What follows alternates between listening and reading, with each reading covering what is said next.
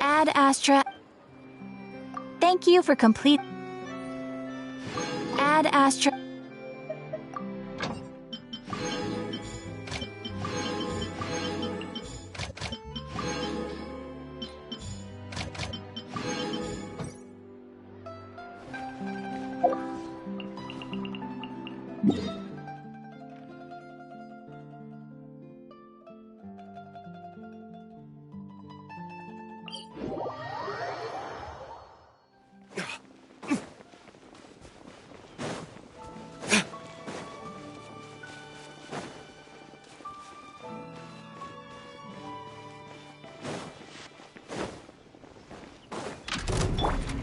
Coming!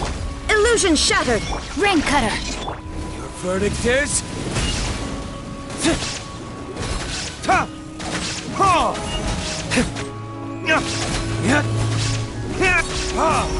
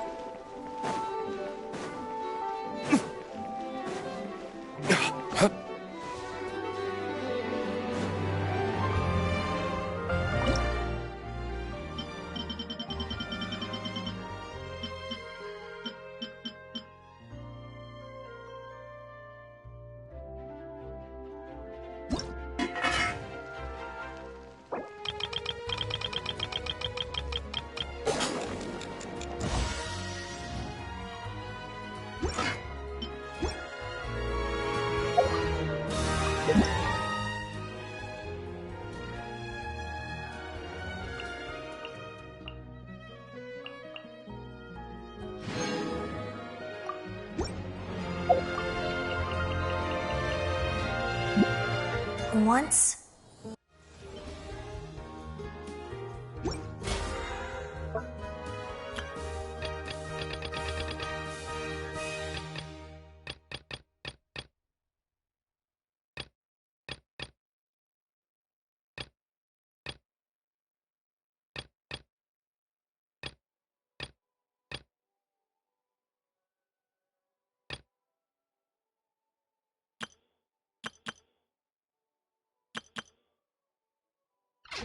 You should really bring the Knights of Favonius with you next time.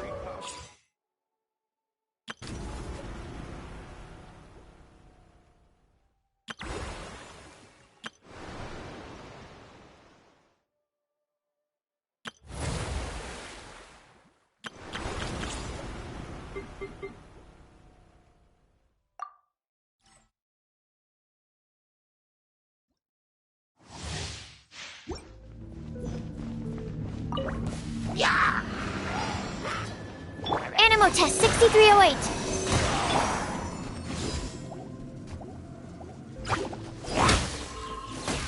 Oz, reveal thyself.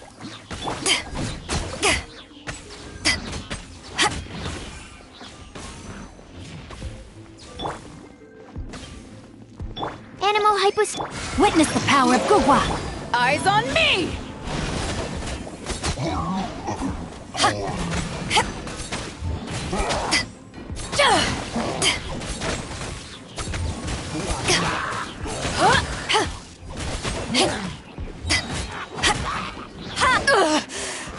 Stand clear.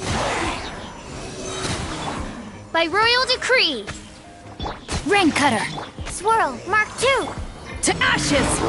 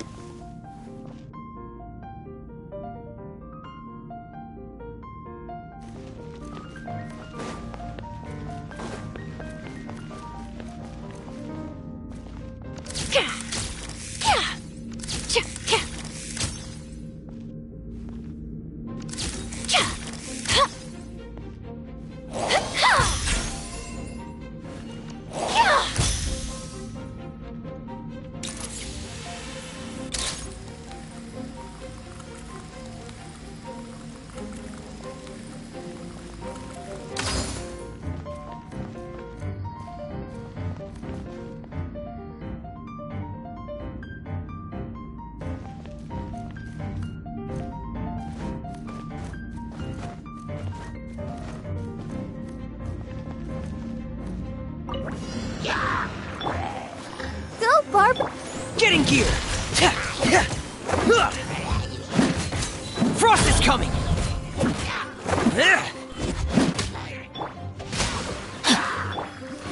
Hold that pose. Hard-hitting exclusive. Witness the power of Gugwa.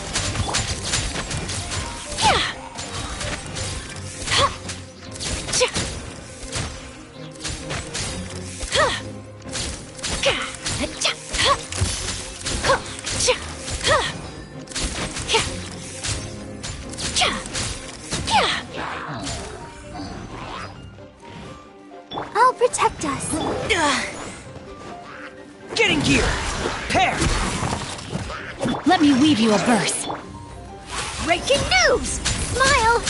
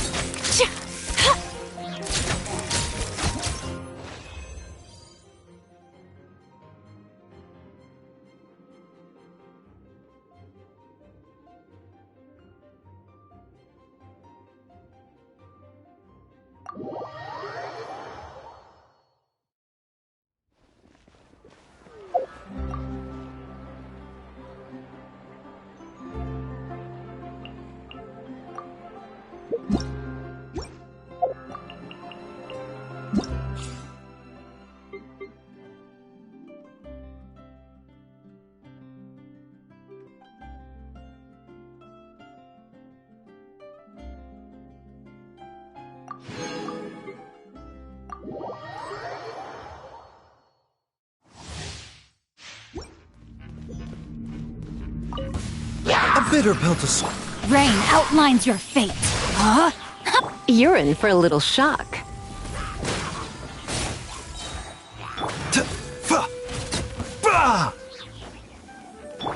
Try not to enjoy this too much. Rain Cutter. Taking a turn for the better.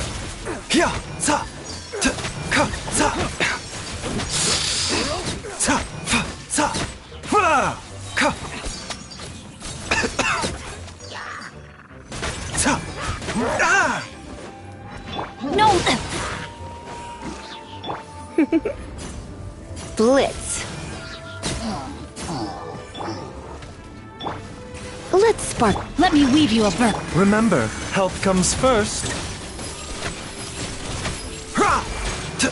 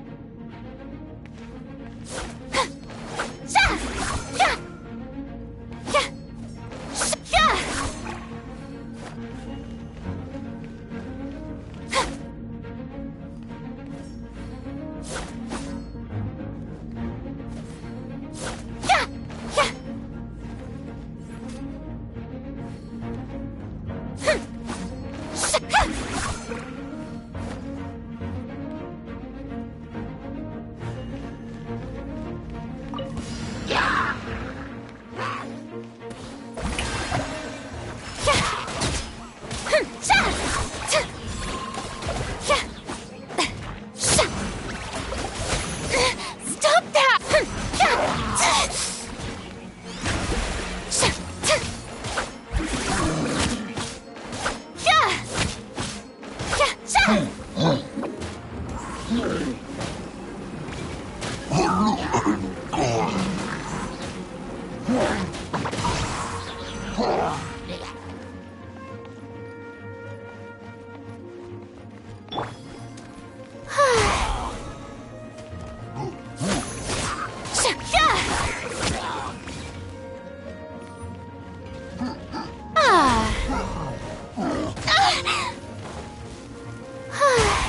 Strike a pose! Eat this! Teamwork is Ninjutsu! Let my name echo in song!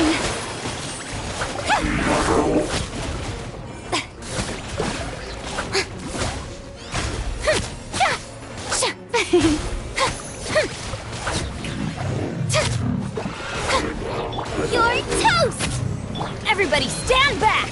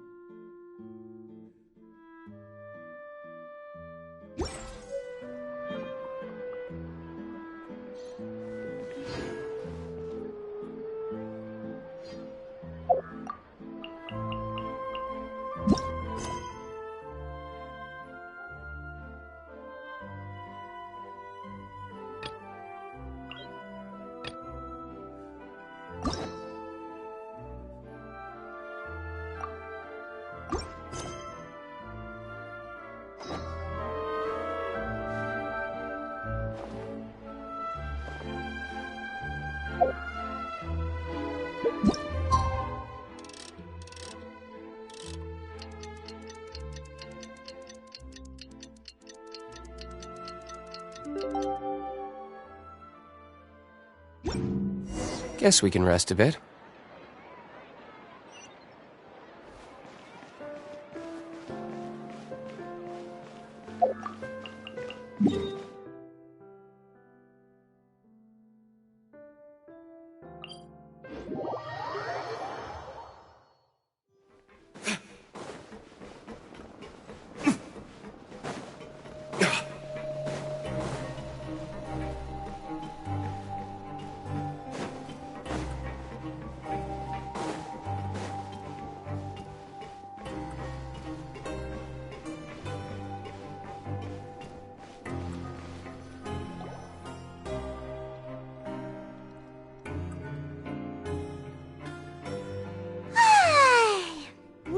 little rest after breakfast.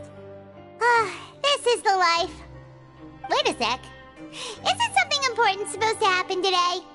Oh, today's our big day! We're supposed to leave the Fortress of Mirapede! Come on, we've got to go complete the release procedures now!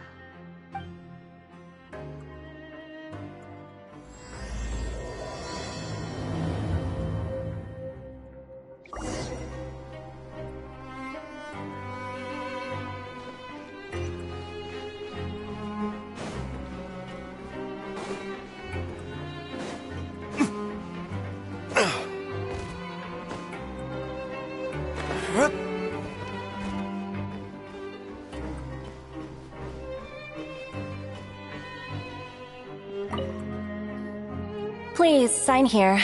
This document will be effective immediately upon signing, and you two may exit the Fortress of Mirapede via the regular channels. It's been so long since we've been to the surface. Let's hurry up and... Huh? What's happening?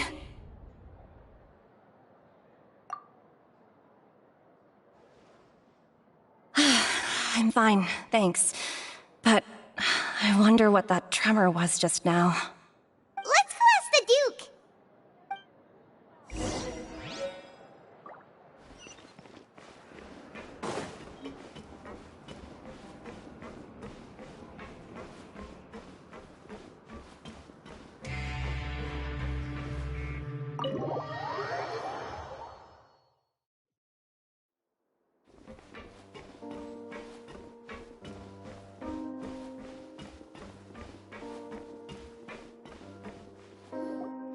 Your Grace? Ah, good to see you two. Is there something you wish to see me about? Yeah, what was with that earthquake just now? Ah, that. The tremor didn't originate from the seafloor. In fact, it seems it came from the surface.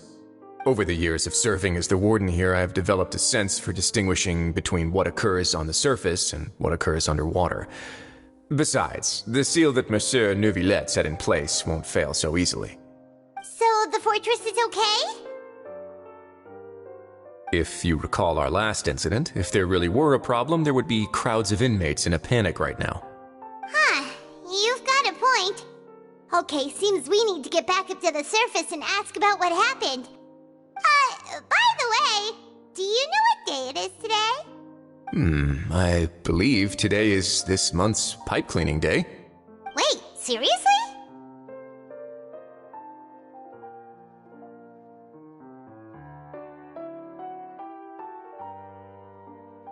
Aha, yes. Have you completed your release papers? Yep. It's you two. Are you leaving now? That's right! Today is our last day in prison! But now that Paimon says that, it doesn't feel like we were confined here. It's actually been pretty nice!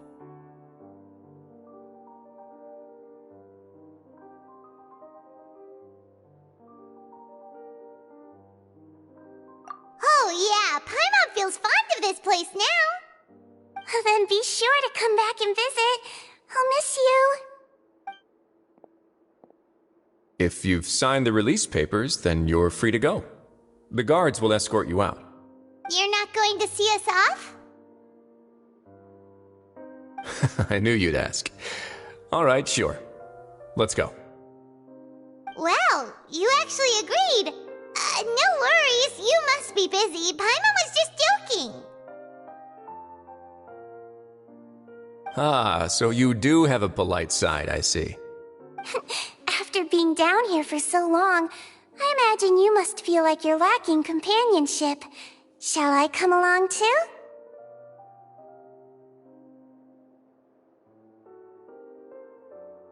Yeah, don't worry, we'll come back to see you. Paimon really likes the cafeteria here. The chefs sure do know how to make good grub. I hope you won't be here as convicts the next time I see you. We'll do our best to stay out of trouble. Well, it seems our work in the Fortress of Mirapede is finished. That's the end of another chapter in our journey. And since Neuvillette was the one who asked us to come here, we should probably go report to him now. Next up, the Palais Mermonia. You're going to see Monsieur Nervulette? Please pass on our kind regards. I'm sure just your regards will do, no? I believe it would be the polite thing to do. You're right. I've heard the Palais has been terribly busy these days. Tell him that I hope he hasn't been overwhelmed by the recent string of troubles.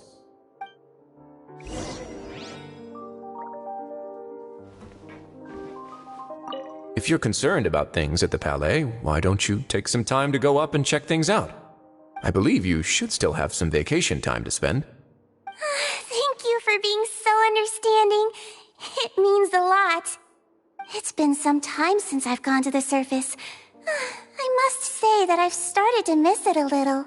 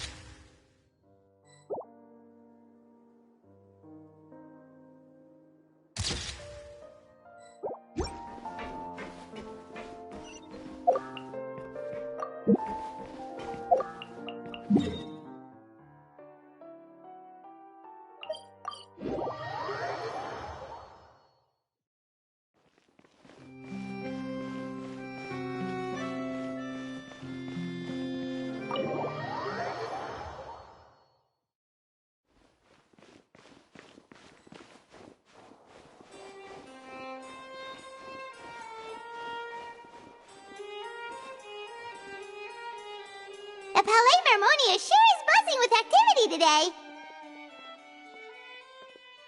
Halt! Huh? Oh, it's you two. Apologies. Monsieur Nervulette did say you'd be welcome at any time. Excuse me, would you mind helping me take a look at this report? I'll be right there. Sorry, I've got my hands full here. You can see yourselves in.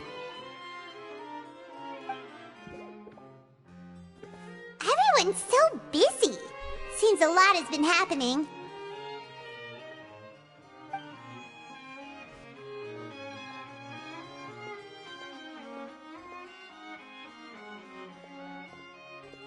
Nervulette! Hello. You've come at the right time, but you'll have to wait for just a moment, as there are some urgent matters I must tend to first. In the meantime, please, have a seat. If you'd like to have something to drink, let the Melusine outside know. That's all right. We just ate. Very well, then. Let's take a break over there while we wait for him to finish his work.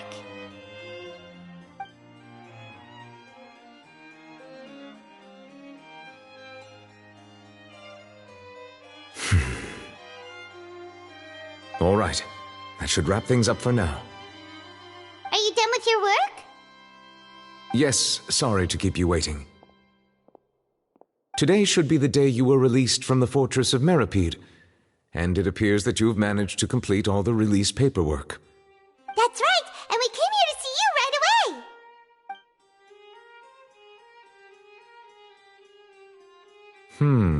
A massive whale. Do you have any idea what that might be?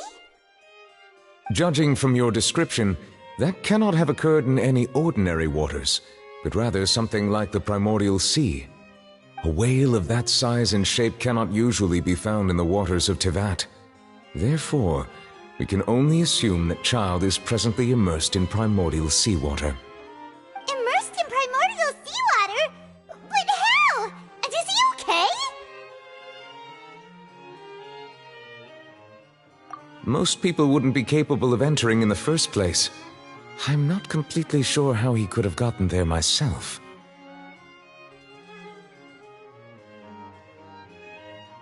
Yes? What is it?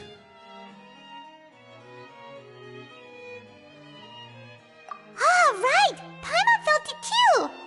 We asked the Duke and he said it wasn't from underwater, so we figured you might know something about it. It turns out that I have just received a report about this particular matter. In fact, that's exactly what I was busy with a moment ago. The source of the tremor was here on the surface near Poisson.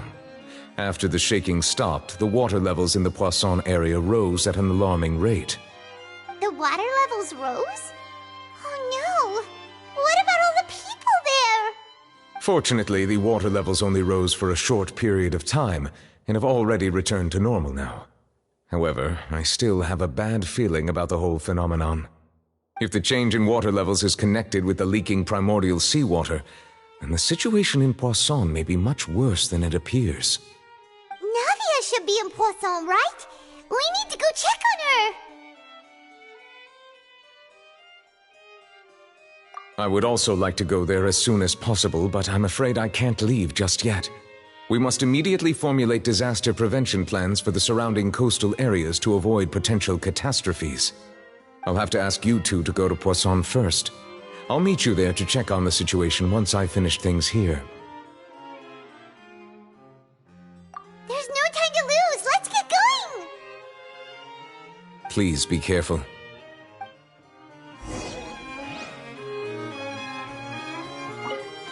The two of you have my thanks. If you need any help, just let me know.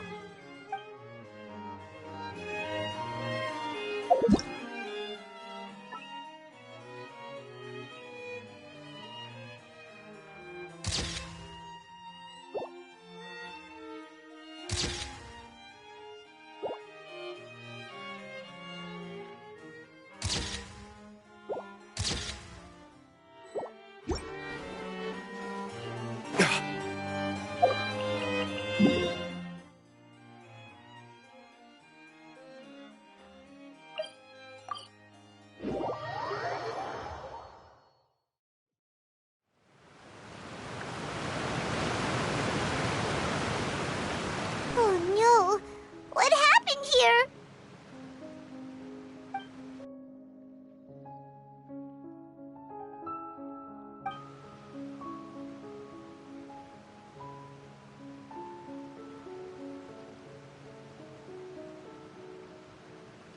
Navia should be around here, right? We need to make sure she's still... Paimon means we need to check on her.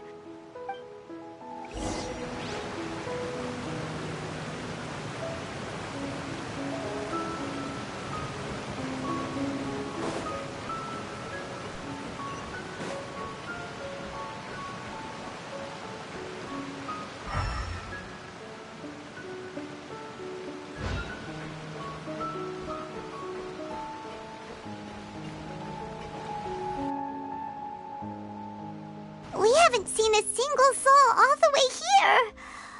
Oh, this is getting scary. What will I ever do now? Look, there's someone on the roof over there. Just stay put. We're coming up. Watch your balance. All right, just hurry.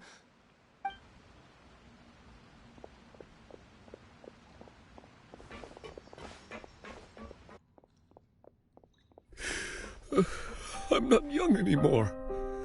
How will I survive on my own? My Desiree! Oh, he looks pretty sad. My leg! My leg! How could this have happened? It hurts! Just hang in there. Help is on the way. You can hold my hand if it makes you feel better.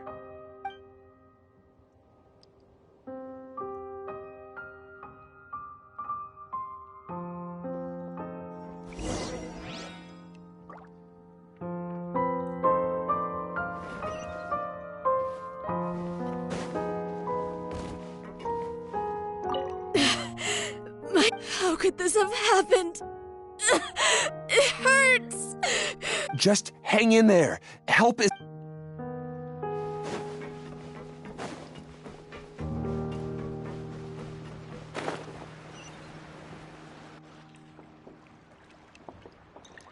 Oh, it's Navia. She's over there. Hey, Navia, are you okay?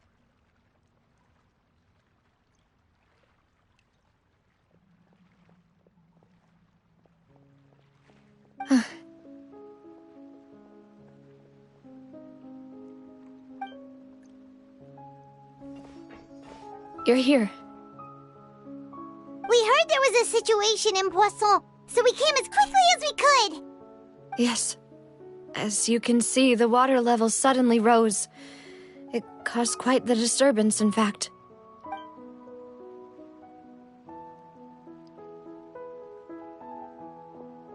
Demoiselle! There was a wounded resident next to a building southeast of here. We've already transported him to safety, but we've run out of medical supplies. He's wounded? How badly? He fell, so it's probably a broken leg. He's pretty shaken up. When the water level rose, he desperately climbed up to the roof. Once the water receded and he saw the ground, he became terrified and eventually... He jumped down then. Find the leader of Squad 1 and tell him to take the wounded resident to see a doctor. He should know where to go. Understood. I'll take over his search and rescue mission in the meantime. All right. You'll be in charge.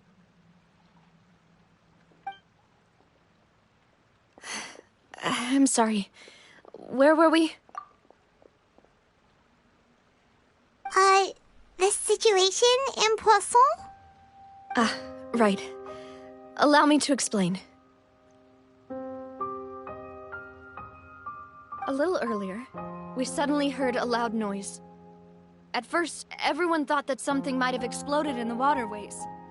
But before we knew it, water started pouring out from everywhere. The rushing water seemed a little odd, almost like the unique color of primordial seawater.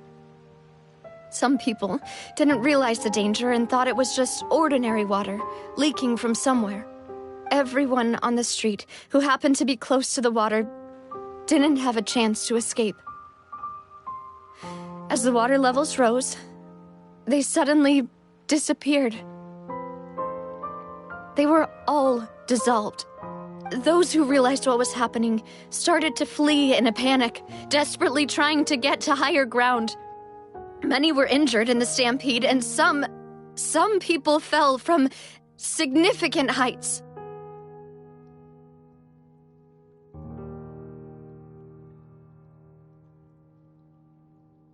The Spina di Rosula initiated rescue operations as quickly as possible, but there have been a lot of casualties. Fortunately, the water began to recede after some time, and the chaos came to an end. The water that flooded the area contained primordial seawater, so the lower levels of Poisson are still hazardous. To ensure everyone's safety, I've asked the people there to leave as soon as possible. No one knows if this could happen again. All we can do for now is try our best to help evacuate the residents. We still haven't completed the head count, but we'll have some numbers soon. How awful. And all of this just came out of nowhere. It was quite frightening indeed. I only wish that everything that just happened was a bad dream. Is there any way we can help, Navia? Thank you for being so willing to help in a moment of crisis like this. You don't know how much it means to me. I really can't express how grateful I am.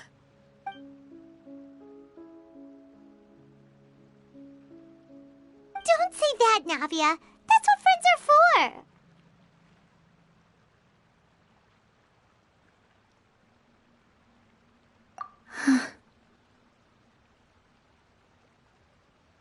Demoiselle! We've got a situation here! I'll be right there. Sorry, I need to go for now. And off she goes! Seems it might be a while before she can take a break.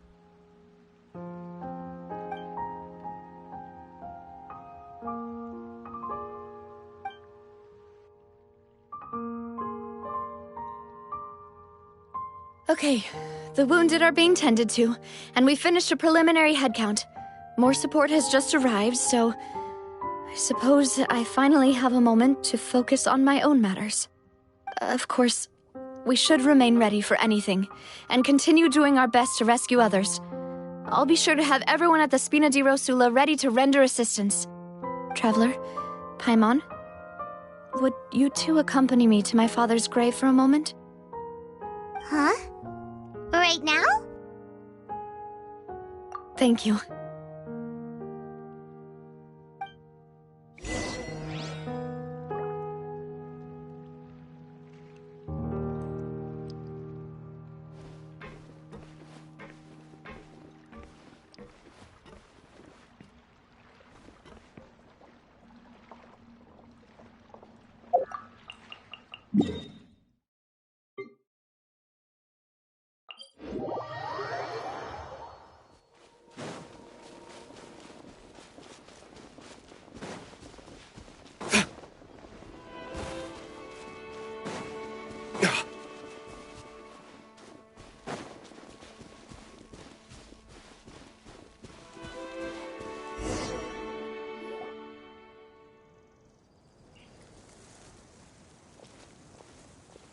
Not a lot of people here, huh?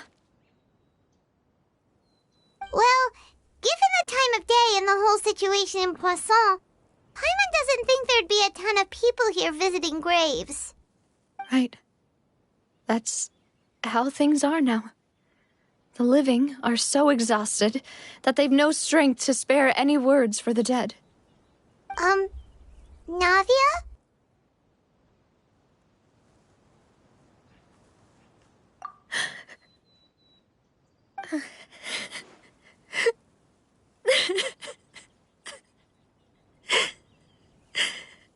Navia, what's wrong? Sorry. I just...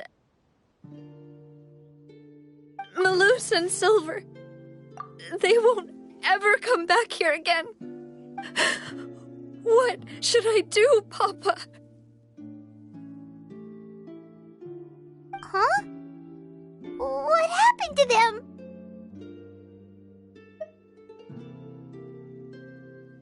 Everyone agreed on the rescue plan, but still... I was the one who initiated it.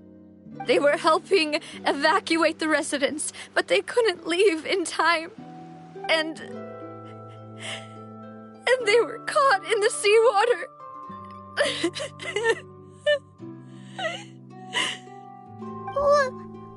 What should we do?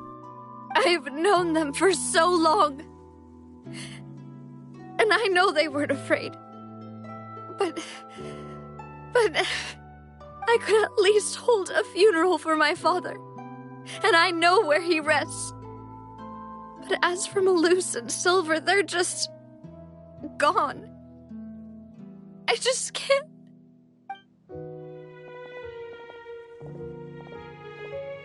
Everything looks so clean after it rains. Even the gravestones.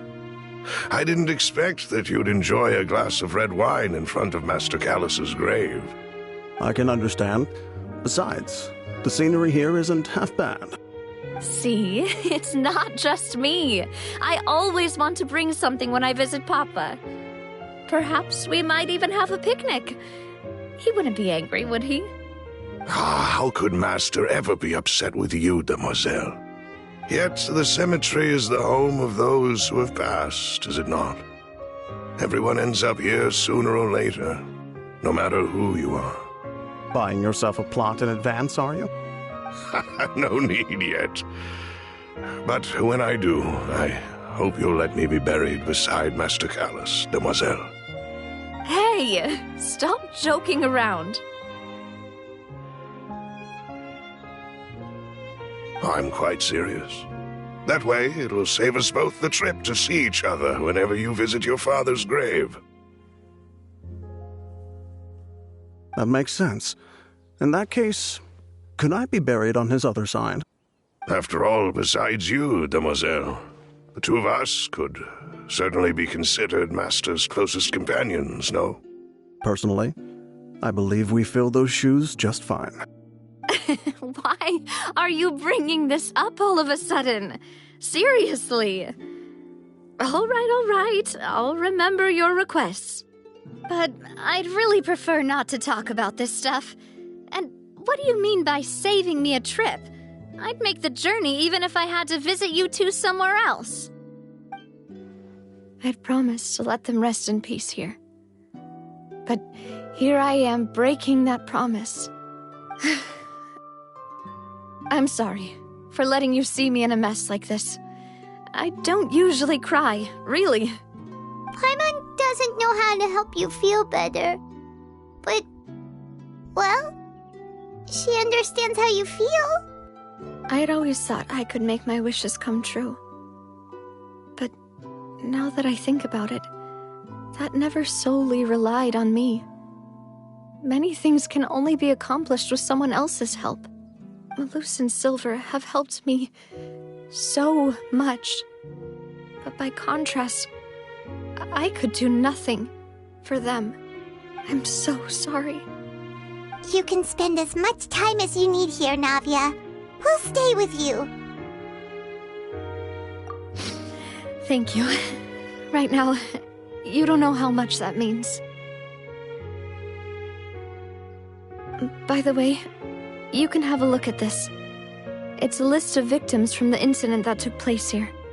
Obena, Khan, Burnett, Giverny, Francine, Karina, Daisy Ray, Joinville, Julianne, Esson, as well as Malus and Silver.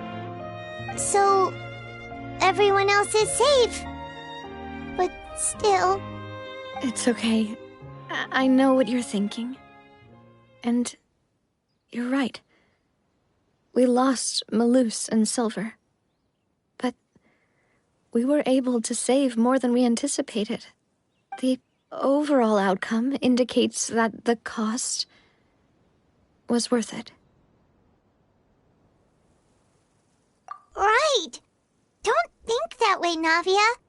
One person might be saved at the expense of another, sure, but that isn't something we should ever consider a trade. Malus and Silver were not the price for saving anyone. They're heroes. You're right. Thank you, Paimon. What you said just now was pretty amazing, actually. I'll remember your words. Oh, really?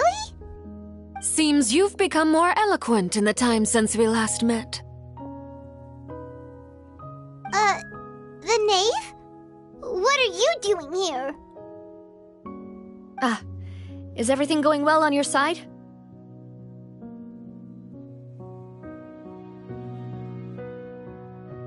Yes, my people are carrying out the mission according to your request. All the residents of Poisson have been evacuated, and we're preparing to relocate them to higher ground.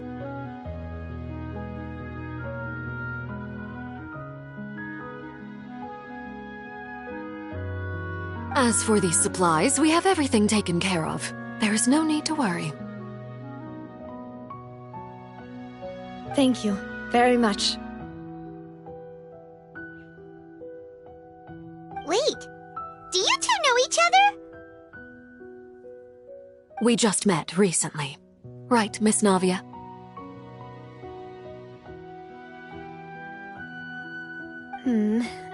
Usually, I would call this a coincidental encounter, but that doesn't quite fit this time. Besides, it never even crossed my mind that a Fatui Harbinger would come looking for me.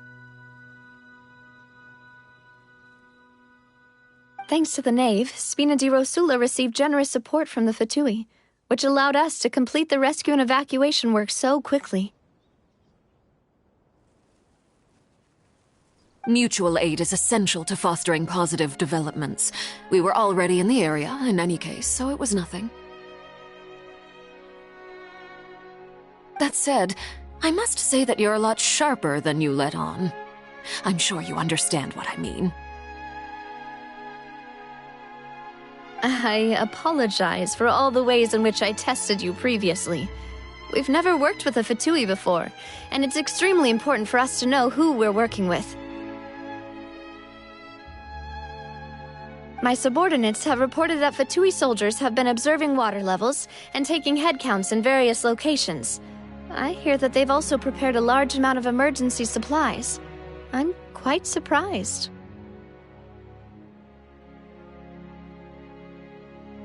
This is nothing to brag about, nor do I intend to.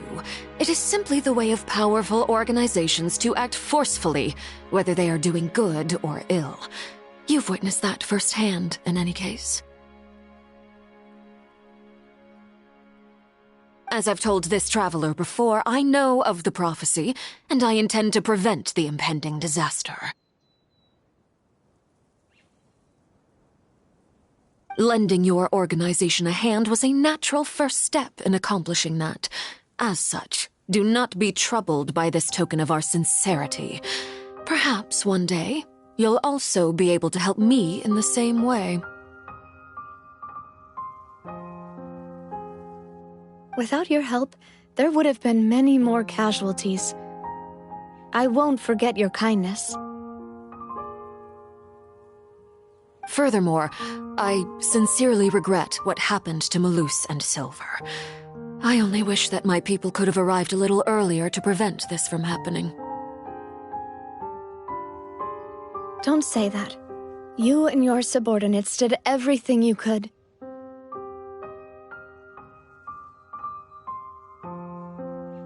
As Paimon said, Malus and Silver didn't choose to sacrifice themselves for any specific person, and they weren't the price paid for other salvation. They chose to become heroes themselves.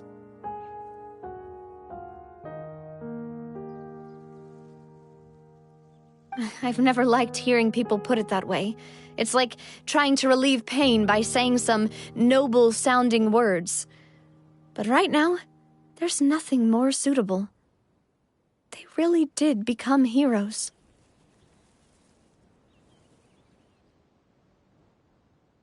You're right.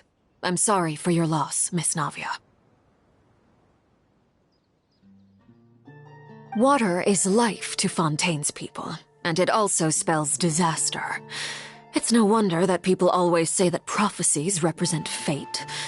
Fortunately, I've never been one for such opinions.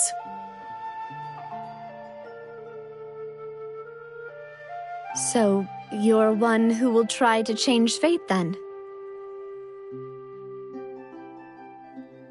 Of course. That is why I'm going to Hotel Bouffe de Thé. I still have some things to take care of, and the children need my attention.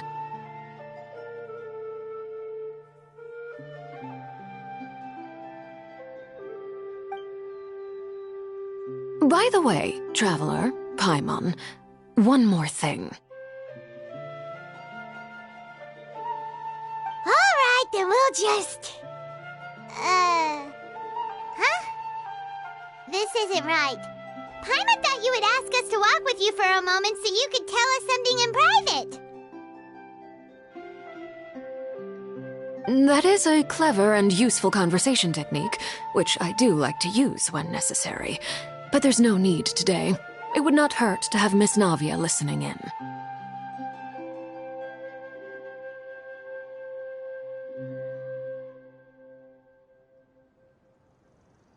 Traveler, I'm sure you remember that I said we could work together when we had the chance. You and I both know that there may be issues with the Primordial Sea. Previously, it was the Fortress of Maripede's sluice gate, and this time it was the water levels in Poisson. These are both signals. Indeed. Allow me to share the latest intel I've received from the House of the Hearth's intelligence network with you.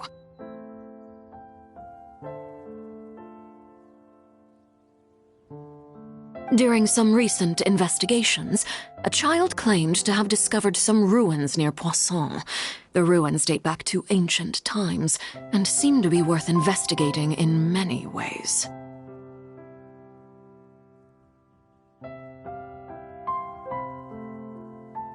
Judging by the dating of the ruins, they may be related to the prophecy and the coming crisis.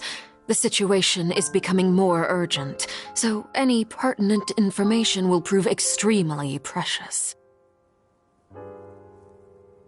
My people initially came to prepare for ruin exploration. Unexpectedly, this disaster struck, and at present, we're all busy prioritizing the rescue effort. So that's why the Fatui were already in Poisson. I wanted to take the children along, but unfortunately, Linny, Lynette, and Fremine have all been dispatched to higher ground to assist affected residents. Linny told me that outside of the house, the person they trust most is you. Which is why I want to give you this task.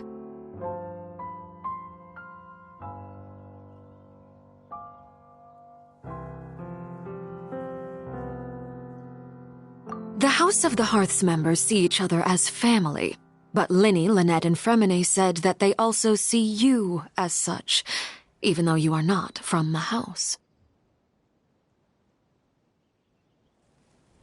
I'm sure you already understand how earnest they consider their friendship with you to be.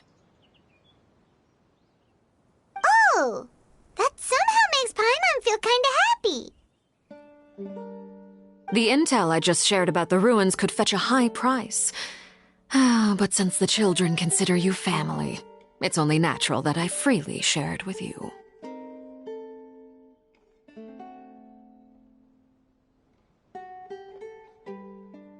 Got it! So all we gotta do is go to some ruins, right? We can handle that. Excuse me, but may I tag along? You wish to join, Miss Navia?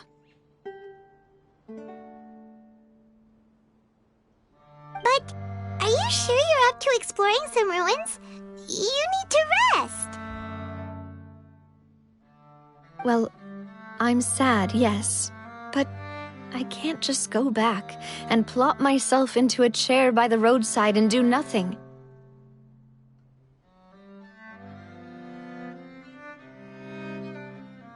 There's no point in being depressed while we still have a disaster on our hands. As my father's successor, I must live up to the hopes he had in me. Besides, I'm also doing this for myself. I need something, a distraction, to keep my mind off Malus and Silver.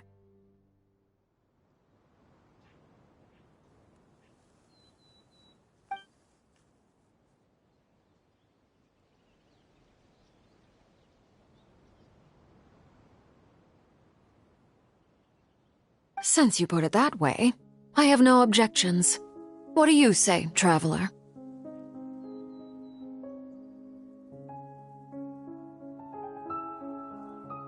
All right. The ruins are to the south of Poisson. Here's the map. Okay, the three of us will handle it. Come on, let's pack up and get going.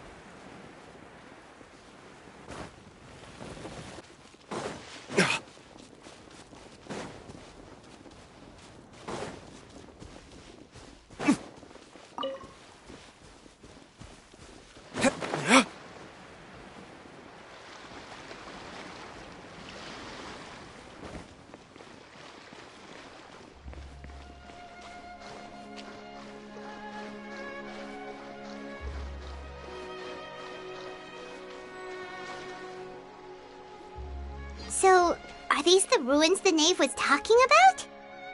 Whoa, talk about old. They seem to be pretty ancient, all right. Let's go in and have a look. Just be careful.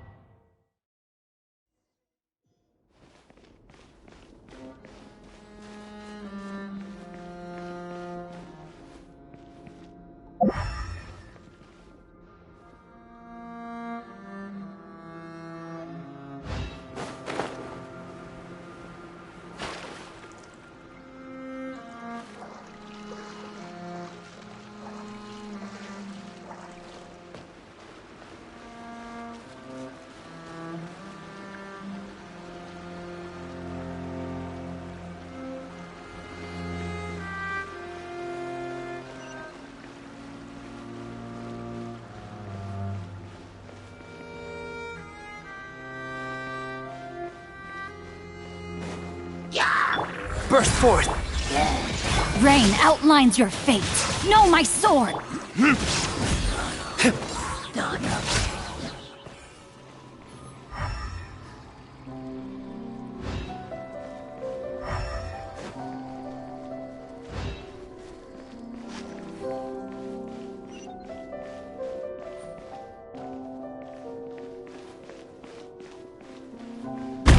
Watch it! The floor here isn't safe!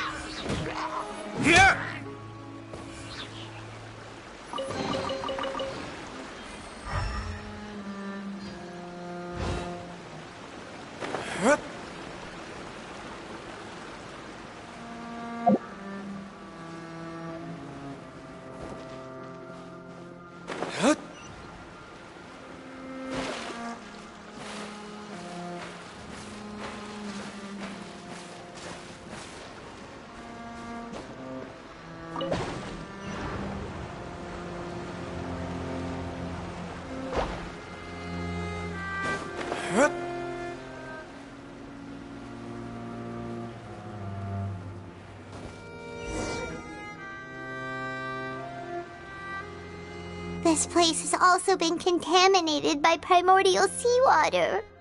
Yeah. And a lot of it, too. A Fontanian would most likely dissolve the moment they fell in.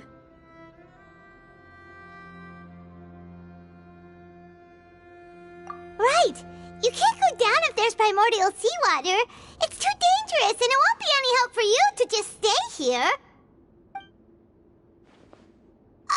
Don't get Paimon wrong. We're not saying you're useless. It's just that... No, you're right. I can't do anything in this situation. I'll leave this to you.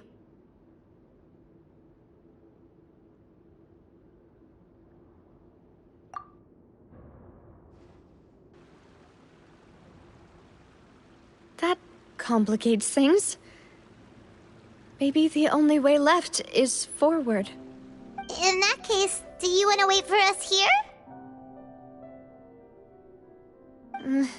The water levels here are unstable, and there's a chance the water will rise. So staying here wouldn't be safe either. I'll go together with you. Perhaps we'll find the exit just up ahead. All right. Come with us for now then, but please be careful.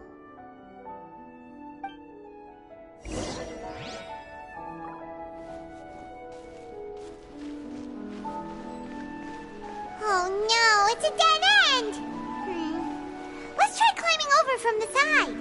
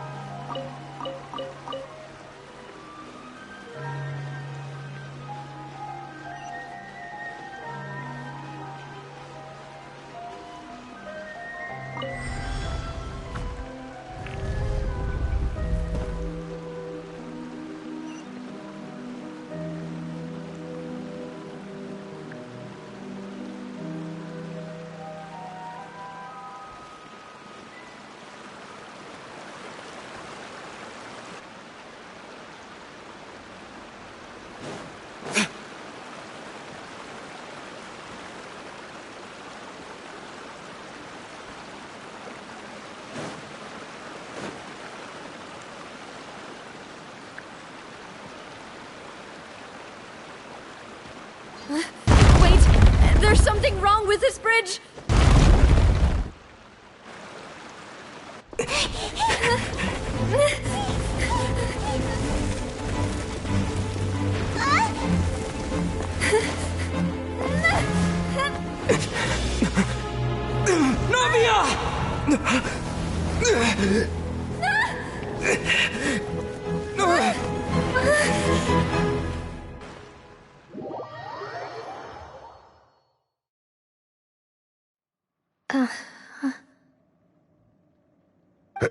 Demoiselle? Huh? Demoiselle, what are you doing here by yourself? Would you be standing here till dark if I hadn't come to get you? Maybe she just wants some time to herself, Malus. Oh, was I sleeping? Yes, it would appear so. I must be tired. That's quite possible. However, you were the one that suggested we go out for a walk. Oh, right. I nearly forgot. It must have slipped my mind when I dozed off. I haven't had a nap today yet. Have I? This is a familiar feeling, yet something's a little strange. Is something the matter, Demoiselle? Oh, no. No, I'm fine. I was just trying to recall why we came out for a walk. Do you remember Mr. Giverny? He'd requested our help before with foreign merchants who had a debt dispute with him, and we'd resolved the matter not long ago. We were headed to see how things were going with him at the moment. Ah, right. Yes. I remember now. Oh, Miss Navia. Ah, Mr. Malus. And Mr. Silver, too. It's good to see all of you. How have you been? I've been great. Thanks to your help, those bothersome merchants finally realized that I wasn't the one they were looking for. Why, I wasn't even the guarantor for that person. They were knocking at my door day and night. Even my neighbor, Obina, was getting fed up with them. Sometimes force is required to calm someone down and get them to listen to what you have to say. That's right. Oh, by the way, Burnett, what was it that you wanted to give to Miss Navia again? Oh, yes. One moment, I have it right here. Miss Navia, these are some flower seeds that I prepared. Please take them. They're a very good variety, and they'll become very big and beautiful once they bloom. I don't know what we would have done without your help, so this is a little token of our appreciation. I hope you won't refuse. Ah, did you cultivate them yourself? Thank you so much. I'll certainly take them. Malus, we do still have some empty flower pots at home, right? Why, we can have as many pots as you'd like, Demoiselle. Perfect. In that case, we'll swap out some of the decorative plants for some of Mrs. Burnett's flowers. Very well. Wait. Something seems to be off here. Excuse me, madam. If I'm not mistaken, your name is Burnett, correct? That's right. Is something wrong? No, it's nothing. This is the first time we've ever met, but your name seemed familiar to me. I must have heard it when I was discussing things with your husband previously. I've heard this name before. Sometime recently, I'm sure of it. And why are there so few people around here? Where did everyone go? We must mind the time, Demoiselle. We still have important things to attend to today. Huh? We do? Like what? Well, now, did you forget? Miss Navia, here you are. I've been looking for you. Please, come to the Opera House. Your trial is about to begin. My trial? Wait, Why would I need to go to the opera house? Yes, she's right, Demoiselle. It's just about time now, so we should get going. Oh? All right then.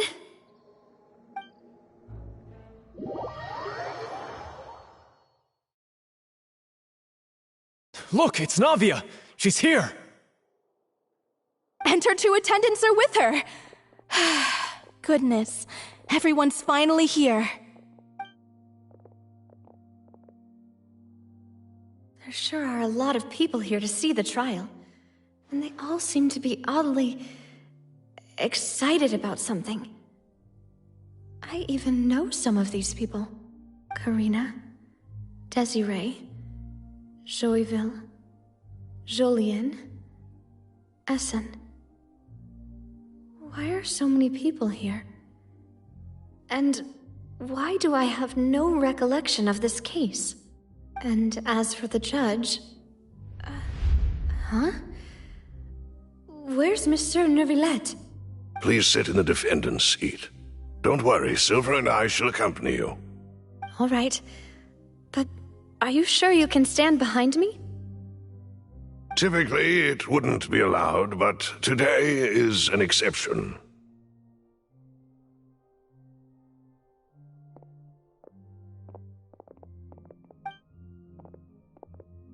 Hey, what kind of place do they think this is? Come on, do they have any idea what they're doing? Seriously. Enough with the whispering! Could someone please tell me where Monsieur Neuvillette is? And why I'm standing trial? My dear Miss Navia, have you not yet realized what you've done? In that case, allow me to explain. As all here know, you are Master Callus's successor, the head of the Spina di Rosula, someone held in high regard by every soul in Poisson. After you took over the Spina, you treated all of us just like the late Master Callus had. If anyone in need reached out to you for help, you responded. Not only you, but your butler, your subordinates, nearly everyone in the Spina di Rosula fought for the well-being of those in Poisson. Wait a moment. Aren't you just proving that I'm a good person? Yes, correct. Absolutely right. And that is why you stand accused. You have helped so many people get through so many difficulties. You are one with us. We are inseparable. We are one big family, all of us who are from Poisson, inextricably linked. And with you being so important, we couldn't possibly do without you. Therefore, this fair and honorable court shall declare you guilty, and you shall stay here. You will be together with us forever. Huh? What are you saying? Everything you have said is correct. I have indeed done a lot for my hometown, and I would be willing to be with you all, but what is the purpose of having me stand here like this? What is there to discuss? Ah, well, if that's what you think, then I have no further comments. How wonderful, Miss Navia!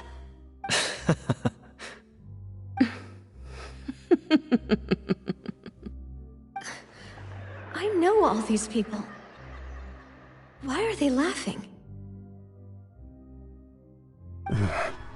I seem to remember now. Yes, I get it. This trial is... Wait just a moment. This isn't right! Malus? What was that, Mr. Malus? Our conclusion is very clear and unanimous. Let the court judge her now. She's guilty! Stay here, Navia! You're one of us! Demoiselle, don't admit guilt. This trial means to keep you here forever. I wish to exercise my right to defend Our Lady. Mr. Joinville, you only know of Navia's goodness, but nothing of her utterly independent mind. She was born a free and independent spirit. She has never been tied down by anything. Indeed, even the death of Master Callus couldn't stop her. Her actions cannot serve as proof that she identifies herself as part of any group. She merely acted as an individual, extending her hand to help others. Please do not mistake her actions as being otherwise. Really? As an individual, you say? Don't forget, we are all Fontanians here. This is the nation of justice, the nation of Hydro. Even if Miss Navia only voluntarily rendered her assistance, that doesn't change the fact that her beautiful soul must return to everyone. Water accepts all, blends with all. It will surely accept her kindness. Everything is measured here in the nation of Hydro, and in the end, everyone shall meld together. Thus, when a unanimous opinion emerges, that opinion represents justice. Now I speak for everyone. Our opinion is consistent. Navia should stay. We and Navia are one. And you would call this justice? Preposterous. You are merely jealous that Demoiselle still has a chance to exist as an individual. Have you forgotten how much you all once longed to become individuals, to become independent? Do you mean to defy our justice? If your justice is flawed, then why should we acknowledge it? As you said, we can also have our own justice. Silver and I shall defend Demoiselle. And that is how we will enforce justice. Ugh, my head... It hurts. Demoiselle. Silver, it hurts. My head is spinning. All I can see is stars swirling in front of me. I remember now. Everything that seemed odd from the very beginning.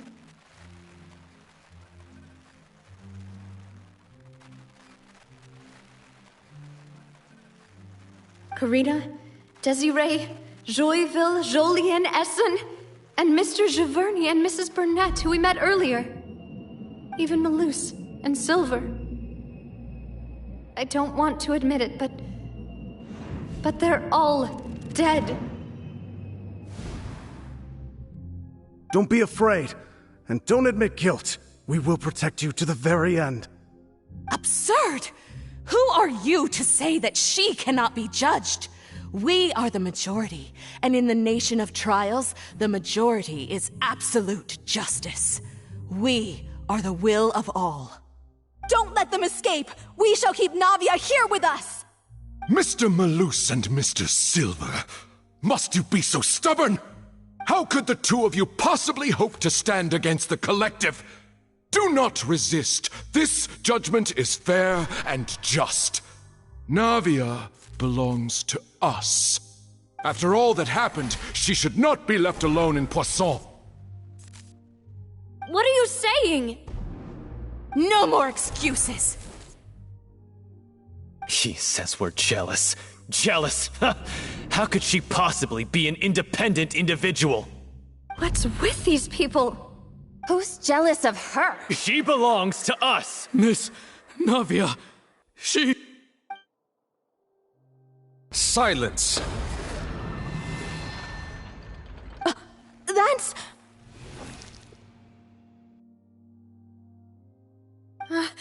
Monsieur Neuvillette!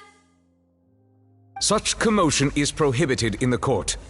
The accusations you just presented are nonsense and cannot constitute a proper trial. The court will adjourn for the rest of the day. In this, I shall hear no objections from any unauthorized party. Our thanks, Monsieur Neuvillette.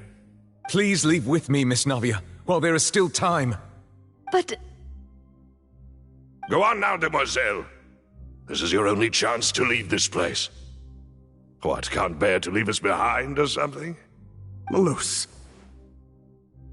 My apologies. I couldn't resist making one little joke once I realized that this shall be our last goodbye. Malus... Silver... Quickly, you must come now! Goodbye, Demoiselle. Farewell.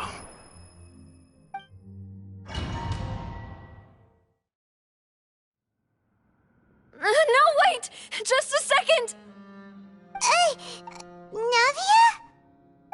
you're awake. Good. I must have been dreaming. Malus and Silver were still alive, and they were defending me at some insane trial. It looks like you're all right. Did all the sad feelings cause you to have a nightmare?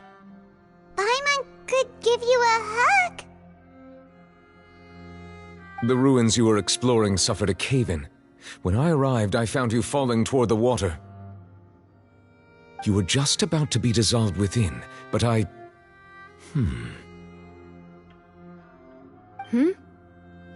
What is it? I think I saw 2 Oceanids protecting you. It was only for a moment, perhaps even a fraction of a second, but they gave me the chance to retrieve you. Were it not for their intervention, I would not have been able to rescue you before your consciousness dissipated. Wait, did you say Oceanids? You mean like what happened with Vache?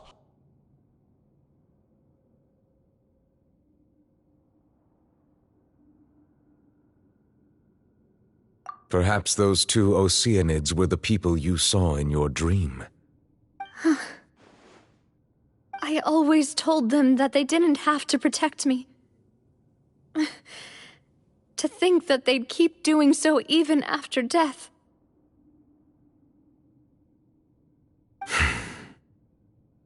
Please come with me.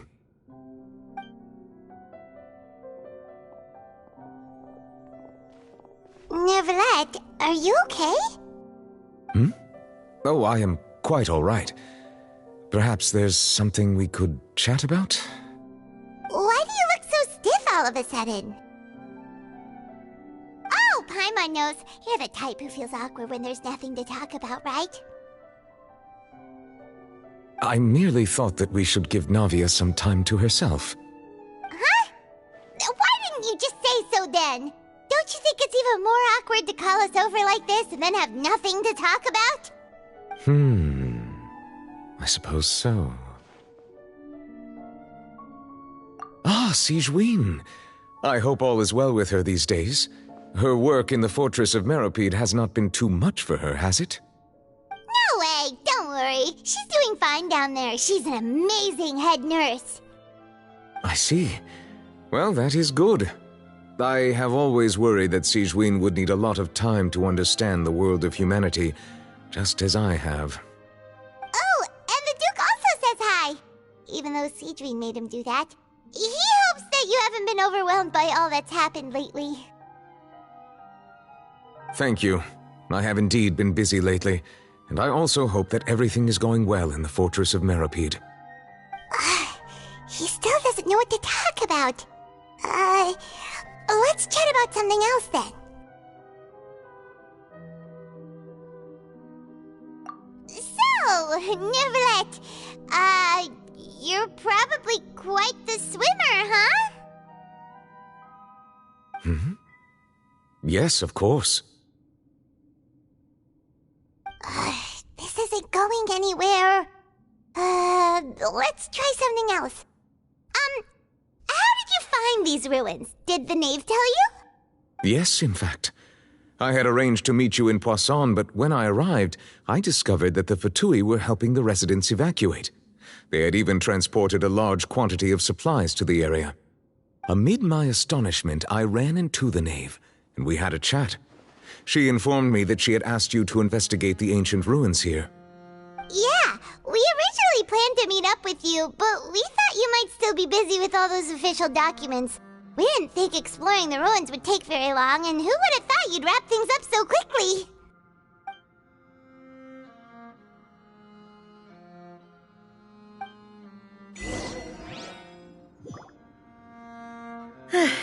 I'm sorry to have kept you all waiting like that.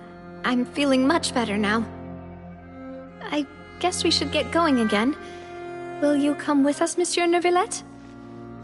Yes, if you wouldn't mind my company. All right! Another one joins the party! Let's get going then!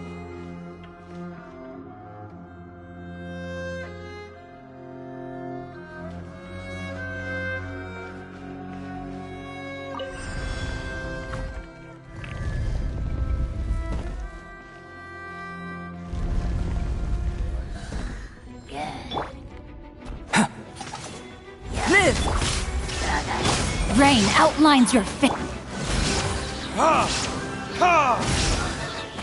Dada Kundala.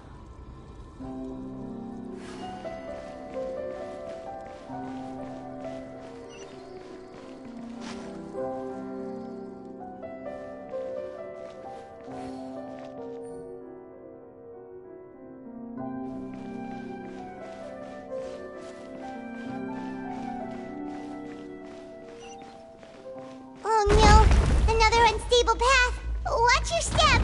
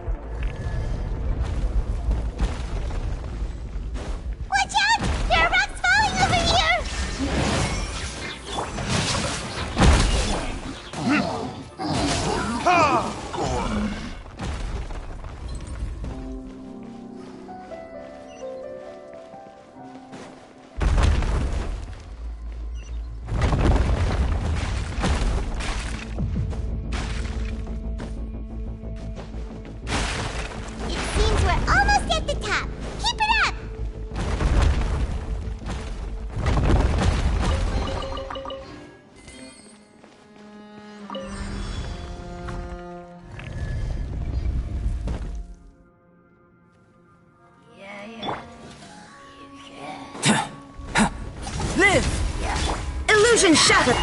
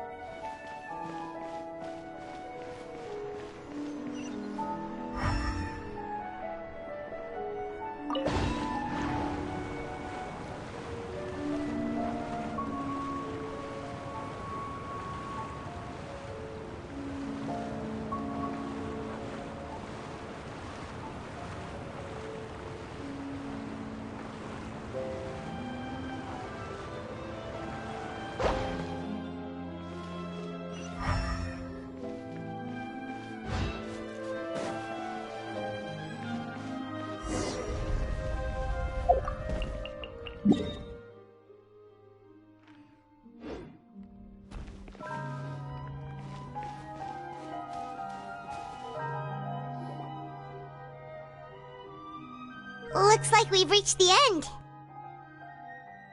This is the place. There should not be any other hidden spaces in the vicinity.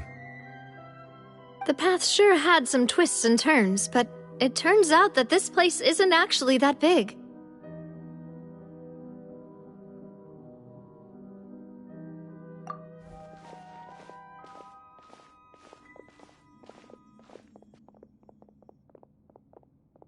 Stone slates? It seems like they were put here as an offering. Could we take them down and have a look? Perhaps we should just leave them be for now.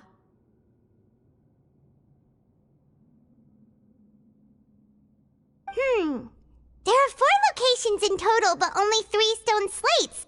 The slate that should be in the first empty spot is missing. The surrounding walls also show signs of damage. There's something written below. Let Paimon see. reason dictates that this nation be destroyed. I shall record the history of its future here in its past. Say what? It feels like someone left these slates and these words here for a purpose. But does he mean that Fontaine should be destroyed? That would fit the circumstances dictated by the prophecy, yes. Indeed, the slate's contents correspond to it. Take the second slate, for example. There's a person kneeling here. She seems so dedicated. And there's a whole bunch of other people behind her doing the same. She's facing this... what is this? Some kind of island in the sky? And is that Lady Farina in the third image? Did the Hydro Archon fall into the water? And is that a ring of people around her? Paimon doesn't quite get it. Are they all in the water? The fourth image. I know this one. This exactly matches the content of the prophecy. The people will all be dissolved into the waters, and only the Hydro Archon will remain, weeping on her throne.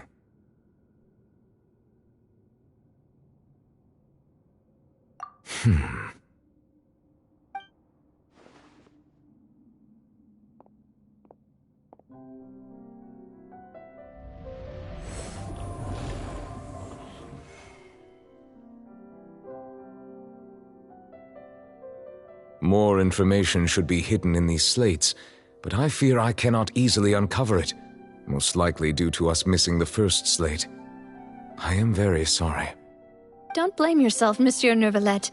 Deciphering ancient stone slates isn't one of your duties. Ooh, Paimon's getting the chills just looking at these slates. This says that it's the history of the future, right? That means the prophecy's sure to come true. I really hope it doesn't mean that. Still, Paimon feels like these images are kind of weird when you look at them together.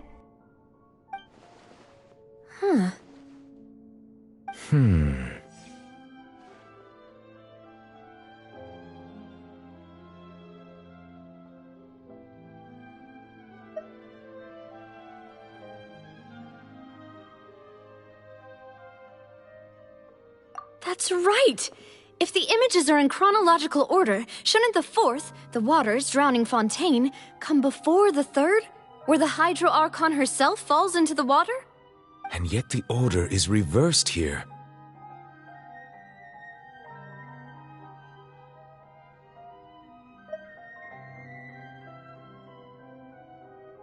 If we go by timing, Lady Farina only emerges in the third image.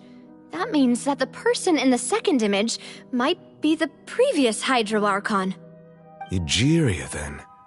I had never met her, but her appearance here does match the records. The previous Archon kneeling before the floating island in the skies, as if confessing a sin. Did she herself commit that sin? And if not, why would she be in such a posture? Also, I'm still wondering why these ancient stone slates are here at all. Judging from their contents, could this place be the origin of the prophecy? Does that mean that someone, or some people, once saw these slates? But who would have created these slates and left these words here?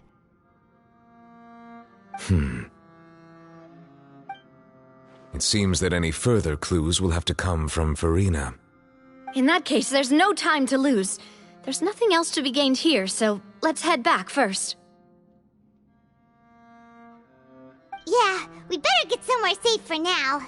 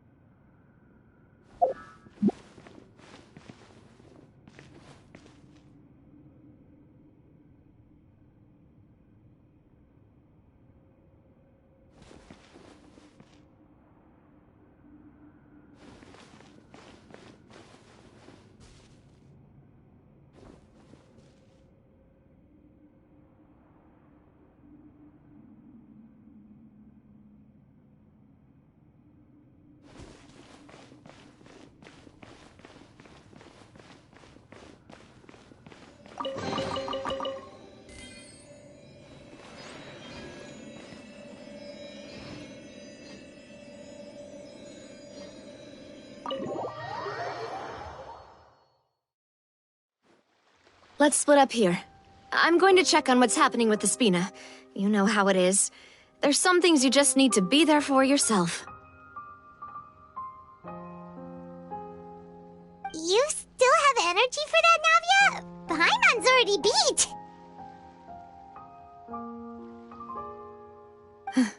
Just head back to the Fluvsandre and have a rest then. Thanks for keeping me company all this time. I'll depart as well. Thanks for your hard work today. Rest well, everyone. Traveler, I will go talk to Farina tomorrow morning to ask about the stone slates. I'm sure that you're concerned about this matter as well. If you have time, drop by my office. I will share the results of our discussion with you.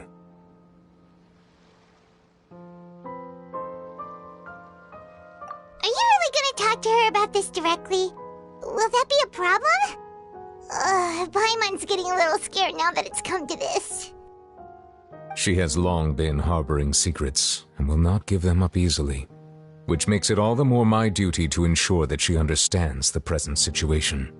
Alright, we'll leave it in your hands then. You're probably the best person to talk to her anyway. I will be carefully considering my words tonight. Traveler, Paimon, our safe house at the Fluvsandre is always open to you, as ever. So please don't think you're an imposition. All right. I'll be on my way then.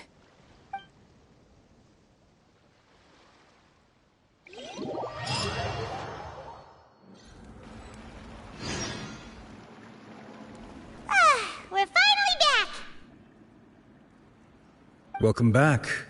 We've got a special menu prepared for you two tonight. Yay! And there's good food too! Navi, no, the boss is the best. Ooh, desserts! Nice, these are all Paimon's! Paimon's already starting to forget what happened today.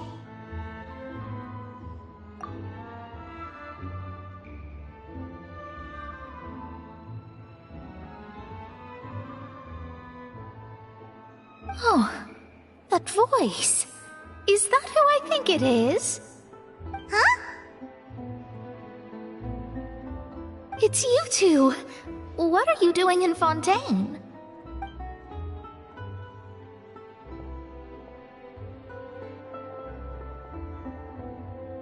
Mona?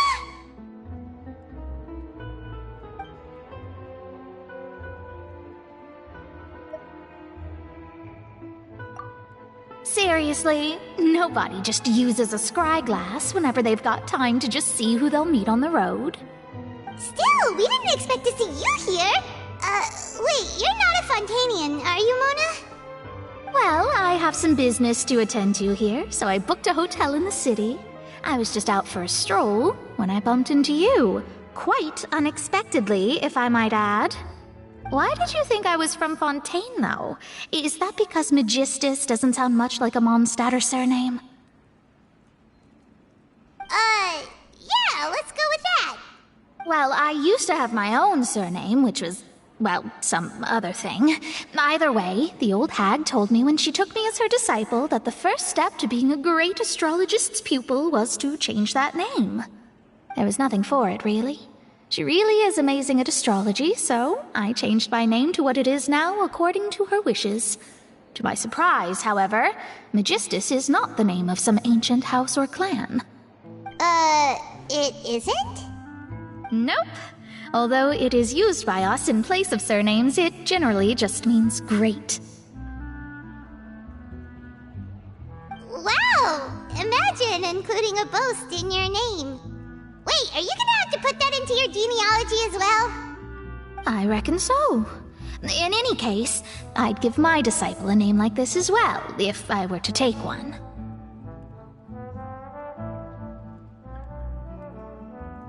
Astromancer Barbeloth Trismegistus.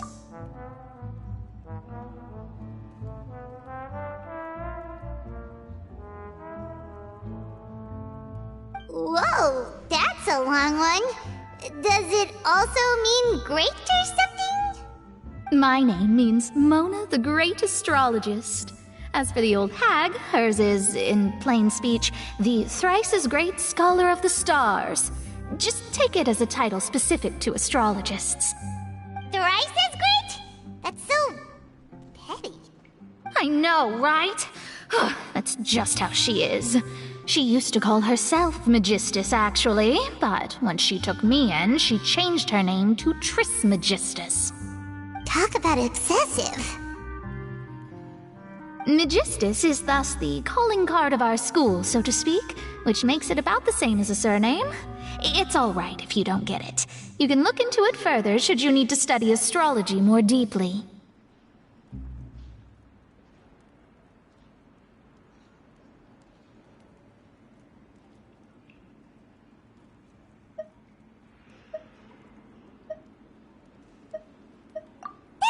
Terrible!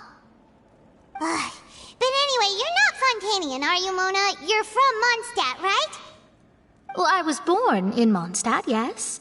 My parents migrated to Dornman Port, and I traveled with the old hag for a while, after which I settled down in Mondstadt City. Oh, that's a good thing then. At least we know you won't be dissolved by Fontaine's waters. Speaking of that, I'm sure you're aware that a bunch of things have happened here in Fontaine, right? I know you're not a local, but I'd avoid getting too close to any water that looks strange all the same. There's something ominous about it. Well, the water, I mean.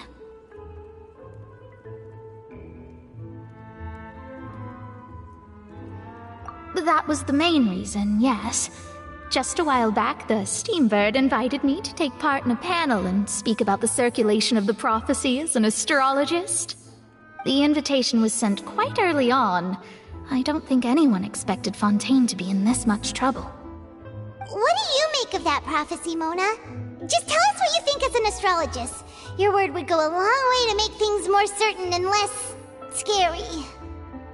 What I can tell you is that I'm an astrologist, and that this prophecy concerns the fate of Fontaine, even that of all Tevat. Ascertaining this is akin to reading the fortune of the whole world. I'm afraid that this is not something that just anyone can do. If I could do it, you would no longer call me an astrologist, but a visionary. But on the flip side, the prophecy is so huge and powerful that it must surely come from a powerful visionary. Its contents involve the fate of the world. Disregarding it would be a mistake. A visionary? Sounds really powerful and all, but does such a person really exist? Of course. The old hag could do it, and I bet there are others amongst those Hexenzirkel colleagues of hers who could do something similar.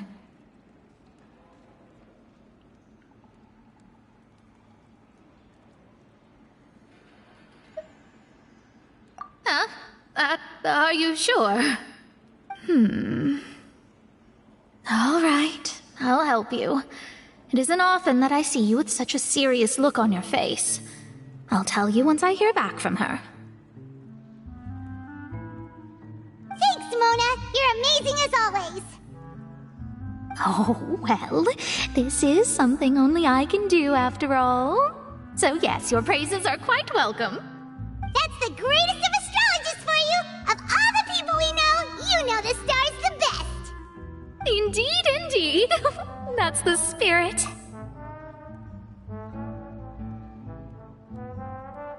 Oh, sorry. I came to see what all the commotion was about. If there's anything you need, do not hesitate to inform the Spina di Rosula. Oh, whoops. Guess we were getting a little too carried away there. Well, I'll go tend to my own business now. If I receive any news, I'll be sure to come find you two again. And there she goes, quick as rushing water. And here we are with the Spina guy giving us suspicious looks.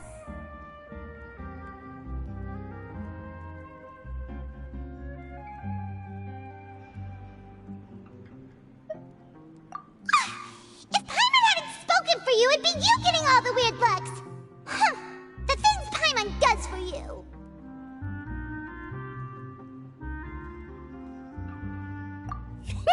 That's more like it.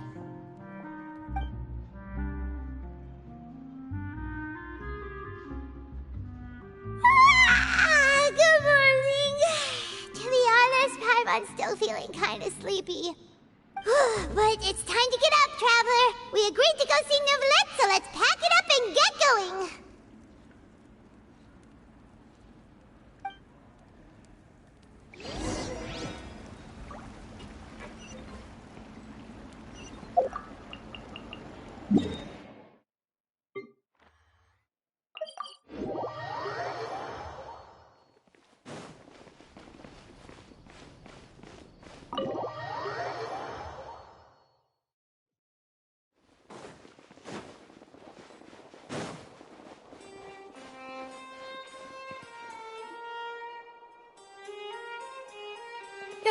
You're here!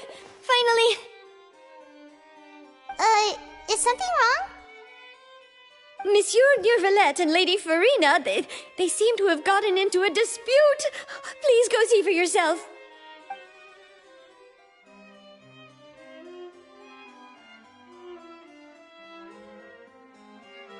Like I said, I've already explained everything. And yet the problem has not been properly solved. There is little space for excuses between us. It is not my intention to offend you, but please, tell me where you stand. You are the Hydro Archon Focalor, are you not? Look at this. This is a list of the victims from the recent Poisson incident.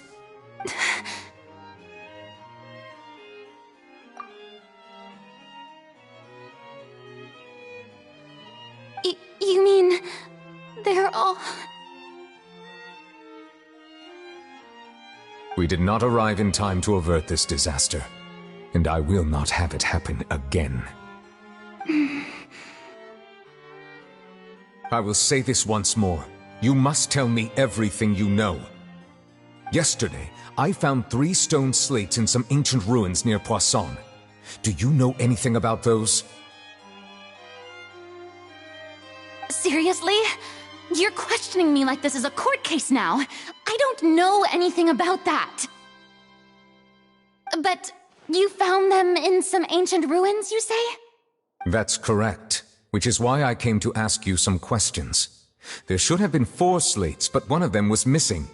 The other 3 featured different images that seemed to correlate to the prophecy. The prophecy? The second of these slates depicts the previous Hydro Archon Egeria kneeling before a floating island in the sky, as if confessing something. Do you know nothing of this either? I don't. I've never seen such slates. I'll ask you again. Do you really have no information regarding the previous Archon? My deciphering of the slates indicates that the Hydro Archon Egeria once had to confess to, or apologize for, a certain sin. If anyone would know about it, it should be you. All gods don't have the same secrets, you know. She was herself and I'm me. Is it really so strange that I know nothing? I understand your concerns, but I'm sorry. I just don't have anything to tell you. Forgive me for saying this now, Lady Farina, but I have long known of your various secret investigations into certain matters. There are several indications that you have been investigating the prophecy on the sly. This is not strange in itself, considering that you are the Hydro Archon. But it is strange that you should also claim to not know any of Egeria's secrets, as well as do nothing following your inquiries. You have never been as superficial as you have presented yourself to be, nor are you a fool. And yet, your behavior is very inconsistent.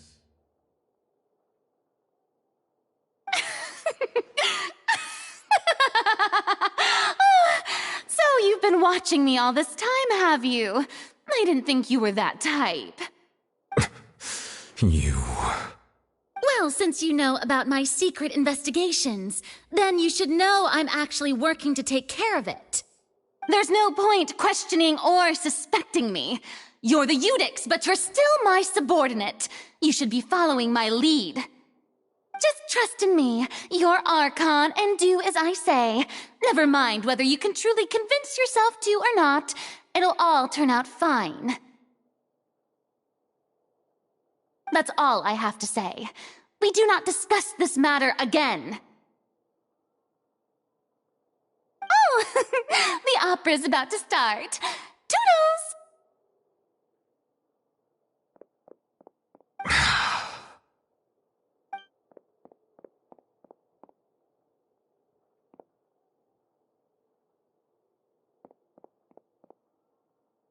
Did Farina not notice us standing by the door? Wonder what's up with her. She was smiling. Huh. She didn't seem in the mood to care if we were listening in or not.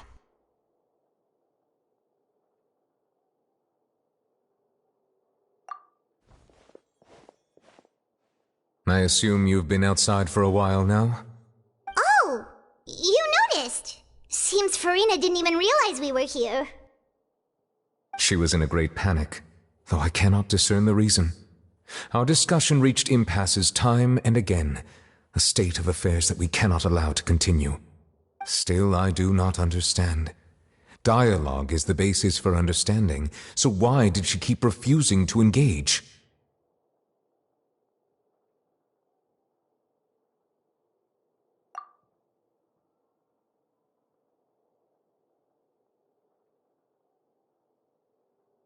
Everyone in her inner circle has noticed that she is hiding some secret. The issue is her attitude.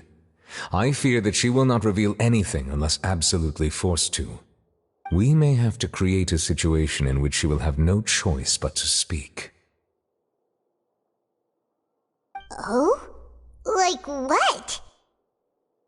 Normally, people will only reveal the truth when standing trial. Perhaps we must have the Hydro Archon experience just such a scenario. But Farina's seen so many trials, and she's really good at dodging questions. How do we make sure that she won't just slip away at the first chance she gets? We will need to consider this thoroughly, join forces with various parties, and then do what we can.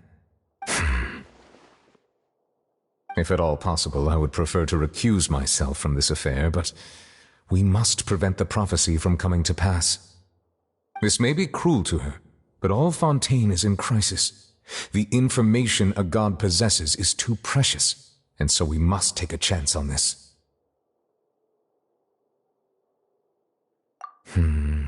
But who will lend us their aid to do such a thing?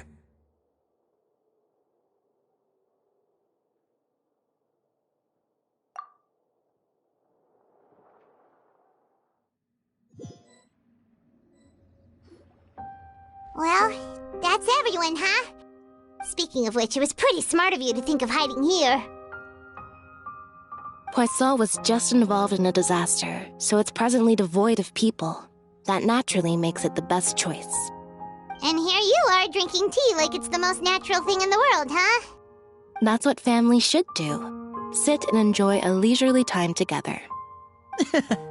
It's nice to enjoy tea here, you know? Care for a cup? Lend me your ears, everyone. Or perhaps one of you might like to start us off. How about you, friend? Me? No, I don't think I can. Then, how about you, good sir? I fear that I will cause the mood on this boat to become as somber as it is in court.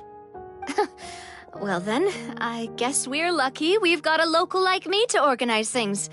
Wonderful, the spotlight at last. I guess I'll be facilitating things from here. That was a little long-winded, don't you think? Oh, you might be right. Anyway, to cut to the chase, our friend here, the Traveler, has brought us together to discuss something. As for what that is, well, let's start by saying that we'll be pooling our efforts together to create a series of traps. Oh, how intriguing. Well, it's just an expression, really. One that I just learned from Chlorand, and use on the spot. So, let's invite her to explain in detail. A round of applause, please.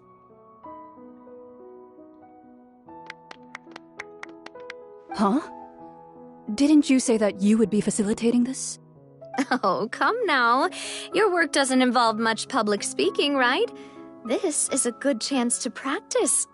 You might even pick up some fancy oratory tricks to impress your boss with in the future. I see. And what does my boss say?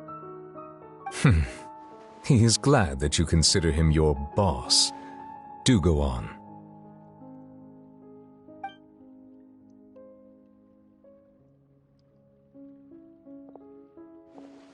In that case, do any of you have experience hunting?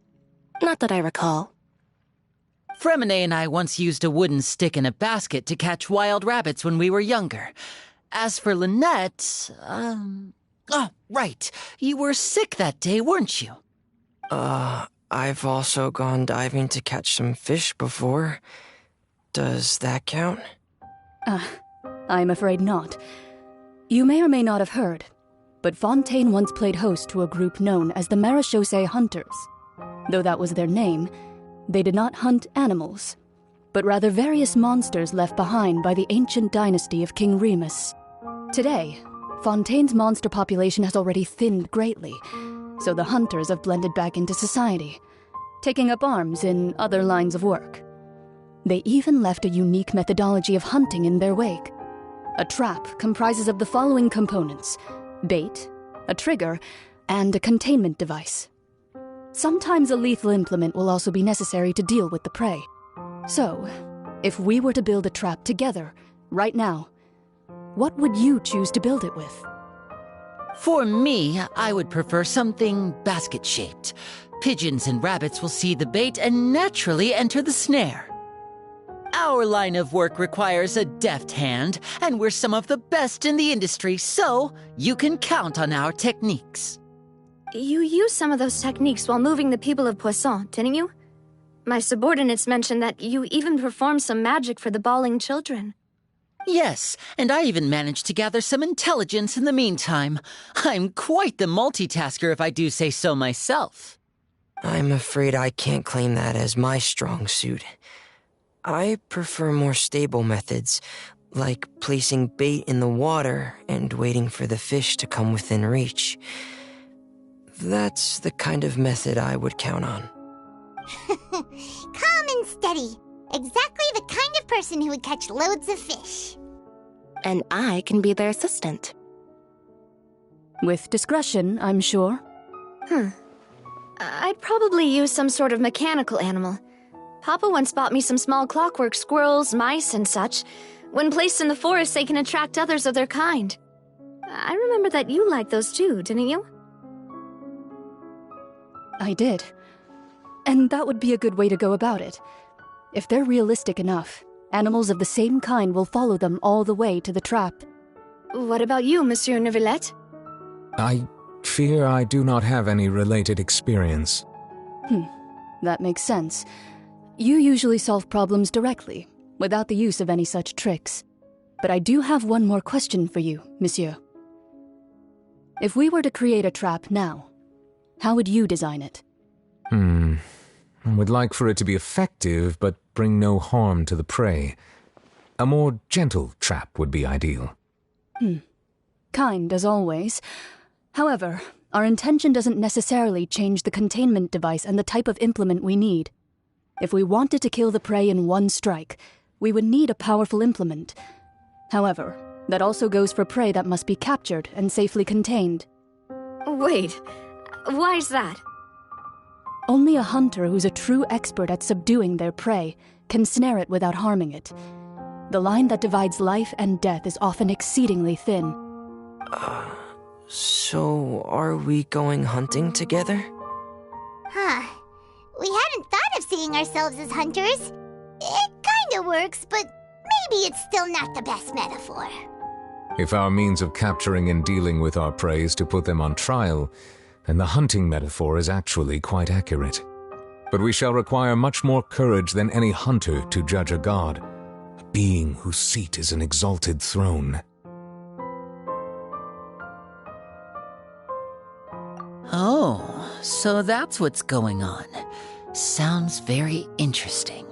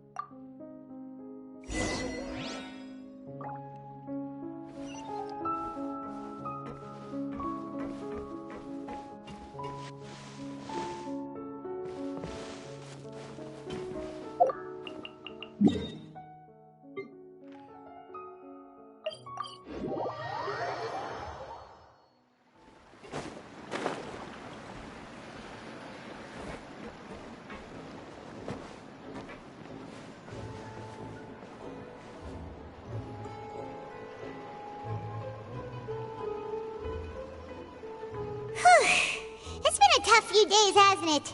So much has been happening. Paimon didn't think the meetings would go on for so long, but everyone seemed pretty fired up, huh? Paimon thought they'd be at least a little frightened. Well, Fremine was, now that Paimon thinks about it, but everyone else just looked a little surprised.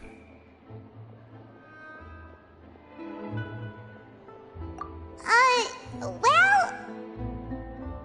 It's hard to say. Paimon doesn't have any experience with this sort of thing. But with you around, Paimon sure will do great. After all, you're the most reliable person in the world, aren't you? Huh?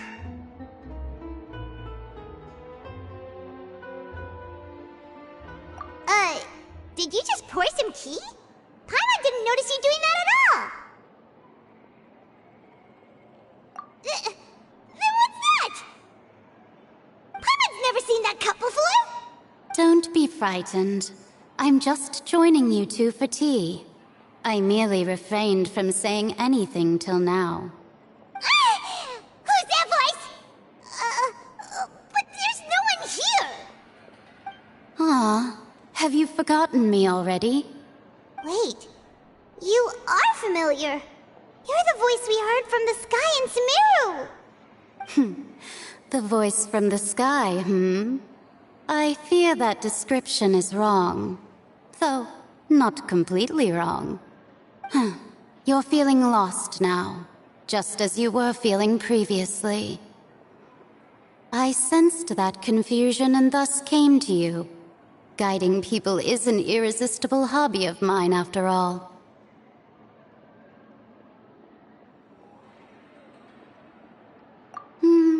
Consider me a passerby, just accepting a commission from my friend's disciple on a whim.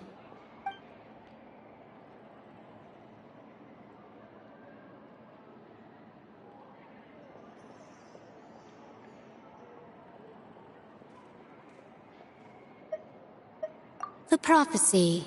Yes, what has been prophesied will be fulfilled. You may view such things as the history of the future. What? Then is there any way we can stop it? I believe you have witnessed a failed attempt with your own eyes. Can everything in Tevat so easily be changed?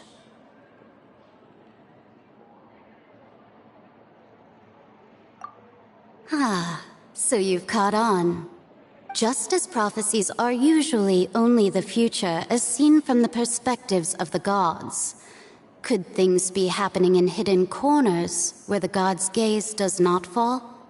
Are the things that you shall see different from the fate that the gods perceive?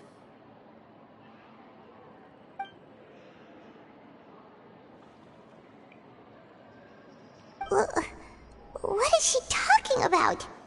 It all sounds really impressive and important and stuff, but it also sounds kinda scary.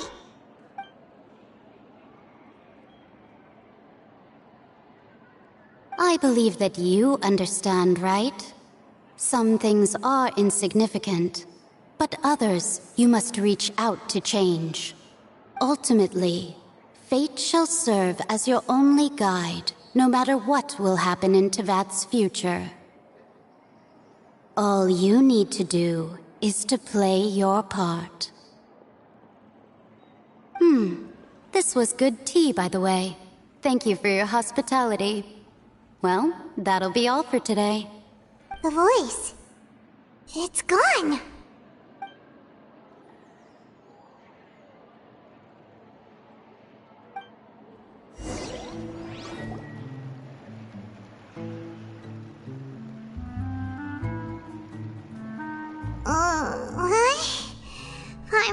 someone talking. Alright, coming! Hey, it's you who's getting lazy, okay? Well, I see I've walked in on some lively banter. Mona! Fine, just fine. I went to take part in that Steambird panel. It turned out to be more interesting than I expected. Not all Fontanians are pessimistic about this. One journalist mentioned that sitting around and waiting for the end to come would be wrong, and that they should make their own rescue preparations. I agreed, so we had a brief chat with her. Did she have pink hair by any chance? Why, yes! It was Charlotte. You remember her, right? That daredevil journalist? I'm in full support of her view. Prophecies are very important, but how can people allow their lives to be commandeered by just a few words? That's right! Paimon's glad to hear something sensible for once. Ah, yes. About what we had discussed before. I did try, but I'm afraid I couldn't reach the old hag. I'll try again tonight, but I wouldn't get your hopes up.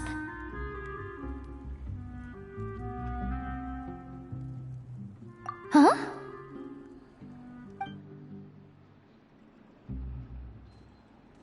Goodness gracious. Are you serious? She said that even the god's gaze has blind spots. Pretty bold if you ask Paimon. Most people would believe the gods to be all-knowing, right? The Hexen Circle members are certainly anything but ordinary. As for the mage named N, the old hag has mentioned her a few times. She said that N's sense of direction is incredible, and that she loves guiding those who are lost. But I've never met her, and if she were still alive, she'd be... Well, suffice it to say that the hag's at least a few hundred now, and N's been around for longer than that. Whoa, the Hexen Circle sounds like a scary group. But they must really stay in shape to live so long. Their abilities alone are pretty terrifying. If she came to see you personally, then the problem you're facing must truly be of great importance. Well, it's not like Paimon could understand anything she said. Yes, she was quite cryptic, but I suspect she means that there is still a way to turn things around. She didn't say when or what that would be, though, so... Perhaps it is something that you cannot know right now.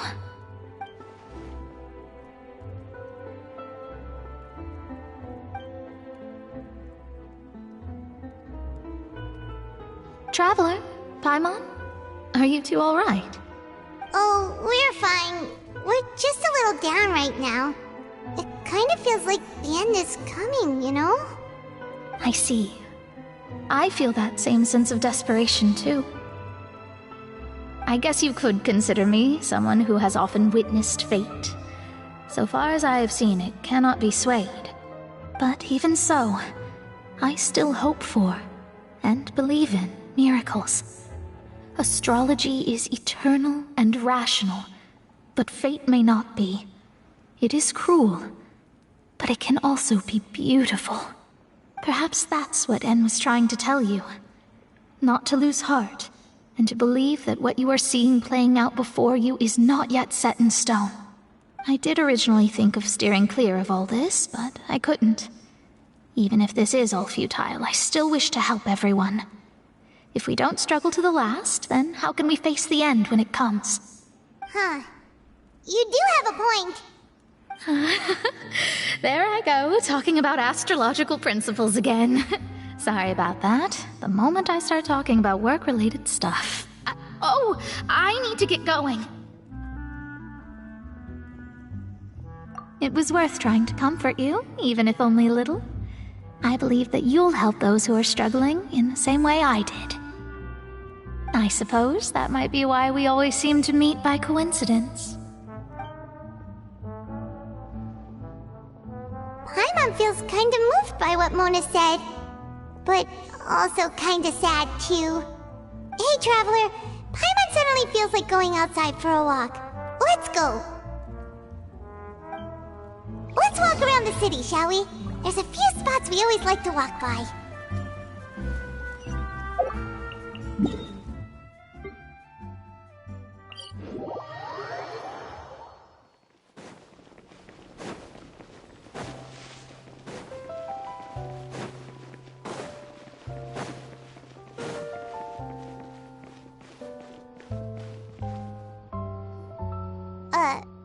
Huh? Our names are written in this newspaper. What's going on? Let Paimon see! The underwater stronghold, the Fortress of Meripede, has continued in its noble autonomy, but that does not mean that others cannot interact with it. My recent attempts to enter the fortress bore little fruit. Huh. Guess Charlotte still hasn't given up on that. Thus, did an Outlander friend become the focus of this report? A blonde adventurer with their white fairy, legends trailing in their wake. It is said that this mysterious traveler once visited the underwater fortress. So while the fortress's interior remains a mystery behind closed doors, do not fear, for the tales of the traveler contain surprises in spades. Journalist Charlotte's biggest scoop yet, the Traveler's Trail, World Walker. Huh. Charlotte took so many awesome photos of us and we never even noticed her! She hasn't been able to get a hold of anything at the fortress, so since we're easier to find, she's using us as the subject matter instead? Ugh, seriously? Well, fine. Those headlines and photos do look cool, so Paimon will forgive her this time.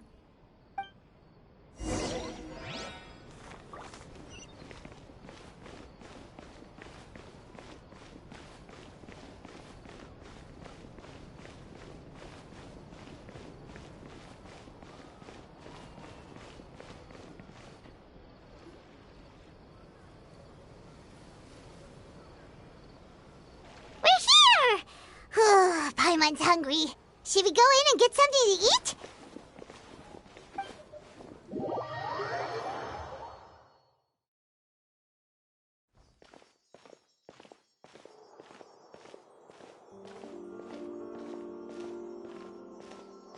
Hey, quick! Look! That's the limited edition, only 16 slices a day cake!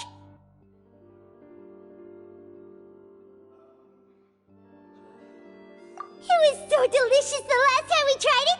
Despite the tense situation we were in, let's give it another go! I'm sure it'll be great! One slice of cake, please. Someone showed up after all! Oh, wait, you're the one from the Palais Mermonia. Oh, are you here to buy cake too? It seems Monsieur Nervalette was right. You really can eat. Wait, did he really say something like that? That's right. Even he has his own preferences when it comes to food. As for me, I love the cake and coffee here. Do you come here often? Usually every day. Every day? It's part of my daily schedule, apart from work. I shall have my cake and coffee. Then what if someone told you one day that this place would be closing soon, and you wouldn't get to eat cake here anymore? What would you think? But why would it close? Well, Paimon doesn't know either, but maybe the waters will rise tomorrow. You know, like in the prophecy. Oh, the prophecy. To be honest, I haven't paid much attention to that. No, still, even if there'd be no more cake tomorrow, that wouldn't keep me from having some today. No, it's the same for eating in general. You might not be able to eat tomorrow, but if you can do so today, then you should carry on. That's what people call living, you know. Huh. Don't be sad. Excuse me, could I have 2 more slices of cake to go?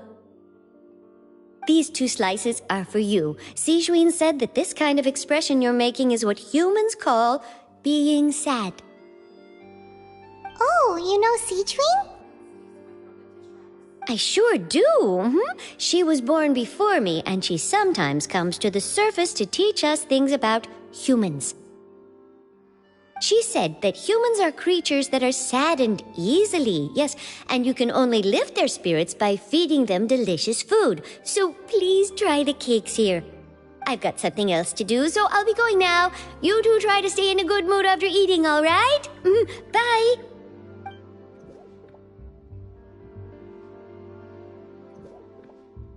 And there she goes. All right, let's dig in. Paimon's sure this cake will be delicious.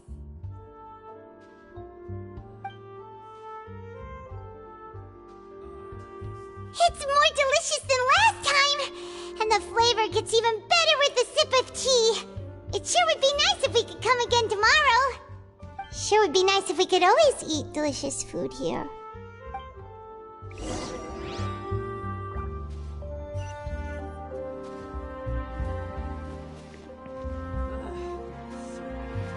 Art is the key ingredient in fine dining. Oh, we're near the Seabird office. Let's go look for Charlotte and have a chat.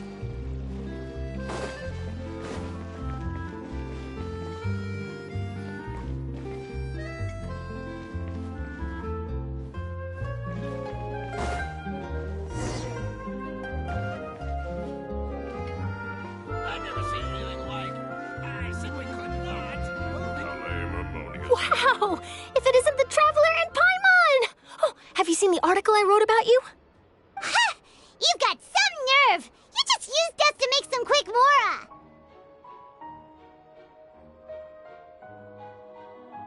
Oh, you needn't worry about that. I heard that you were in Poisson some time back, so I sent you a letter to discuss just that. It appears you didn't receive it, though. It's all right, though. I've set aside the amount intended for you. I've even set the table with some food. Really? Oh, you're the best! You're almost a little too easy to win over, Paimon. If I were a journalist with ulterior motives, you'd be in trouble now, you know. Oh, Paimon knows you're not like that. Still, what brings you here all of a sudden? Were you looking for me? When Mona mentioned you, we thought of coming to see you at work. I see. It seems you've already bumped into Mona here in Fontaine. So she mentioned me? What did she say? She said that you're a real daredevil of a journalist. Nice. In which case, can this daredevil journalist dare to request an exclusive interview with the legendary Traveler and Paimon?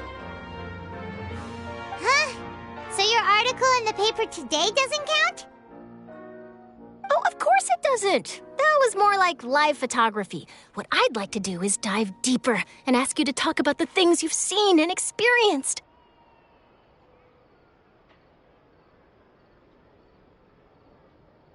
Yeah, are we even qualified enough? Why not? If I say you're worth an interview, then you're worth it. But not right now, of course.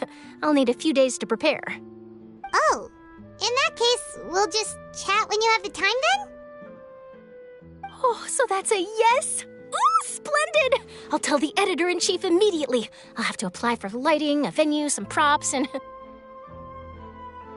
Whew, so much to get done now. Talk to you later. Wait, Charlotte, Paimon's still got a question for you. And what's that? If, just for example, Fontaine were to be flooded tomorrow, what would you do today? Huh, that's the prophecy you're talking about, isn't it? I mean, I do hear about it often, but I've never once thought that the day could be tomorrow. If you're seriously asking, then I might try and think of a way to leave Fontaine. Oh, but I'm still a journalist first and foremost. That means I have a duty to be reporting from the scene. And secondly, I wouldn't forsake my homeland that easily. From what I've seen, most people don't know what they'd do should the worst come to pass. In truth, it might be better just to behave like normal rather than worry over such an end. So in all likelihood, I'd probably still be prepping at the office for that interview of ours. I know what you're thinking. That sounds a bit sad, but I've always believed that it's best to do what you enjoy. Just think about it. If this nation really were to be suddenly destroyed tomorrow, but I still successfully finish an exclusive interview with a truly unique person, then the story I would wind up writing would truly be timeless. And then do you know what I'd do? Well, I'd write that story, send it for printing, and use messenger pigeons to get copies out to the various nations as soon as possible. I'm not a dreamer, nor am I a workaholic, but I do love my job, and I'd be proud of leaving such an article behind. I guess you could say that I was born to be a journalist. But anyway, that's my answer. And on that note, I'll get back to my preparations. That's so nice. All of a sudden, Paimon actually kinda envies her. Anyway, let's go and take a look at the sea, shall we?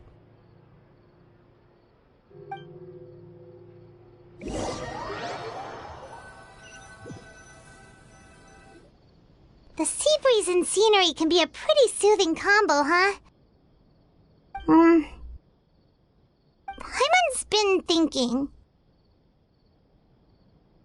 If it wasn't Fontaine, but all of Tevat that would be destroyed tomorrow, where would we go and what would we do?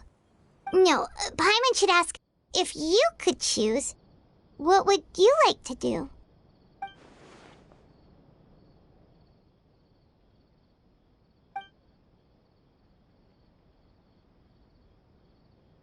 We've always been moving to the next destination, so we haven't spent much time thinking about these kinds of things. We didn't have to either, with us always being on the road and whatnot.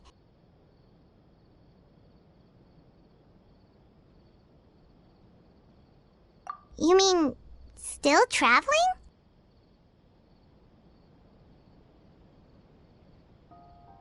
Huh. Wait, isn't that what we've always been doing?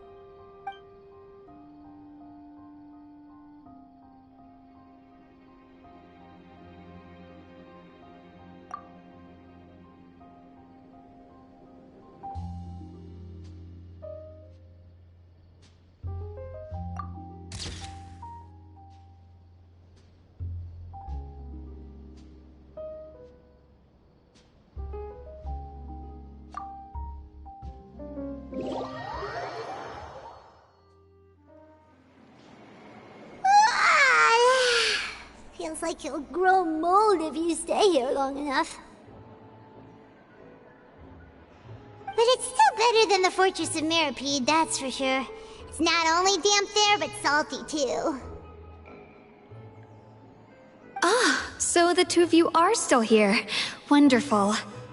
Oh, you're from the Palais Mermonia, aren't you? Yes, I'm Isadora. Monsieur Nervillet sent me to look for you two before. I heard that afterward you went to the Fortress of Meropide.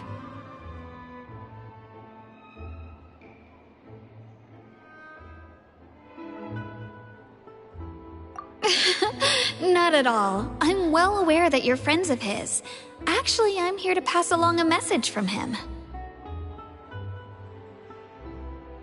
Yes, inside the Opera House. The Maréchaussée Phantom has declared the incident a small-scale riot. A riot? Well, that said, I don't personally think it was that serious.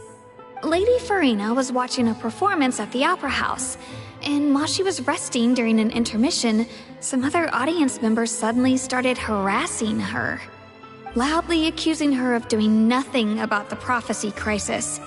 And before she could respond, others started to join in.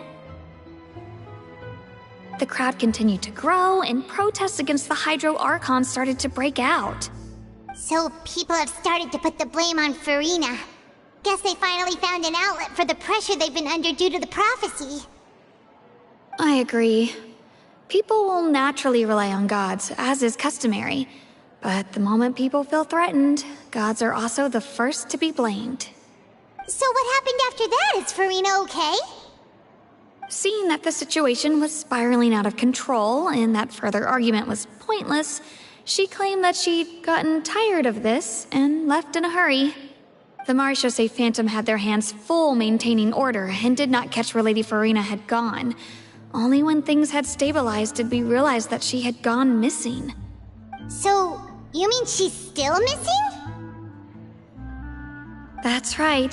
The marechaussee has dispatched many people to search for her, but we don't have any leads yet. That said, I don't think there's much to worry about. She is a god after all. Even if she were to fall into the hands of rioters, what could ordinary people do to her? Good. Monsieur Nervillet sent me to tell you about the situation, but he didn't say anything else.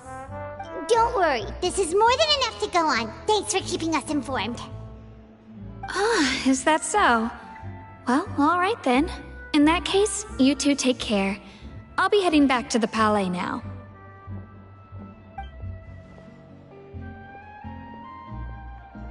Well, sounds like we should hurry over to Poisson then. If we know Farina, she won't try to fix things in this situation. Instead, she'll look for a place to wait out the heat. And, as we also know, she may be loud and dramatic, but she doesn't have a heart of stone. When Nervillet was talking to her in the Palais Mermonia, and she heard about Poisson, she couldn't hide her sadness and remorse. It would be hard for her to ignore being accused by the public today. Paimon thinks Farina's probably taken the opportunity to slip away to Poisson and try to relieve the sense of guilt that she's feeling. Huh. Well, what do you think? Paimon knows the answer, of course, but Paimon can do the analysis to back it up, too. Cool, huh?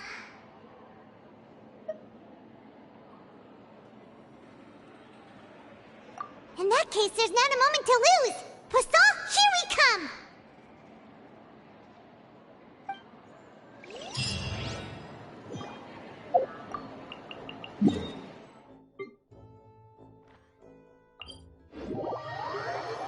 This place looks deserted. Guess all the survivors must have evacuated already.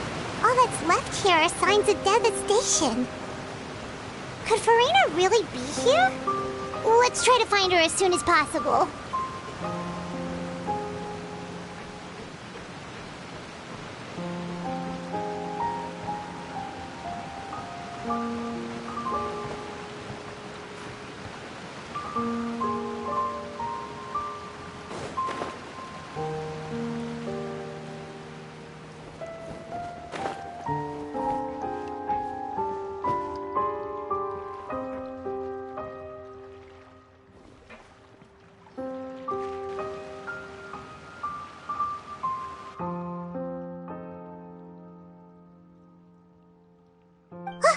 That's Farina, right over there!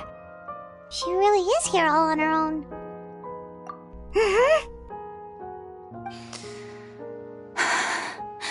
Should I just give up?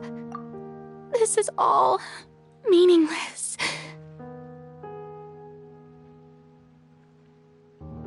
What was meant to happen did happen after all.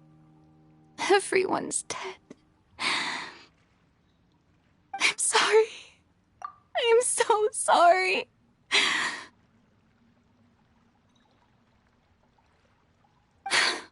Give up, Farina.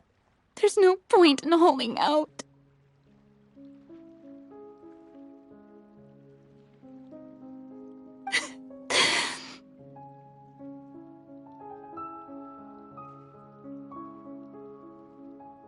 I'm sorry.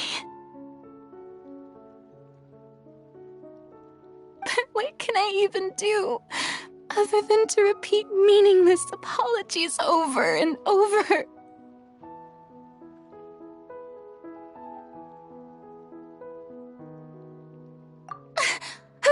Who's that? Don't worry, Farina, it's just us.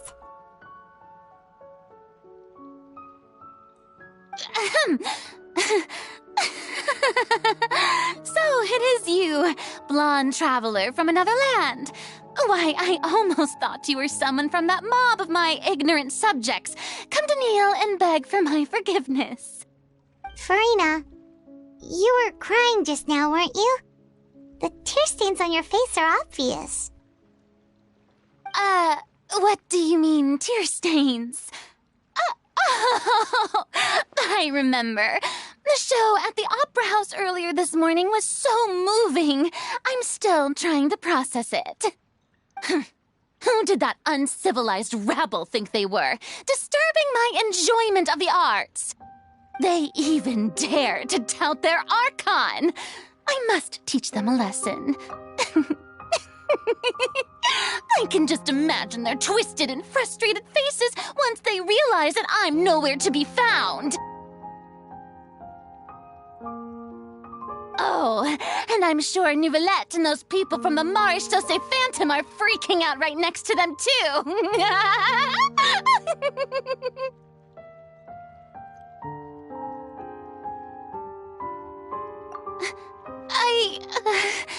Of course not. Hey, there she is! The Hydro Archon's over there! Quick, after her! Farina, those people seem to be after you. They are? They're just some rabid fans who want to cut the line because they haven't been able to meet me in person, aren't they? That's against the rules. I can't let them get their way. Farina just ran off! Quick, we have to catch up with her!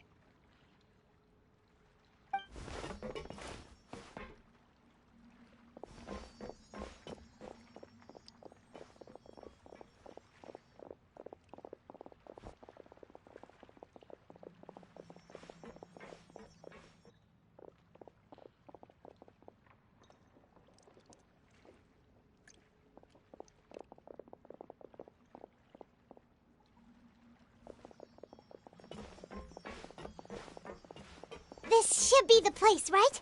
Hey, Farina! There's a good hiding spot over here. Quick, come to Paimon before the rest of them catch up to you. What is this place? Hurry, they're almost here! Fine. I suppose haste is warranted. Lead the way.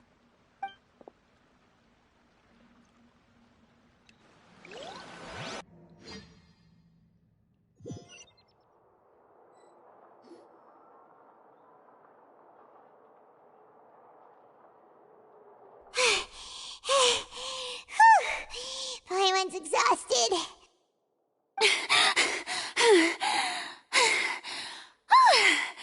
I'm so tired. I totally thought they had caught me. No, I merely gave in to the sheer enthusiasm they displayed.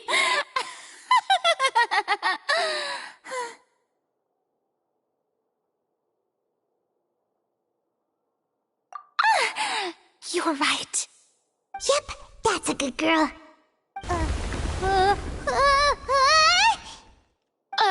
What's happening? The ground's shaking. Is it an earthquake?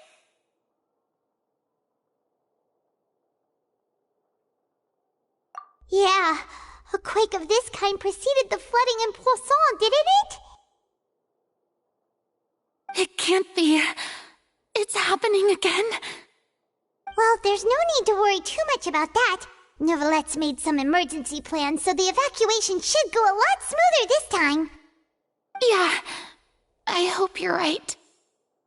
But the people of Poisson, they've already...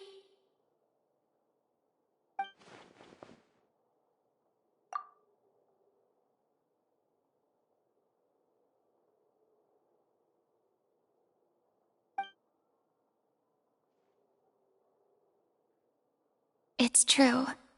I've been investigating the prophecy for hundreds of years. I once had informants all over Tevat, searching for clues and feeding information back to me. I've tried all kinds of ways, too, to hold back the sea. Anything to keep the coastline from advancing. But all my efforts proved to be futile in the end. Really, the truth has been clear to me for a very long time.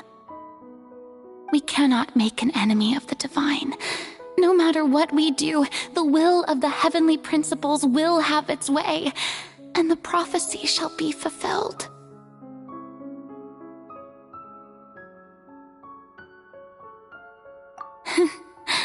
Give up. I do love the sound of that phrase. It would mean finally coming to terms with fate, but also for me to finally be free.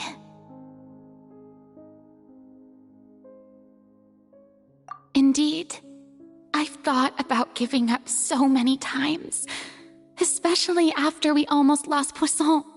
Fate is really unreasonable, isn't it? It has no heart and obeys no rules. The prophecy has only just started to come true, and so many people have already lost their lives. But just now, it all became clear to me. I still don't have the right to come to terms with fate on behalf of everyone else. As long as the final moment hasn't come, it's still not too late. Don't worry. I will keep hope alive for everyone until the very end. Well, that's enough for now. I got the impulse to play the stricken maiden, but honestly, considering my rank and station, that wasn't a good fit at all. Don't take any of what I just said seriously. How could I possibly let Fontaine fall to the whims of trivial prophecy? Come on! Paimon could have sworn you were actually being honest just now.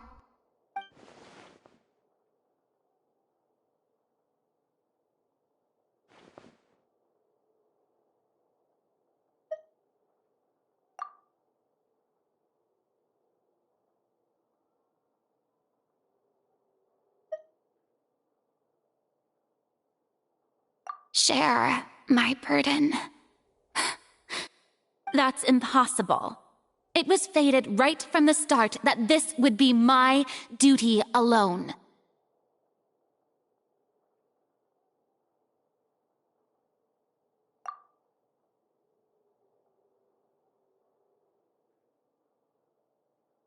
A witness. Yes, I've heard that you came to Tevat from beyond the stars, yes.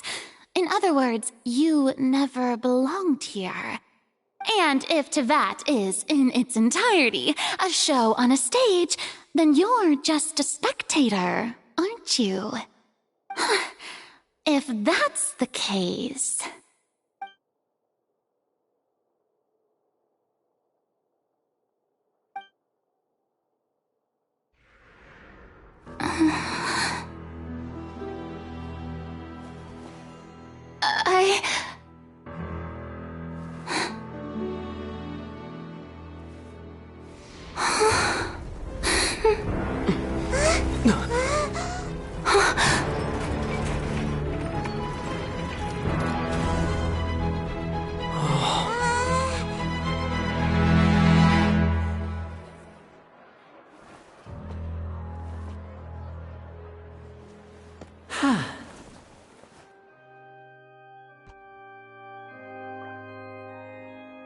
Ladies and gentlemen, this concludes my opening performance. Now, without further ado, we may proceed to the trial of our god. So this is what it is. Yes, you deserve praise for the effort you took to raise the dramatic stakes. Do not forget, however, that I am Focalor, the god of justice, the embodiment of justice itself. Does it not strike you as even the least bit absurd to bring the very concept of justice to trial? May I interpret these words as your refusal to stand trial? In that case, you will have the opportunity to defend your honor through a duel. You would draw your blade against a god? I see. It seems like you have made up your mind.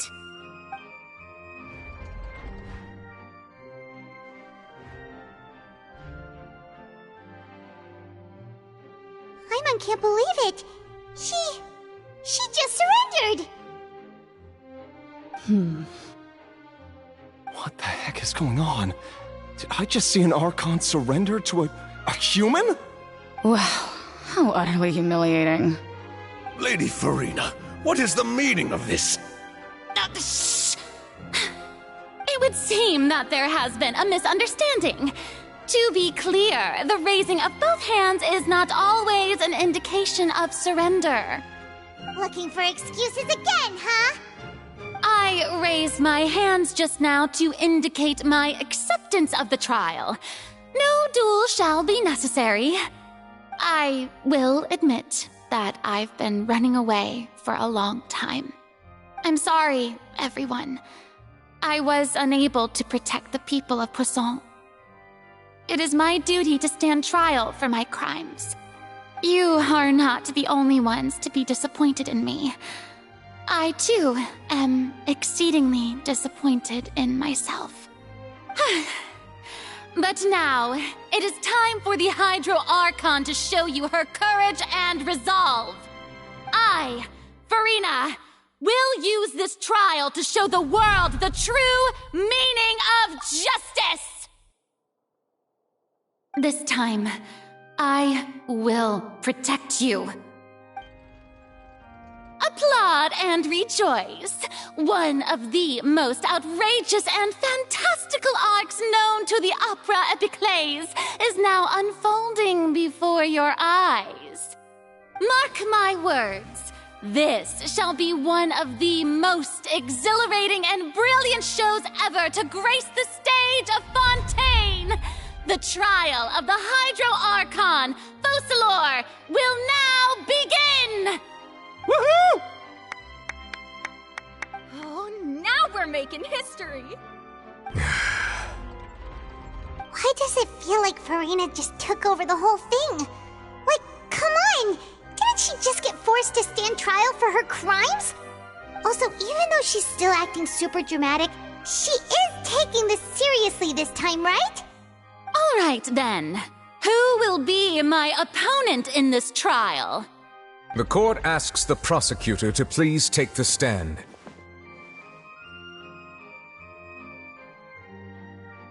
Is that so? Very well. Then please speak, witness of Tivat, my accuser and fated opponent.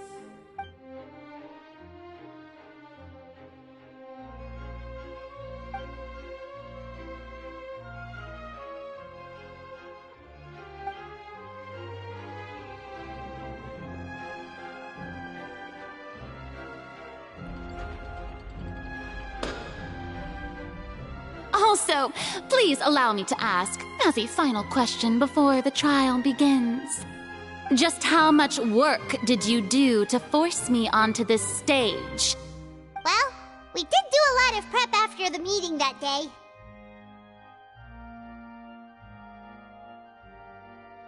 I can go over the tasks assigned to the Spina di Rosula, since they were rather straightforward and easy. Navia, the president of the Spina di Rosula. Most of the people who participated in the disturbance this morning were my subordinates. They changed into plain clothes and came to the Opera House as regular audience members, waiting for the perfect opportunity to incite insurrection against you. The people's resentment against their Archon has been building as more and more of the prophecy is fulfilled. A spark was all we needed to turn smoldering anger into a flame. Moreover, according to our understanding and analysis of you, when something like that occurred, you would likely flee the scene and head to Poisson by yourself. So, we arranged for a second group to lie in wait there.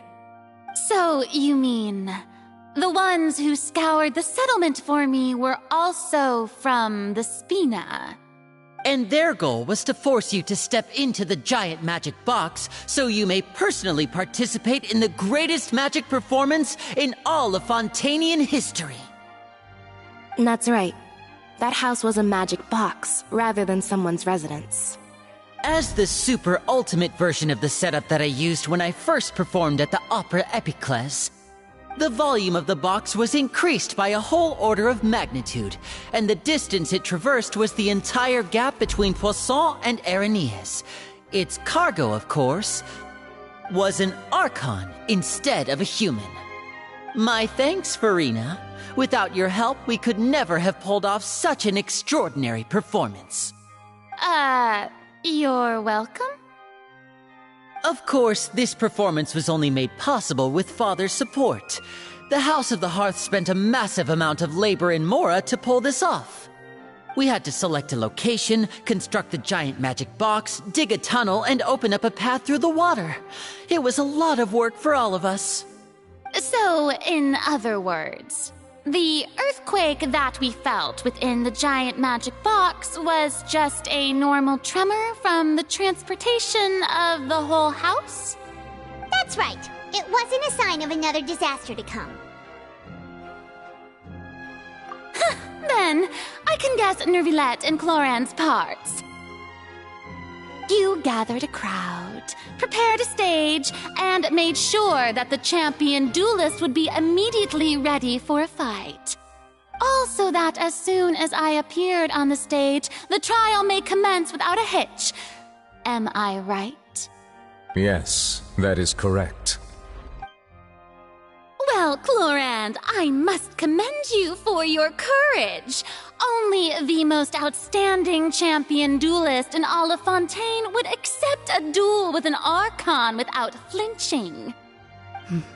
Thank you.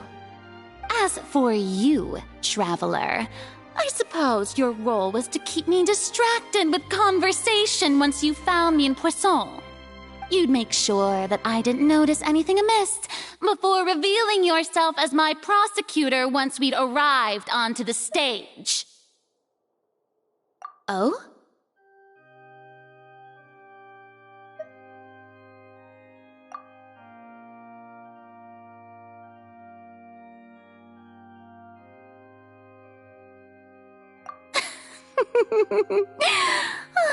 Is that so?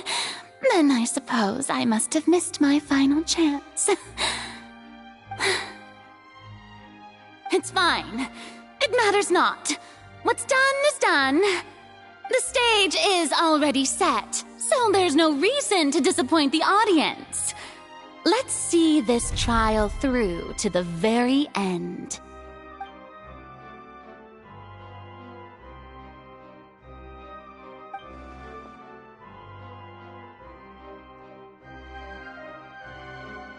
Sir Prosecutor, please allow me to pass this along. This is a document that Miss Charlotte applied for and received permission to share with you during the trial. According to her, it should speed up the proceedings. Huh? Charlotte wanted to give us something? Oh, so she's here too! Hey, Charlotte! Oh, let Paimon see. Isn't this the exclusive interview that she did with us before? So she's already finished it, huh? Wait, then that means this document is a perfect timeline of everything that's happened ever since we stepped foot in Fontaine! So in other words, we can refer to this anthology of evidence every time we want to use something from our journey as evidence for an argument! Let's quickly confirm the information in it. Just think of it as a refresher, alright? You defeated the Hydro Archon in the very first duels you took part in at the Opera House. That's one for the history books, all right. I didn't think that you'd wind up getting to the bottom of the case I'd been following all this time. I guess you could also see this as a happy coincidence. This is the first time Monsieur Nervilette had a difference of opinion with the Oratrice. Even the Hydro Archon can't figure it out. A Fatui Harbinger.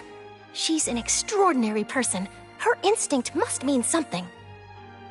The fortress of Meripede was almost destroyed in a single day. That I didn't witness that scene personally will always be a source of professional regret, I think. According to Monsieur Nervilette, both Child and that whale should have been in the primordial sea at that time. I nearly lost my awesome friend Navia. To be honest, that still gives me shivers. The words of someone as extraordinary as a witch can probably only be truly understood when something surreal happens to you.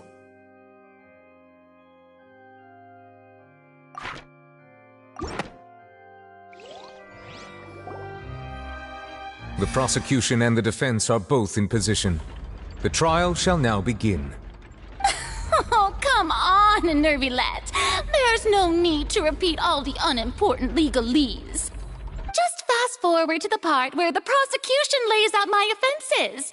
As the defendant and the lead actress of this performance, I still haven't even been informed of my supposed guilt in all of this. Of course, it is only natural for humans to struggle to understand the actions of a god. However, you will need more than that to convict me of a crime. That's true, but my charge here is unrelated to your conduct as an Archon. Instead, I would like to charge you as a fraud who's never been the Archon in the first place. Wait, what was that? Lady Farina's a fraud? Hey, I came here thinking that we were going to try the Hydro Archon for forsaking her duty, but did I hear that right? She's not our Archon at all? Charge accepted. Lady Farina, do you plead guilty to the charge?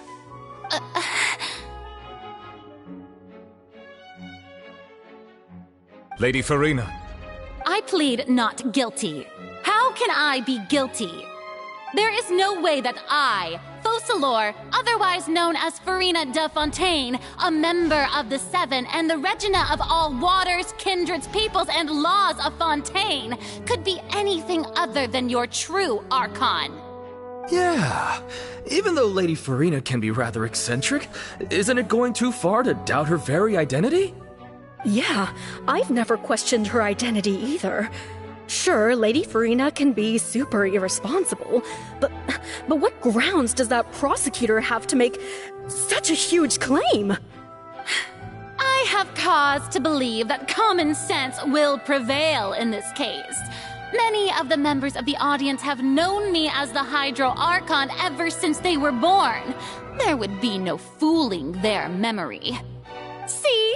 Even the Oratrice has decided to show me its favor. Are you sure you want to commit to a charge that will never be upheld? If you wish to drop the case, I can promise you as the God of Justice that you will not have to face trial for making a false accusation. We will treat everything that's happened as a dramatic spectacle and move on with our lives. What do you say to that? Huh. An argument with near impossible odds, huh? We have to not only refute Farina's claims, but also overturn the long-held beliefs of the people.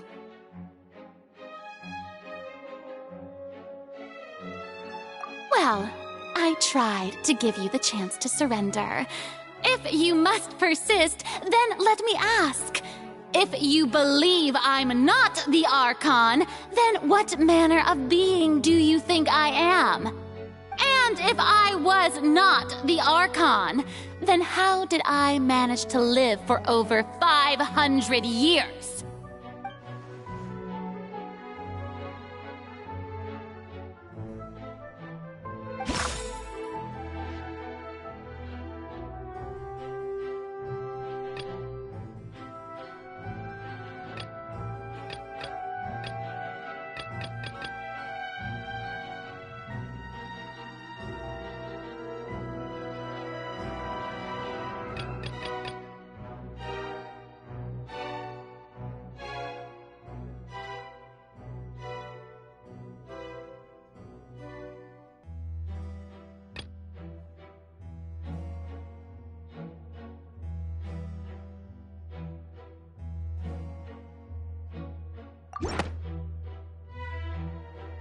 That doesn't sound right.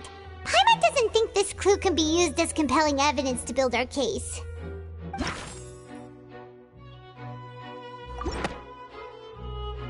First of all, you may be a member of another long-lived race, which would allow you to naturally possess an extended lifespan. And second of all, even if that wasn't the case, there could be other ways to extend your life. Who gave you that idea? Was it the knave? You'd sink so low as to use a harbinger's words against me.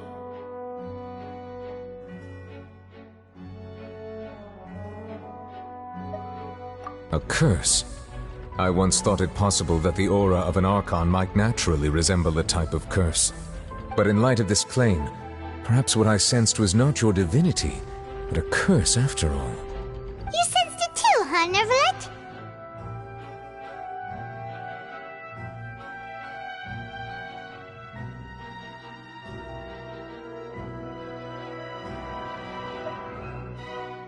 Lady Farina is actually a human? Well, it is true that it's extremely difficult to tell humans and gods apart just by looking at them. It's not impossible.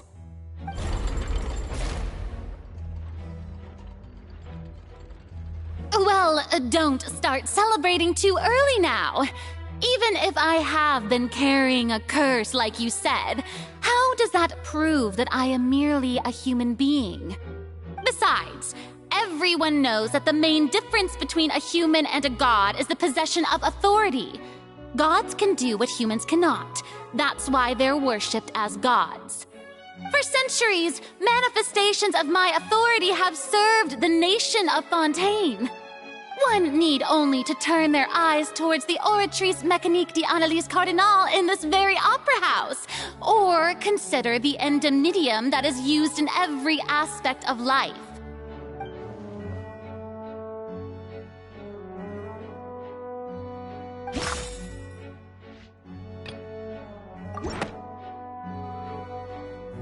You tried to reference the Oratrice. But weren't you as confused as all the rest of us when the Oratrice declared Child to be guilty without any proof? Otherwise, you should have come up with a good explanation for that by now. Didn't I make myself clear at the time?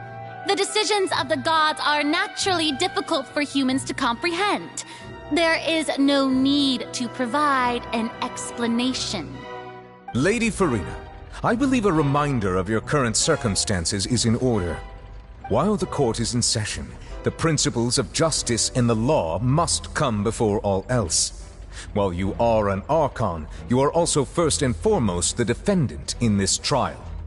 You will prove yourself unable to defend against the prosecution's charges if you continue to withhold vital information against the rules of the court.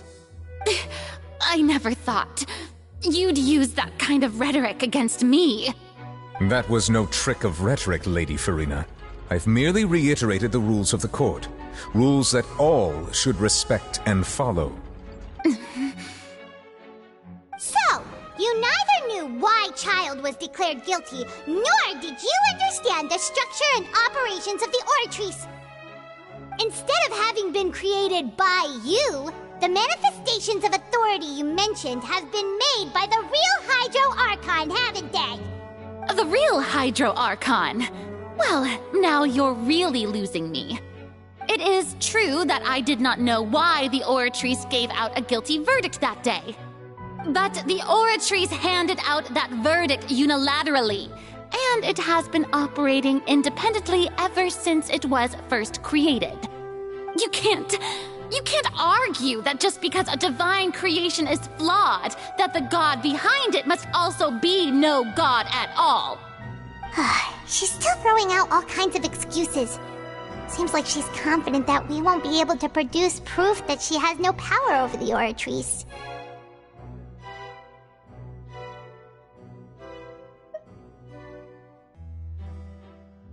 My power as an Archon. There are many ordinary citizens in the audience. How can I just carelessly demonstrate the formidable power of an Archon?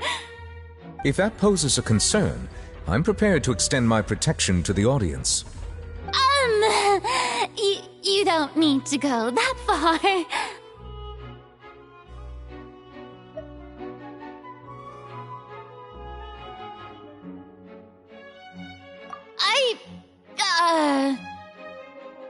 Aren't you the Hydro Archon?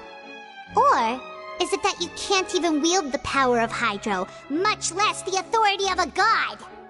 Indemnitium! Yes! It's all because of Indemnitium! All Archons derive their power from the faith of the people, and I've converted the people's faith in justice into Indemnitium! Thus did I give up all of my divine power to provide everyone with energy for their daily lives. you ever seen a more magnanimous god? Isn't that a huge stretch? Yeah, no matter how generous an Archon can be, how could they give up all their power? Can a god with no power even still be called a god? It seems like nobody's buying Farina's excuse. Hey, come now, everyone. Please don't stare at me as if I was a liar. I'm still the same Farina you knew, right? The one that you loved. Shouldn't you want to believe in me? Please?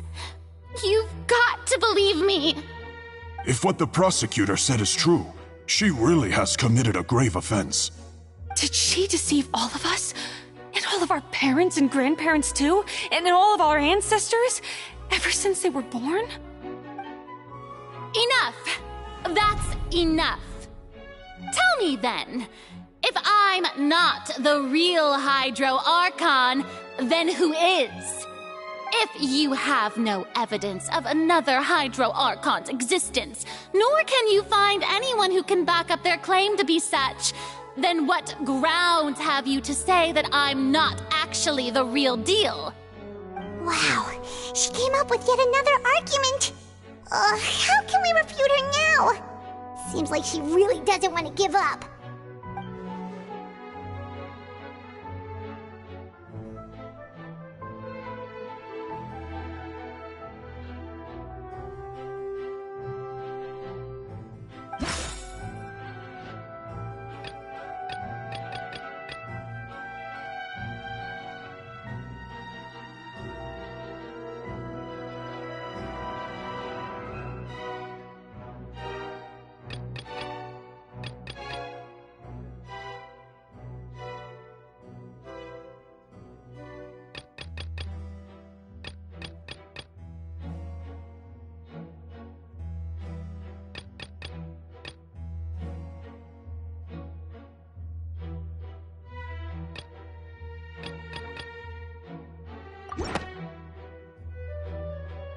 That doesn't sound right. Paimon doesn't think...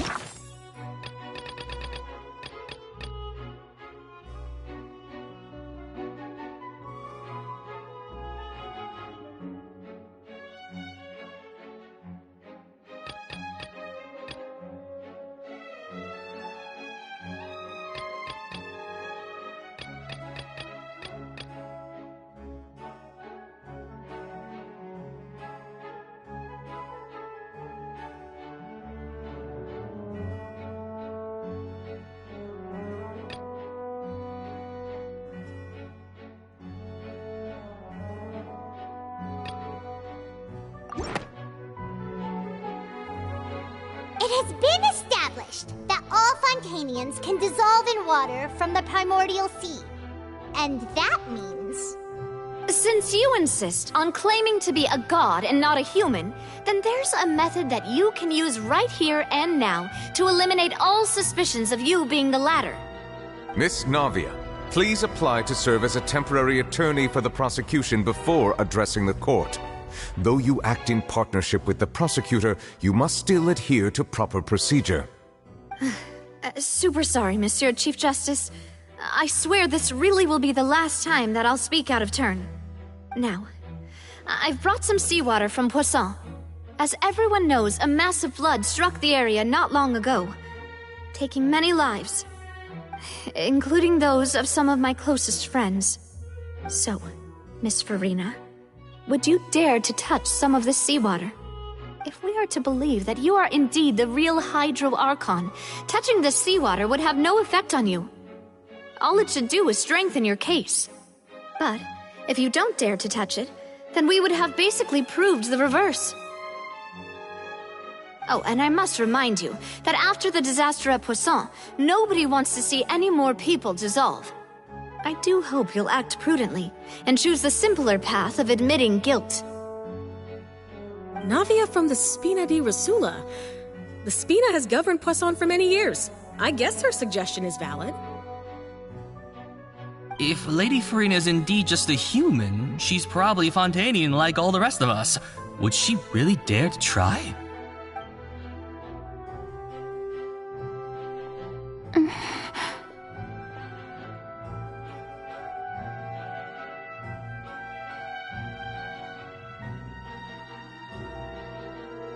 Lady Farina, this test has been unilaterally proposed by the prosecution.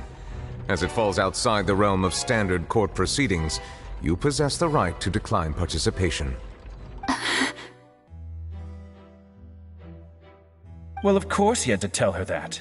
But refusing to participate is basically the same as a confession of guilt. She's just staring at the water without saying a single word. It really does seem like she's quite terrified of it. That could only mean... What's going on? Is she really planning to... that's not what we thought she would... Due to the inherent risk of the test, Lady Farina, you may... What? Hey!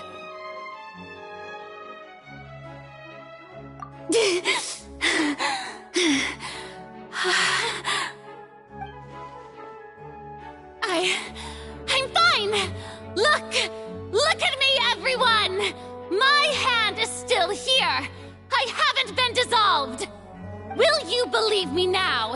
I really am your Archon! I'm nothing like a normal human who would fall apart as soon as they touch this water! Really? Was this not the most obvious thing in the world? Miss Siegewien? If you're present, Miss Siegewien, please come forward and attend to the defendant. Siegewien? Don't be nervous. It'll just take a few seconds. Let me see. That should be enough. Please announce the results of your evaluation to the court, Miss Siegewien. As everyone doubtlessly saw, Miss Farina was displaying symptoms of hyperventilation and flushed skin. These indicate that she was experiencing the adverse effects of exposure to primordial seawater. The extent to which she was affected is the same as other humans when exposed to primordial seawater of a similar concentration. Thank you, Miss Siegewien. Lady Farina, you may return to the defendant's stand. Oh, wait. What did she just say? I didn't get dissolved. Shouldn't that be enough to prove my innocence? Well, considering your tendency to run from your problems, we did originally prepare a direct sample of the seawater around Poisson. However, after extensive discussion, we exchanged it for a sample that is not concentrated enough to dissolve an actual human. After all, on the off chance that something entirely unexpected might occur, we don't want anyone else to lose their life to the sea. Yeah, so out of regard for Farina's life, you secured a low-concentration sample and asked the head nurse to serve as an expert witness. It's a great thing that the direct sample wasn't actually used. Farina could have... I can't believe... you...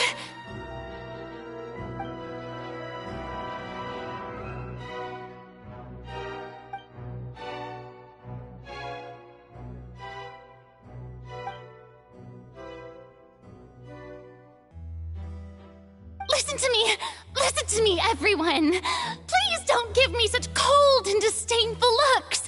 What happened just now didn't prove a single thing! Think about it! How can you conclusively prove that an Archon can't also be affected by the primordial seawater? Also, if I was really just a human, why would I dare to just put my hand in that kind of water?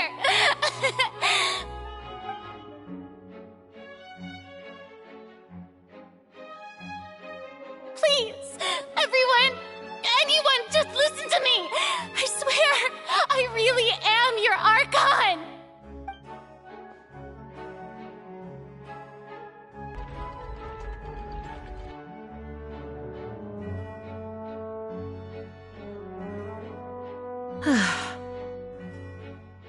I don't think anything she says at this point will sway anyone. The odds are just too stacked against her now. With all the things that have been said, Paimon doesn't think there's any way left for Farina to win. I believe the time for arguments and presentation of evidence has come to an end. If there are no objections, we will move on to the final judgment.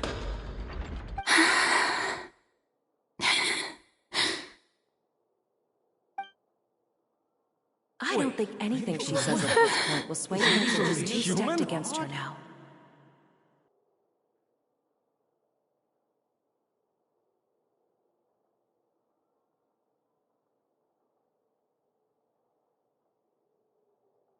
In my capacity as Chief Justice, I shall now render judgment on Farina's misrepresentation of herself as the Archon of Fontaine. As a human who knowingly deceived her fellow citizens, Farina is guilty.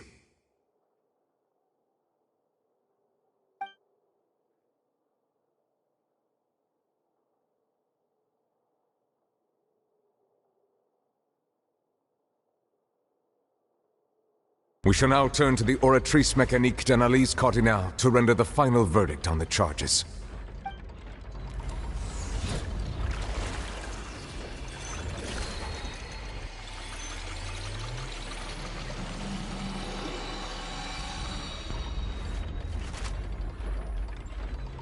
According to the judgment of the Oratrice Mécanique d'Analyse Cardinale, Farina is... Well, what's wrong? What's the Oratrice's verdict?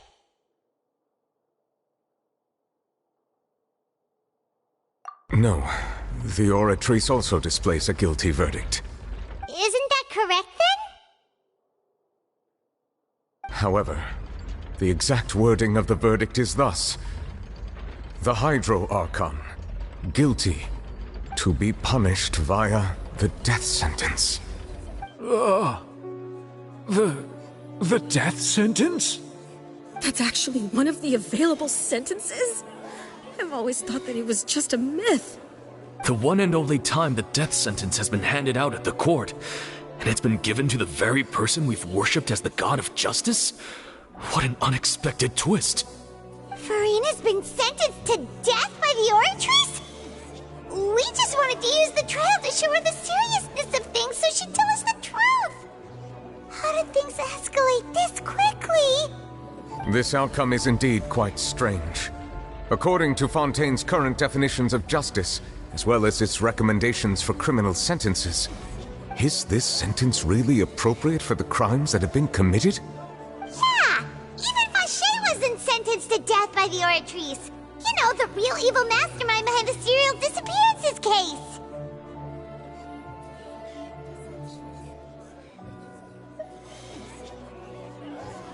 Indeed.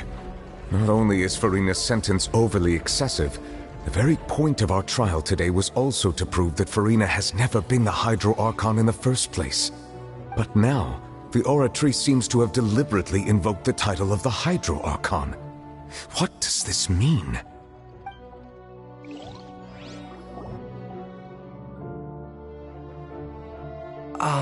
Excuse me, if I may interrupt. Is the trial still going? Fremine! You finally made it. I assume this means you've completed your mission? Mm-hmm. Any mission Father assigns to me will always be top priority.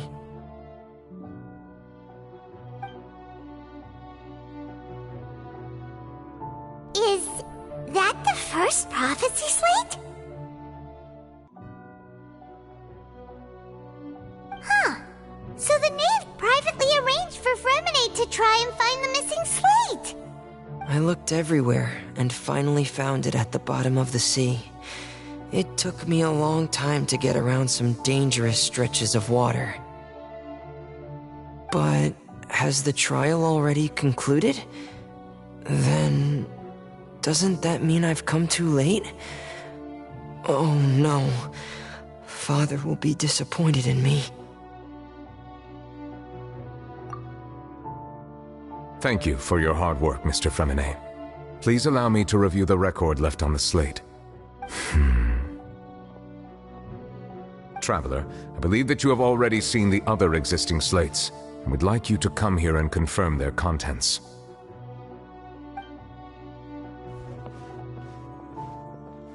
Huh? So what do you see? What is it?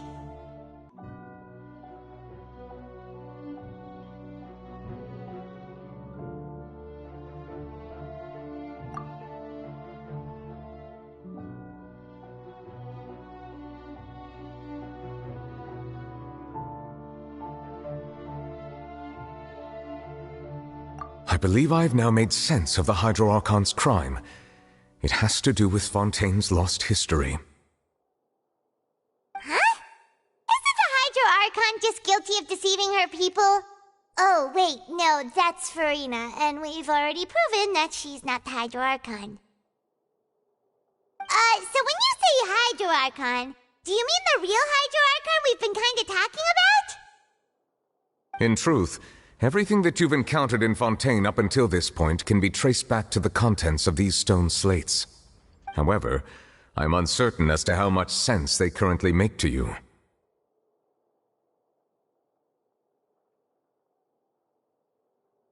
Okay, let's try to recall the contents of the other 3 stone slates. Paimon will do her best to help you remember.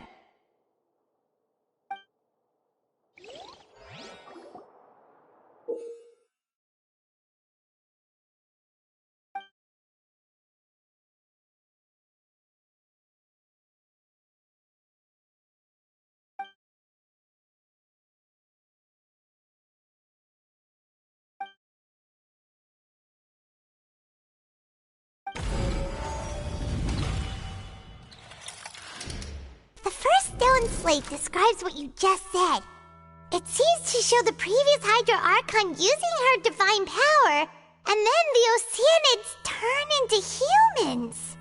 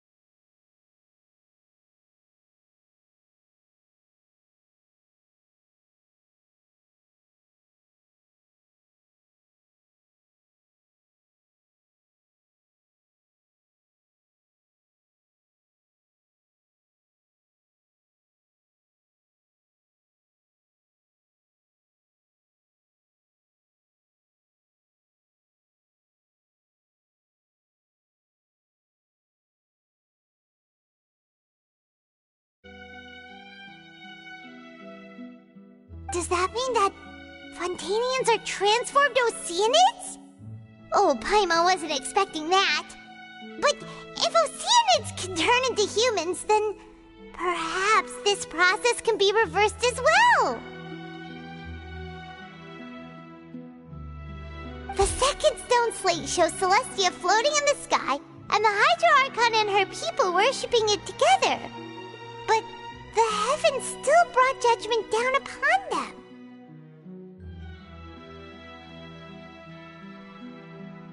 This must be the point when the Hydro Archon and the Fontanians were branded with their original sin.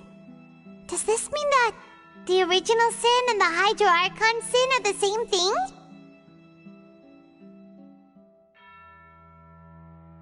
The third slate shows the Hydro Archon sinking into the sea surrounded by many people. Huh. That reminds Paimon, didn't we also watch that happen to someone else? Well, the fourth slate is the prophecy the Fontanians have been talking about. People dissolving into the sea, the Hydro Archon crying on her throne, and so on.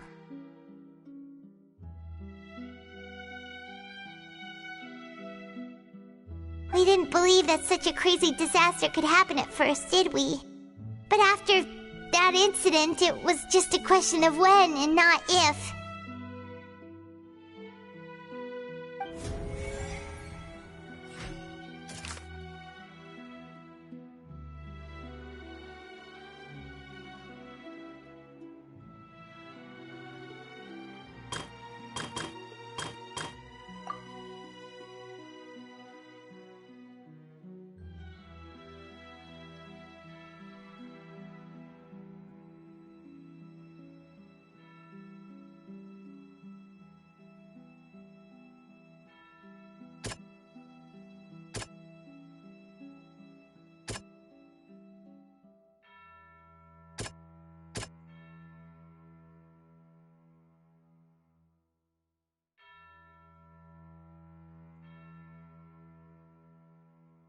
That doesn't sound quite right.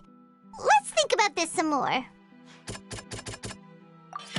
We know from the case of the serial disappearances of young women that Fontanians can be dissolved in primordial seawater, and the first stone slate tells us that long ago, the Hydro Archon used her power to turn Oceanids into humans. This might be the reason that Fontanians can dissolve.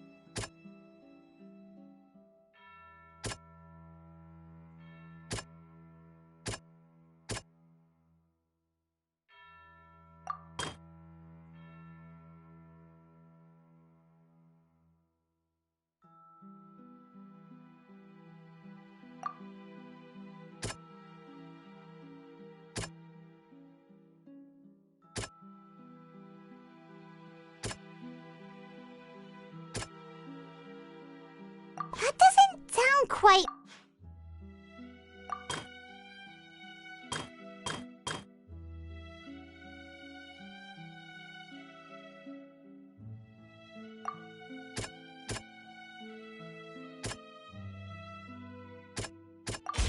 Perhaps what is about to take place has all happened before. The true sin of the Hydro Archon that Nervalet mentioned, and the original sin cast down on the people of Fontaine by Celestia, as recorded on the stone slates.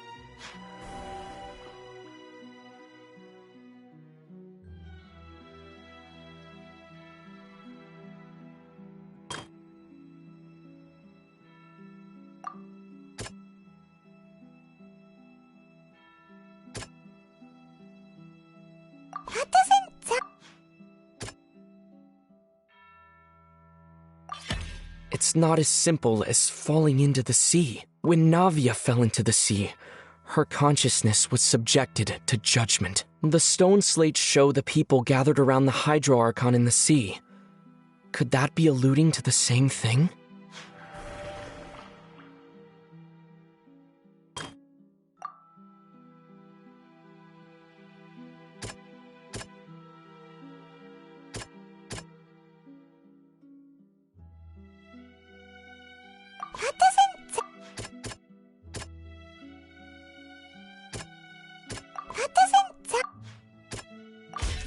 The prophecy from the stone slates found its way into society, but not many people believed it at first. The fortress of Meropide was nearly flooded with primordial seawater, which we know can cause Fontanians to dissolve. It seems increasingly likely that the prophecy may come true. If we hadn't dealt with it in time, things could have gone very badly. They'll dissolve into the primordial sea but won't cease to exist. Their essence will flow in the seawater, converge, and take the form of an Oceanid. The Hydro Archon was sentenced to death in court, shocking everyone present. Perhaps this means that her sin was actually Fontaine's original sin. Navia fell into the water inside those ruins, and she nearly dissolved. She was surrounded by the people of Poisson in a court within her consciousness, and was forced to take part in a trial meant to make her stay. The eruption of the primordial sea at the fortress of Meropide was the surest sign that the prophecy was about to come to pass no matter what.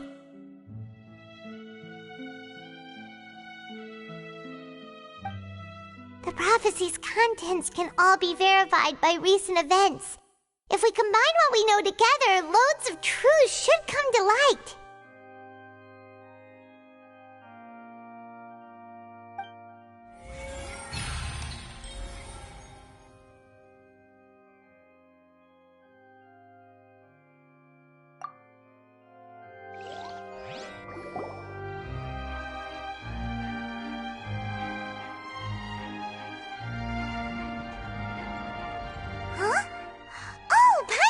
Now, so that's how you can make sense of it.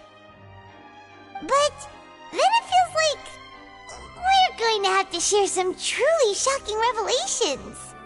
Let's hear them.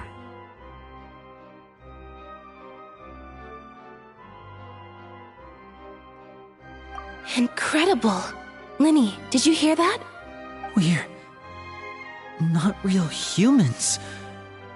All Fontanians were originally created by the late previous Hydro Archon, with Oceanids as their basis.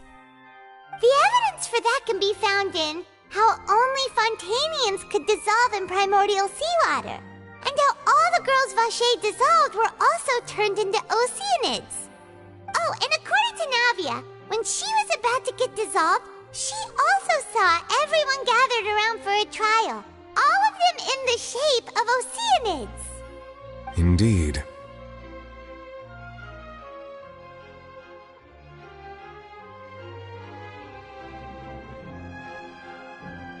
Yeah, and it follows from the content of the first slate that she probably angered Celestia by creating humans without prior permission.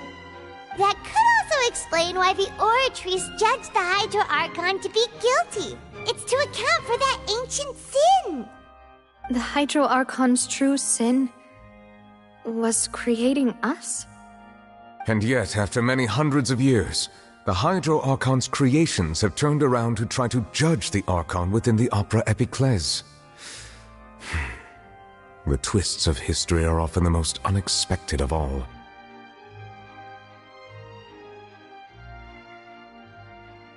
Yeah, isn't the image here just like when Navia fell into the sea? So wouldn't it be trying to show the image of the Hydro Archon also falling into the sea once the prophecy has been fulfilled in the fourth slate? In the end, the people will all be dissolved lost into the waters, and only the Hydro Archon will remain weeping on her throne. Only then will the sins of the people of Fontaine be washed away. Did Paimon get all that right? You've made some keen deductions. I must say, given how much you still don't know, it is impressive that you've already managed to connect so many pieces of the truth. However, while you were able to decode all the information on the slates, they've also been etched with an additional layer of hidden information using a different power source. When we were at the ruins, I tried to decipher the hidden information recorded in the slates. But since we only had 3 slates at the time, I was unable to come to a full conclusion. Now that the slate collection is complete, I shall make another attempt to decipher the narrative recorded within. If everything goes well, we should finally be informed of the unadulterated truth.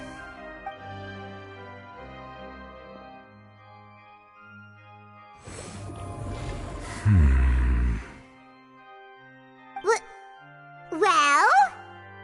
Did you get it? I believe I should share this truth not only with you, but with all the people of Fontaine as well. I will try to briefly summarize it for you.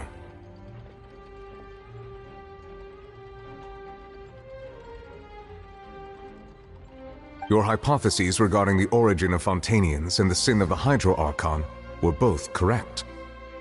In the Fontaine of old, the previous Hydro Archon sensed the yearning of her Oceanid familiars for life on land.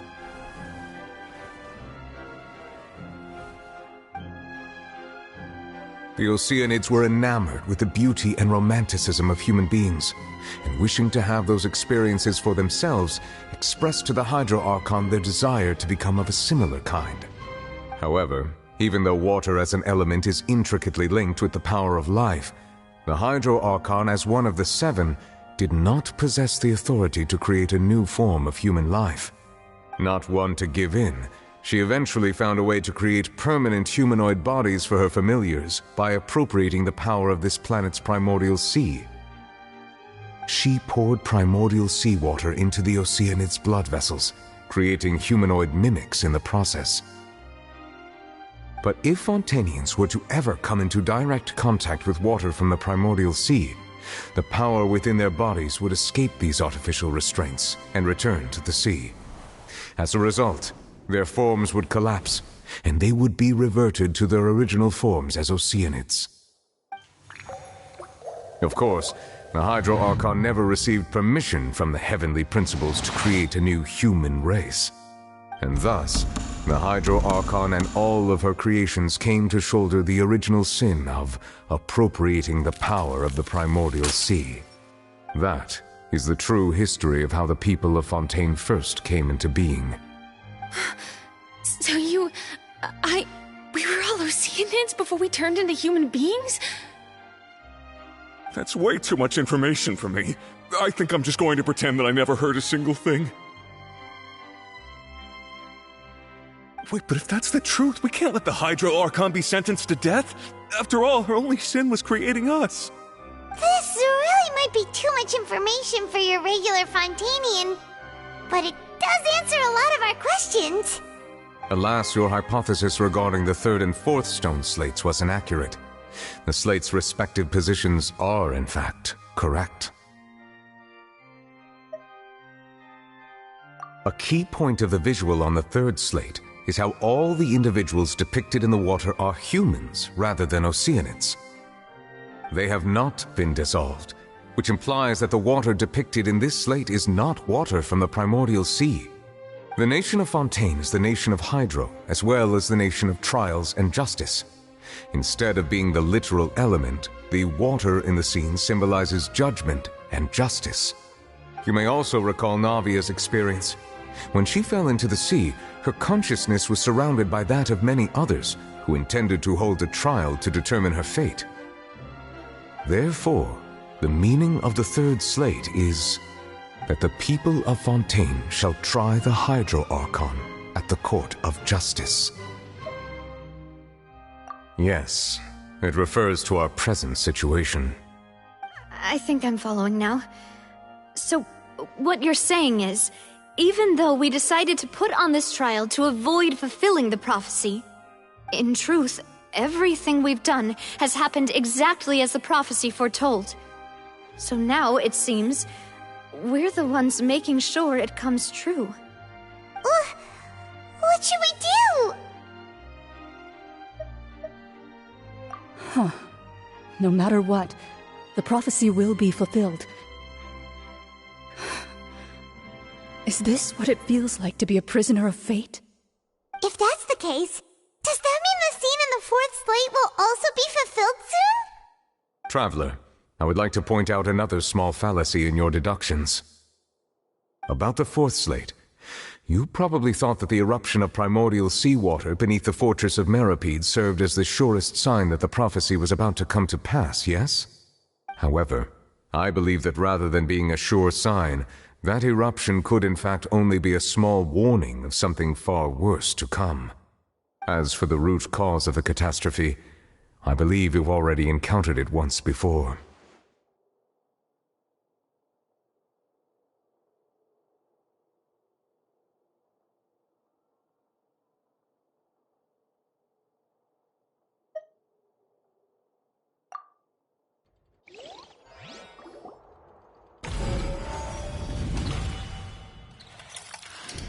This eruption was just a small warning of the things to come.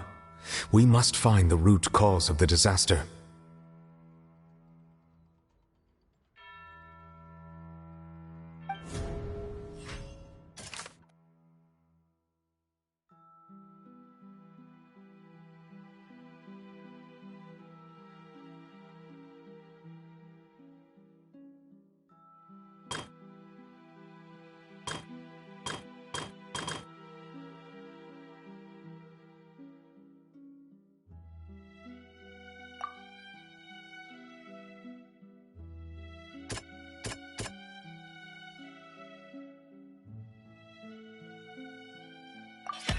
It was both dream and reality.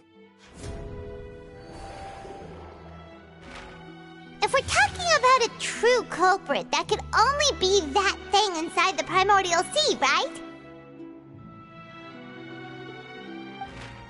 The truth, the original sin, the trial, and the root cause of the disaster.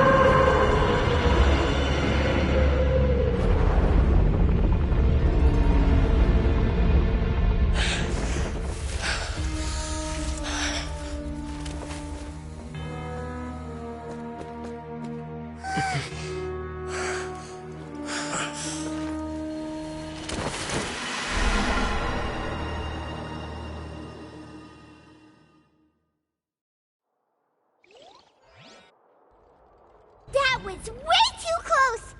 How did that thing just burst into the Opera House? Wait, was that the huge whale you saw in your dream?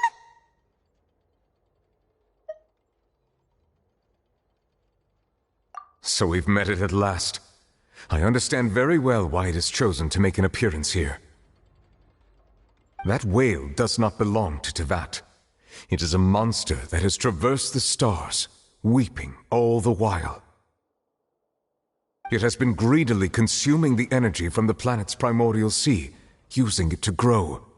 That is the main cause for the rising sea levels. And once it has finished consuming all of the energy contained within the sea, its next step will be... You said that when the Hydro Archon first created Fontanians out of Oceanids, she filled their blood vessels with primordial seawater. Precisely. That whale finds the blood of Fontanians nigh impossible to resist. Therefore, when it left the primordial sea, it decided to make its next stop a packed opera house full of food. Food in the form of Fontanians. We just barely managed to push it back, right? In that case, won't it come back to target the people again once it's managed to recover its strength? That is correct. Indeed, it is more accurate to say that we should thank that Harbinger for buying us some time. Without him, the whale would have likely come onto land far sooner. From the way he looked, he must have been fighting the creature for quite a long time. That battle maniac. We've always known that he had a special connection with that whale, but we definitely didn't expect it to help us out like this. Anyway, now that we know that this whale is the actual cause of the disaster recorded in the prophecy, all we need to do to stop the prophecy would be to find a way to beat it up, right? It is too late. It had already absorbed too much of the primordial sea's energy before we could notice it. At this point, it has become practically integrated with the sea itself. Even if the entirety of Tevat were to be destroyed, it could still survive and swim off towards some other world.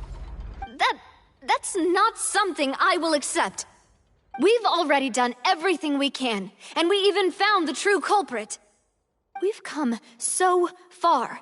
You can't just tell me that the last hurdle is some impossible foe. That's just not fair. Indeed, that's not how a grand performance should end. I'll fight it to the end, no matter what. So the prophecy will be fulfilled no matter what, huh?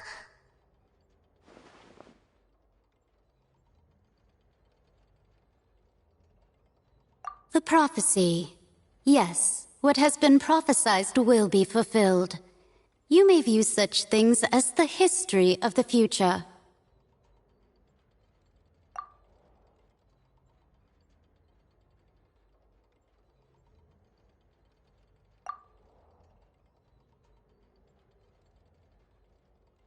Just as prophecies are usually only the future as seen from the perspectives of the gods, could things be happening in hidden corners where the god's gaze does not fall?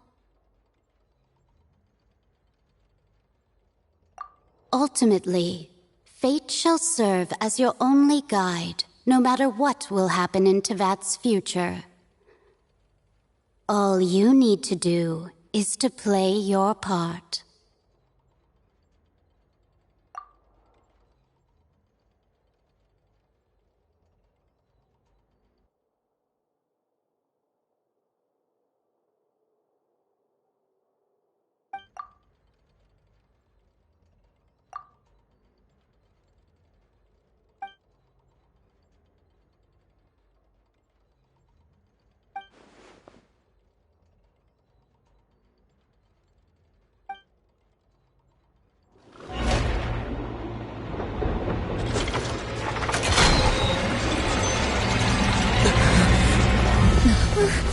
What's happening with the aura trees?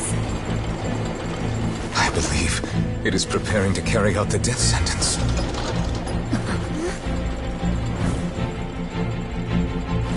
Farina!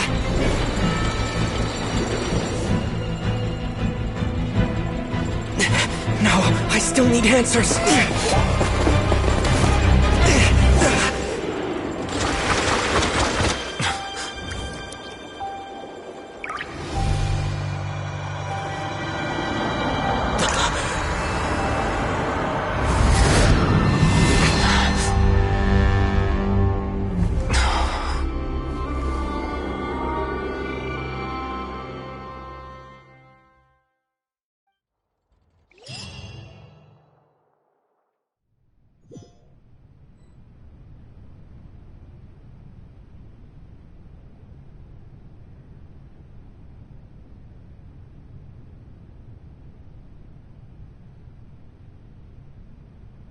You...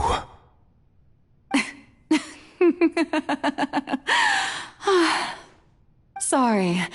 That shocked expression on your face is just too amusing. I couldn't help myself. You are not Farina. Who are you?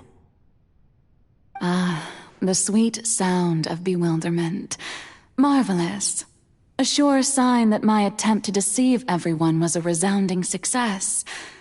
But to answer your question, I am Focalor. You know, the god. Focalor? Why did you deceive us? Oh, that wasn't my goal, of course. Goodness, no. But I had to fool everyone else too, if I was to stand any chance of deceiving the heavenly principles.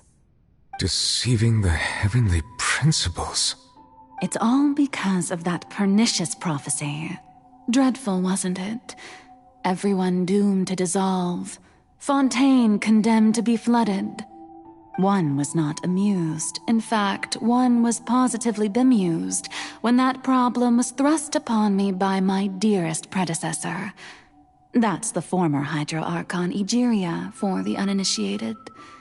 It hardly gets more disastrous than a preordained national catastrophe, now does it? She knew full well that the prophecy would surely come to pass. And as one of the seven, she also knew full well that one defies the heavenly principles at one's peril.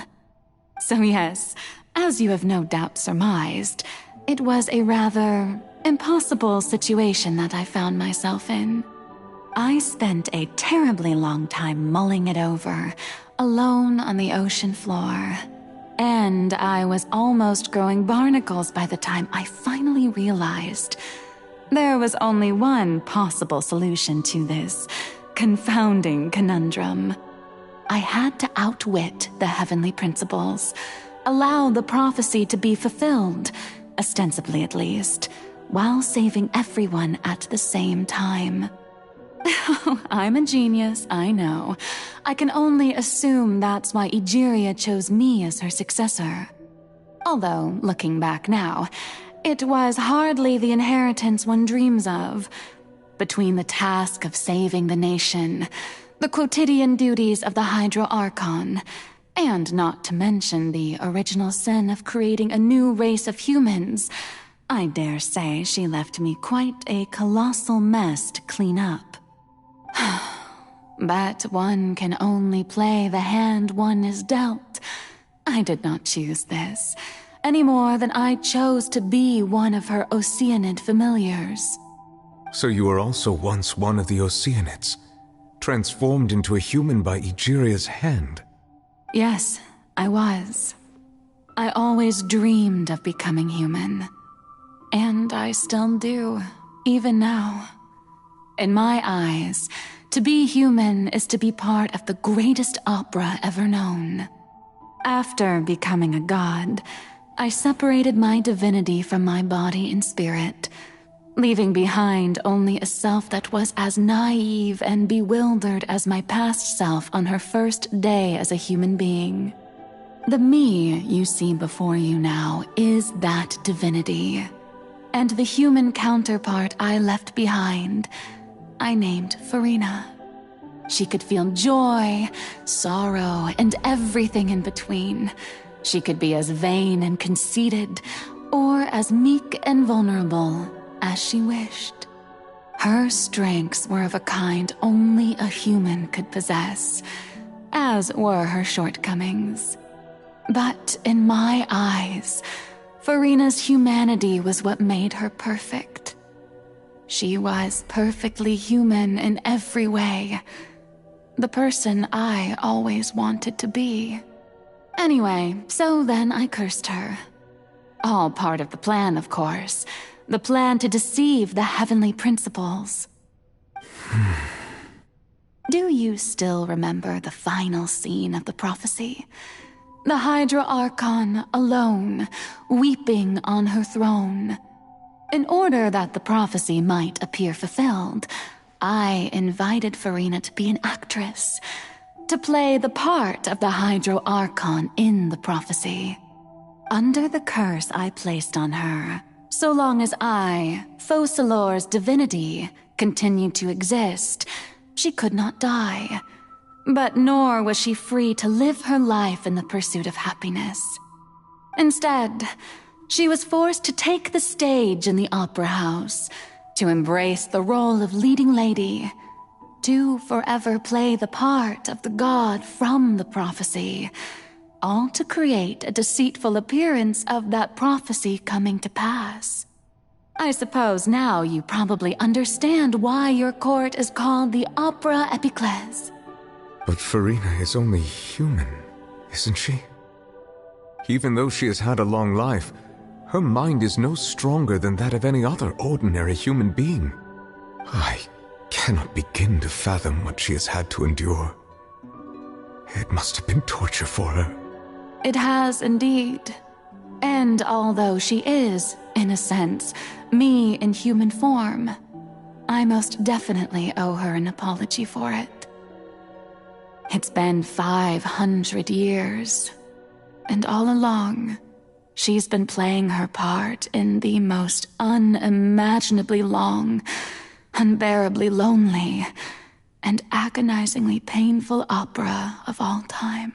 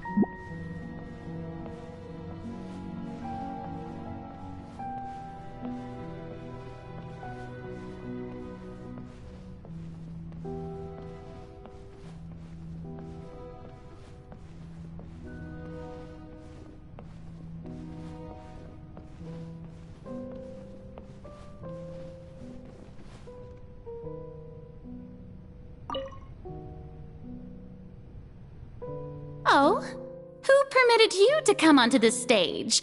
Now, I understand your admiration for my august self, but I must ask you to keep to the rules.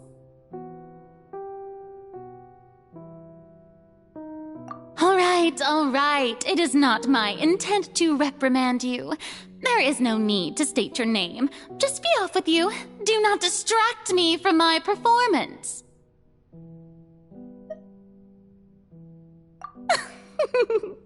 Oh, do not jest.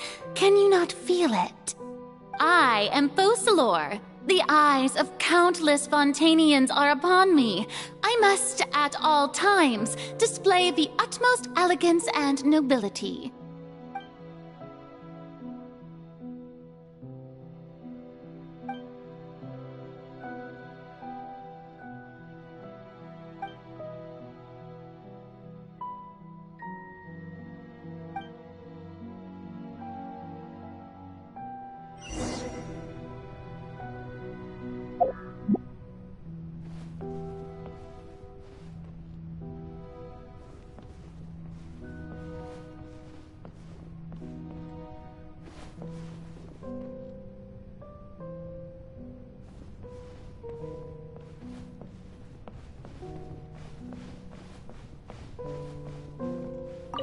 here, audience. The performance is experiencing a technical difficulty, but worry not. The guards shall resolve it soon enough.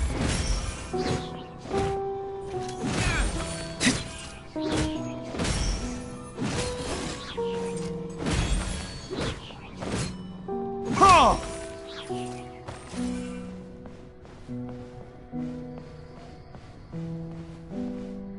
Hey, what gives? The audience is still watching me, you know. Guards? Wait, where are the guards? Guards! No, my sword.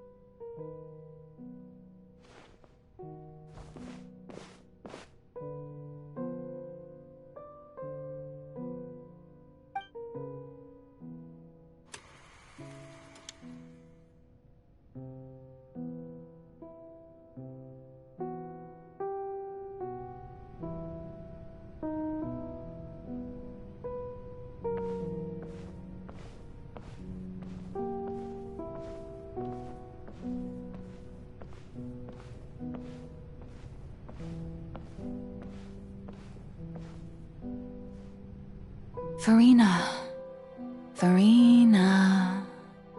Huh? Who's that? Who's calling me? Where are you? Be not nervous. Be not afraid. I am before you. Wait a moment. You're mirror me? How can this be?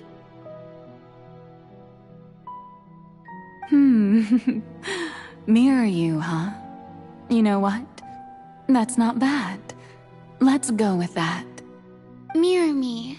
What do you wish to say? The prophecy. Have you heard of it? What prophecy? Wait. I know. I think. I don't know why, but it's in my head somehow. The people will all be dissolved into the waters, and only the Hydro Archon will remain, weeping on her throne. Only then will the sins of the people of Fontaine be washed away. Oh, very good. You know it well. What's going on? I can't seem to remember anything clearly.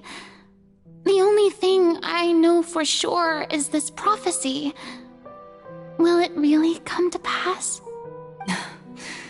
Yes, it will. And that is why I've come to you. Disaster will come to Fontaine sooner or later.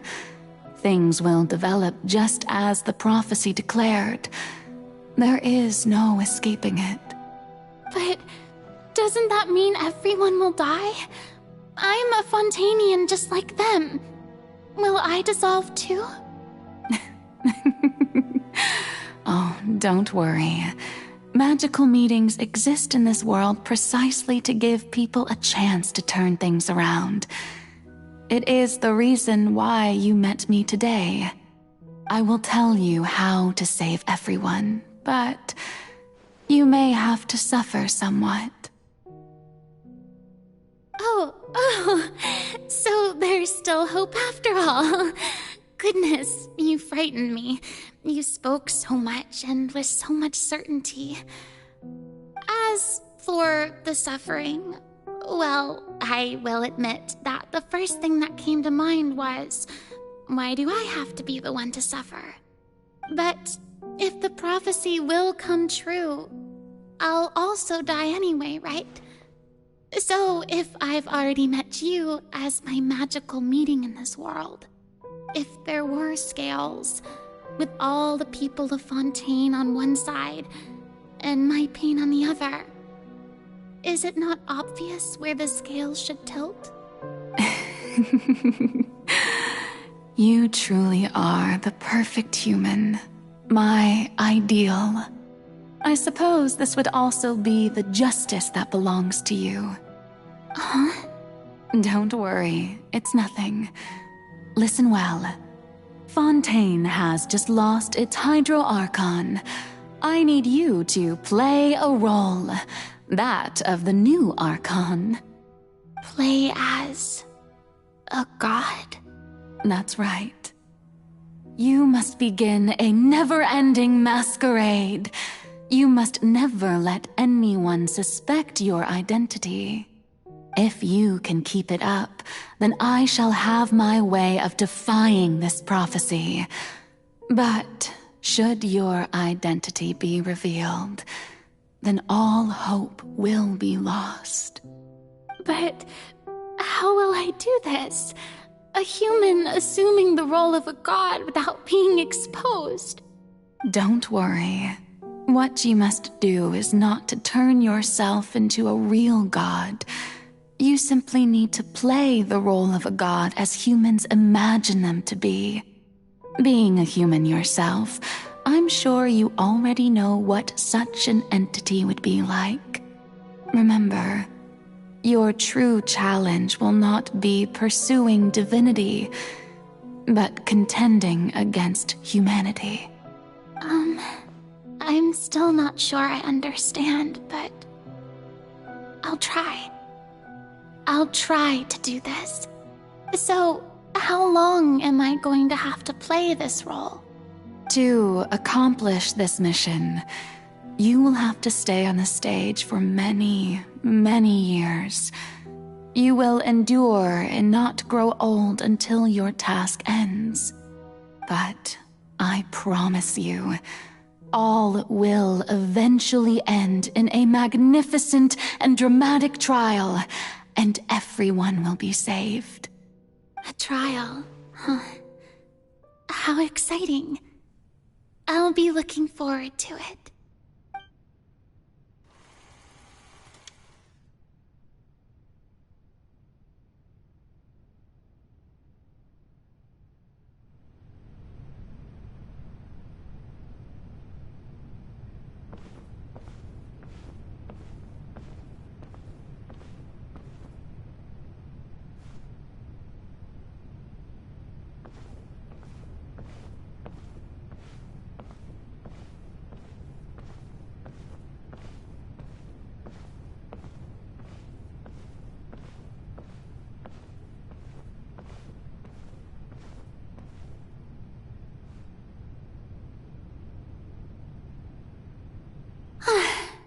The Maison Cardinalise has announced my accession, but this is my first time facing the people.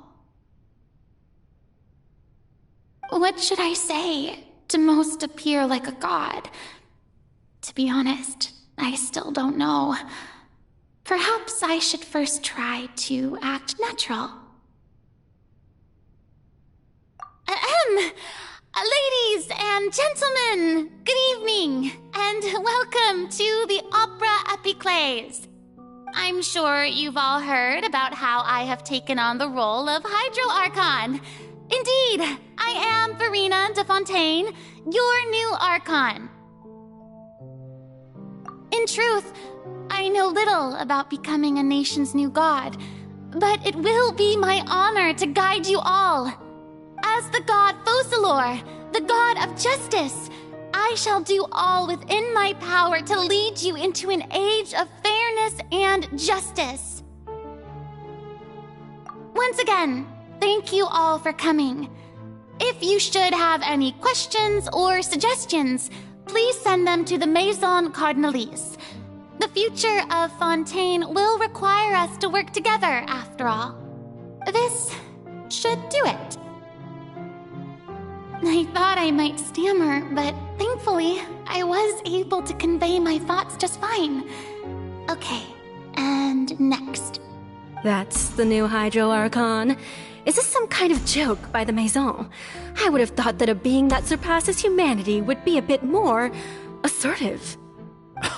Hey, did you hear that? She even told us to send her suggestions there at the end. Shouldn't gods be all-powerful? She's being so modest. What's the difference between her and an ordinary person, then? If you ask me, perhaps the succession didn't actually happen. She might just be a Maison-backed puppet. Wait, what's going on? Why is everyone suspecting me of being a fake? Oh, this is bad. If I get exposed here, there'll be no saving the people from the prophecy. Right. Mirmi said that I just need to play the role of a god as humans imagine them to be. Calm down, Farina. Think. What do the people want? How would they imagine a god to speak and act? Assertive, with a strong sense of presence. One who can dispel all doubt. That is the character I'm fated to play.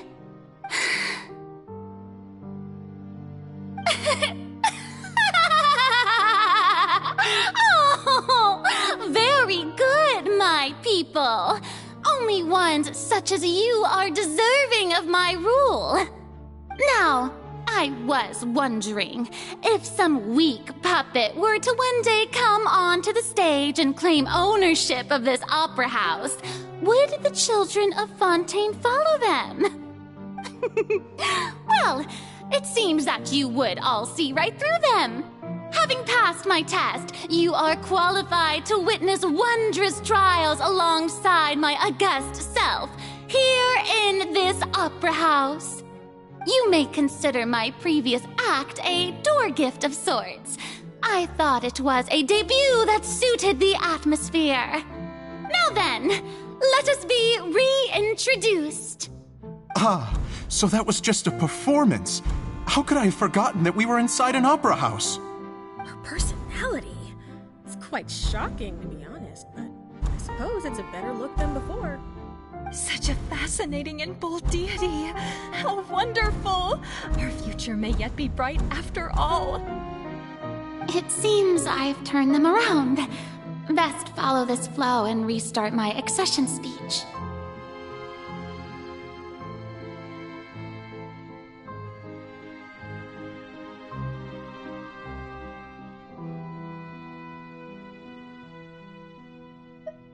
My dear people, whether you acknowledge me or not, whether you trust me or nay, I say to you, keep faith in your ardor for justice. We have heard it said that this nation's sins can no longer be washed away. Well, I say that justice is most fragrant when it blooms amid sin.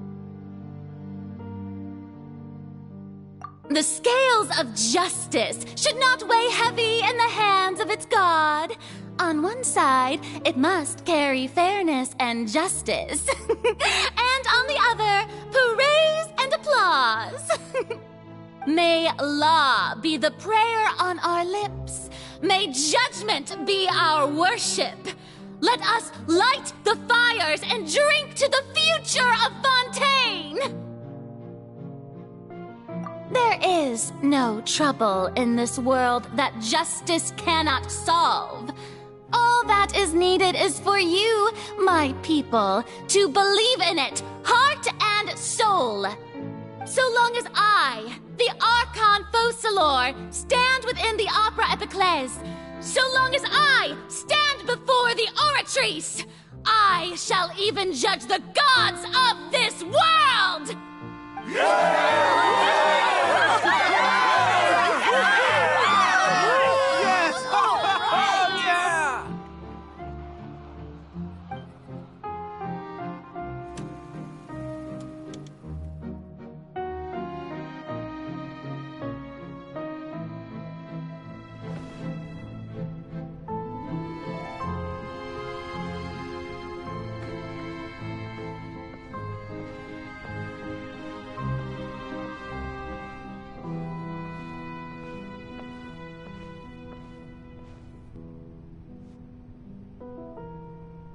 Lady Farina, here are today's case reports, as well as a summary of the follow-up for your perusal. Come now. Was I not just at the Opera House in person? Leave these kinds of things to Neuvillette. Besides, none of these trials were the one that I'm looking forward to the most. If I may be so impertinent, what kind of trial are you truly looking forward to? A magnificent, dramatic, and wondrous trial. A trial to end all things. How could you hope to understand? That's true. I fear I lack the ability to grasp your divine thought, Lady Archon. No need for fright, and do not take what I said before too seriously. Go now, do your duties. The trial I await. It will come one day.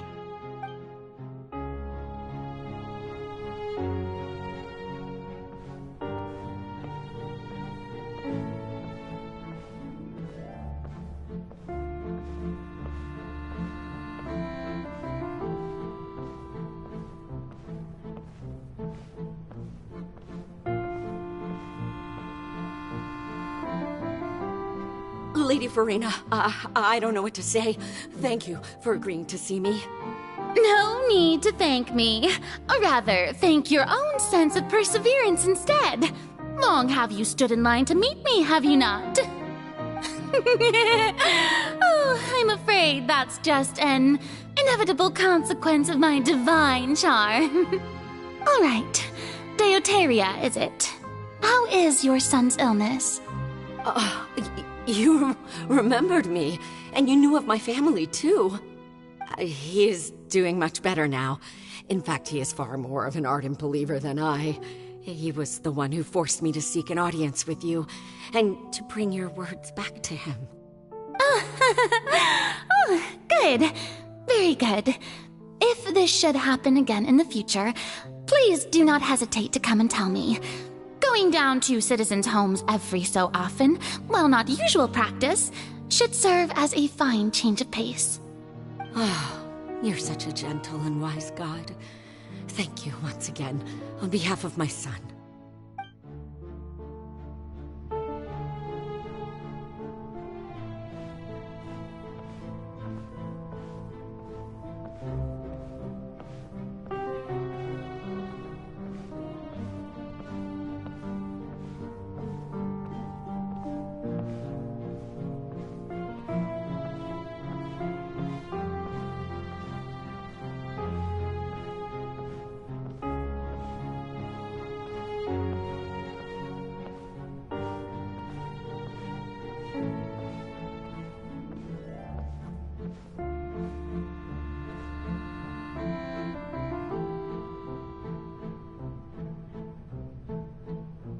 Lady Farina, here are the latest hydrological reports.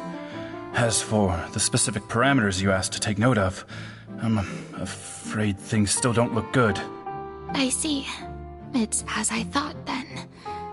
As your god, I did already expect this, but I wanted to see how far your human wisdom would allow you to analyze it. All manner of signs indicate that the prophecy will still come to pass. Forget it. That's not something you need to worry about right now. Well, as I understand it, the Fontaine Research Institute is also trying to find a way to counter the rising water levels. Really? Have they found anything? I'm afraid that they haven't found any effective solution thus far. Oh, is that so? Well, no wonder. This issue has reached the realm of the gods, after all. Still, their spirit is praiseworthy.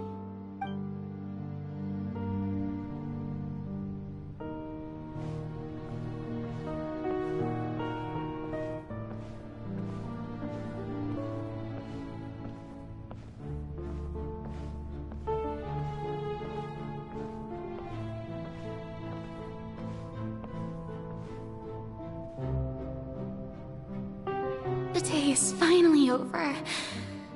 I haven't had a moment to breathe this whole time. But it's good to see that everything's getting on track. there are no longer any voices of suspicion. Maybe this is fine. I just need to keep going, and everyone will be saved. Alright, Farina, don't think too hard about this. You need rest. Tomorrow's a new day.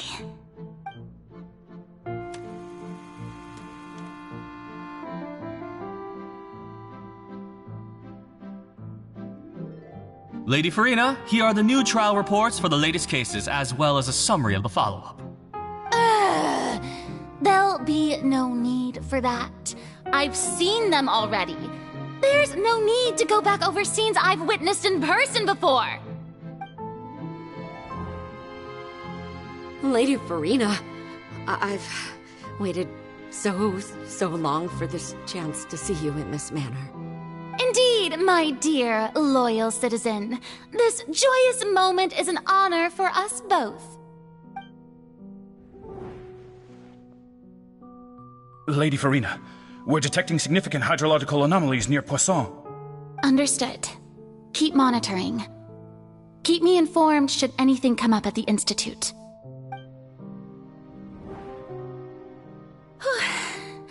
I don't think I let anything slip today. I must show the people that there is nothing to worry about. I just don't know when these days will end. I feel utterly exhausted. Best to rest early today, too.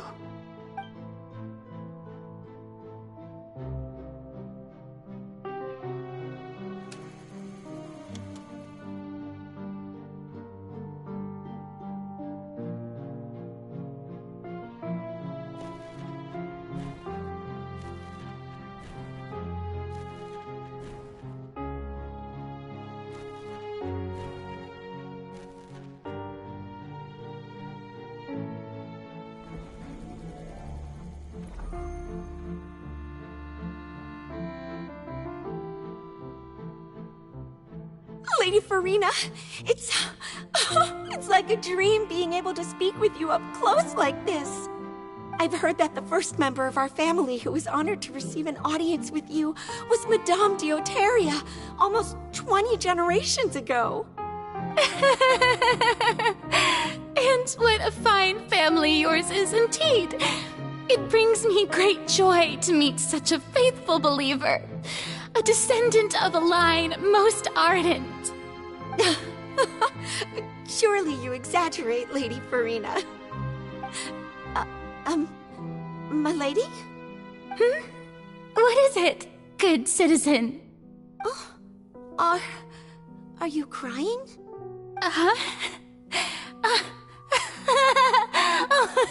Really now? I didn't even notice. This must be the overflow of hydro from my person. Well, can't quite help being the god whose dominion is the waters, can I? No wonder. No wonder. A manifestation of your power, then. Oh, Archon, I am honored to have witnessed it. Honored indeed.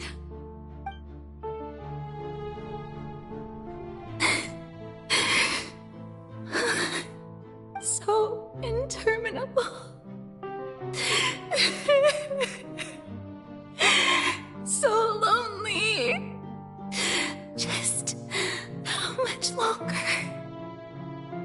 Hundreds of years must have passed by now. Perhaps the show must go on for hundreds more. I never imagined that it would hurt so much.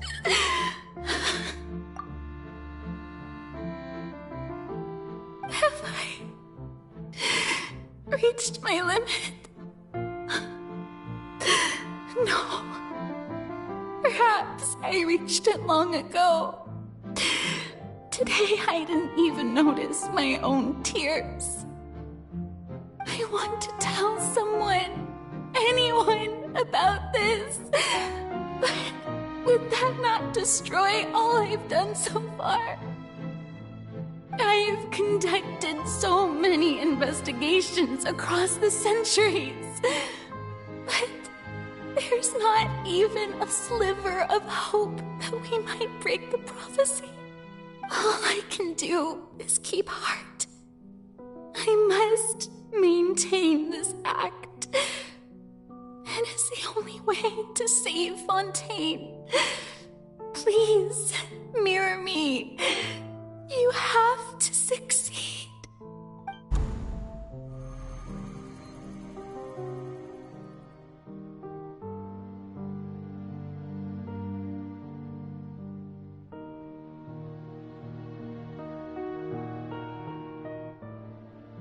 Furina, you don't have to shoulder this burden alone. Although I don't know what you might be keeping from everyone, your people are more than willing to share your burden with you.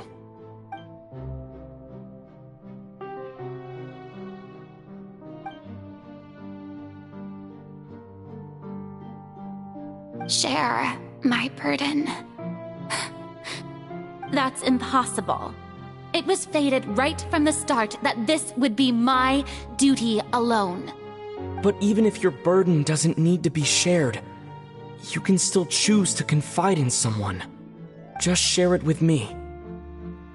I'm what you'd call a witness. A witness?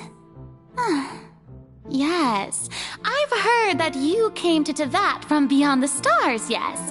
In other words, you never belonged here. And if Tevat is, in its entirety, a show on a stage, then you're just a spectator, aren't you? If that's the case... He's right. I could confide in him, couldn't I? But if things don't play out as expected, the people of Fontaine will be the ones to pay the price. No, Furina. You shouldn't be selfish. But what if it's really alright? Furina, you've worked so hard for so long. Surely it would be okay to put yourself first for once. Just this once. Is it such an outrageous thing to do anyway? To find someone in whom you can confide your frustrations and sorrows? Surely it could not hurt. If you let this opportunity slip through your fingers, it might never come by again. Think about it long and hard.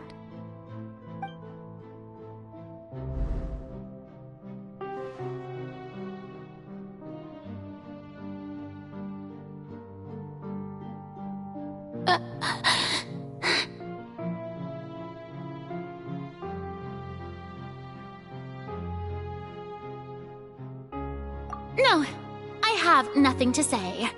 I am Furina, the Archon of Fontaine. Everything will surely get better. All you need to do, dear spectator, is to witness my performance until the curtains fall.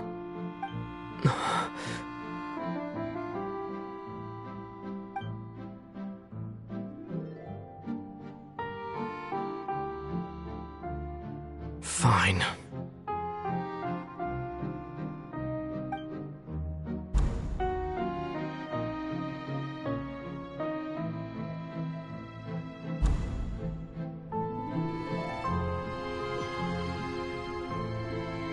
So even Furina doesn't know the truth? You've never once let her in on the full plan? Yes, it had to be done. To deceive the heavenly principles, you must first deceive yourself. She did very well. If she had let her resolve falter even once in these 5 centuries, Fontaine would have been doomed to the most tragic fate. It seems that trusting humanity was the right decision after all. I believe that I understand how your deception works, but that is only half the truth. Is it not? How would you build on this foundation to save the people of Fontaine? That is the most important thing. Ah, good. Of course, the Iudex of Fontaine has pinpointed the crux of the issue. I'm sure you've long sensed that the Oratrice is no simple machine. Yes? I've always suspected that it had its own consciousness. And Lenny did mention that he heard a human voice within the core chamber. It now seems that that person was you, hidden within the machine all along. Am I right? And then I became one with the Oratries, taking Fontaine's gnosis with me. Yes, it would seem so, wouldn't it? Alas, your understanding of this device still lacks sufficient depth. In truth, it is no enactor of justice. It is, in fact, a device created to kill the god of justice. I beg your pardon? Oh, you have it. And to be more precise, not only will the Oratries take down the god of justice, it will also take down the divine throne upon which she has been placed. I mean, did you think I would be the sort to enjoy peaceful repose while Farina suffered? My work over these last 500 years has been to constantly accumulate indemnitium within the Oratries. But really, some have already discovered that only a small fraction of the energy generated by the device was ever used to provide power to Fontaine. The vast majority had to be, accumulated to enact this death sentence. It was all a part of your plan, then? Both the trial and the sentence? Indeed. This power, accrued over 5 centuries, could have sustained Fontainians for millennia had it only been used for that purpose. Almost all of it has now been stored within the Oratries. But only power of this magnitude could hope to destroy the Hydro Archon's divine throne, shaking the rules established by Celestia and breaking through the institution that is the Seven. So the Oratrice's call for death was for neither Farina nor Focalor, but for the Hydro Archon. The destruction of that divine throne. If I do not misunderstand your intent, you must be... returning what's rightfully yours to you, of course. In other words, this was all done to return the authority of the Hydro Archon to the Hydro Dragon of this planet. But...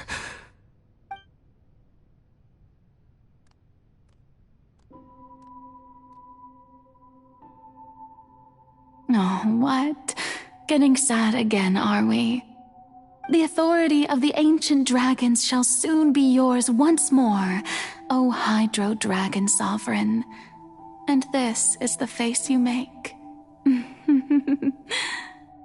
All you've done throughout the years is just so you can sacrifice yourself at the very end. I've never quite seen it that way, you know. Even now, I'm quite pleased at how well my deception worked.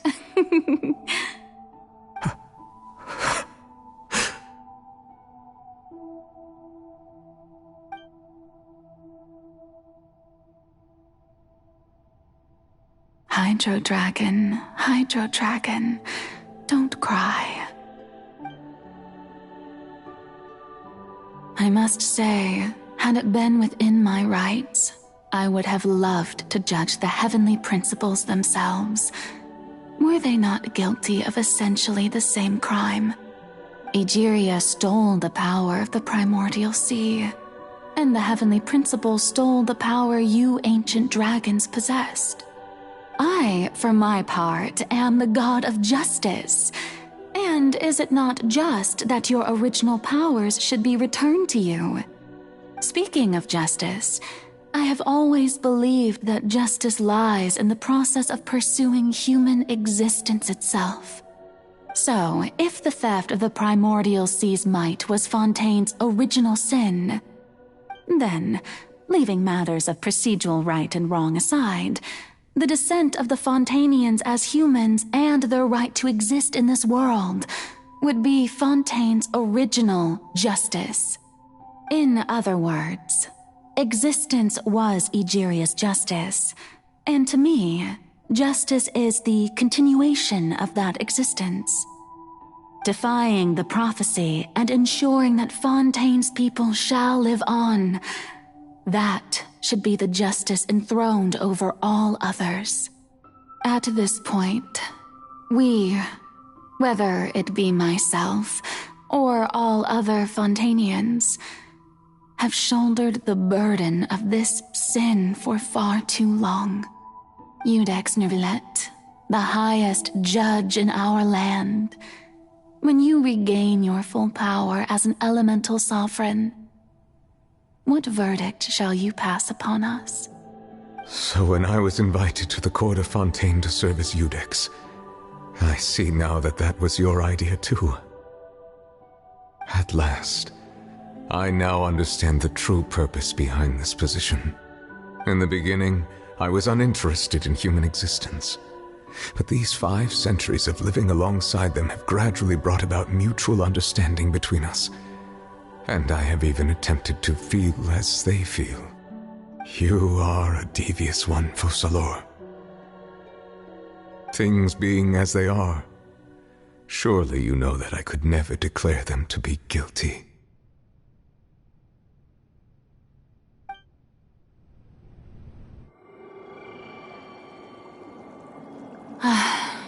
The hour of my execution is almost here. For the sinner, the curtain call has come. I know I may not sound it, but faced with death, I find myself a little afraid. Perhaps this is one thing both gods and humans have in common.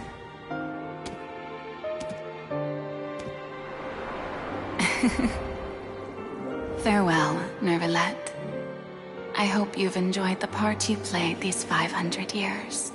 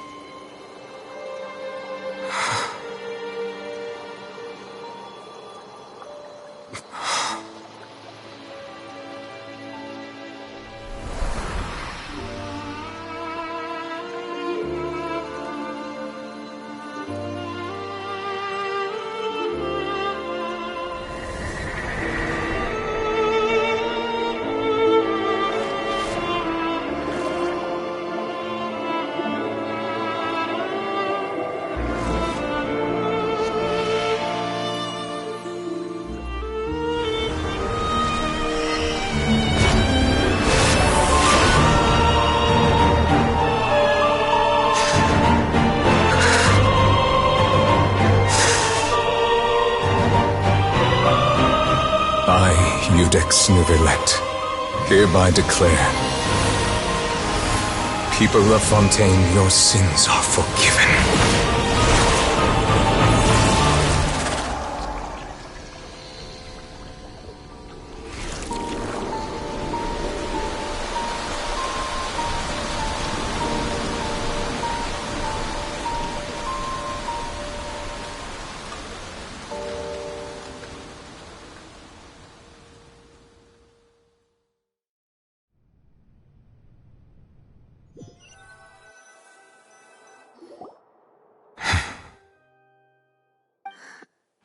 What just happened?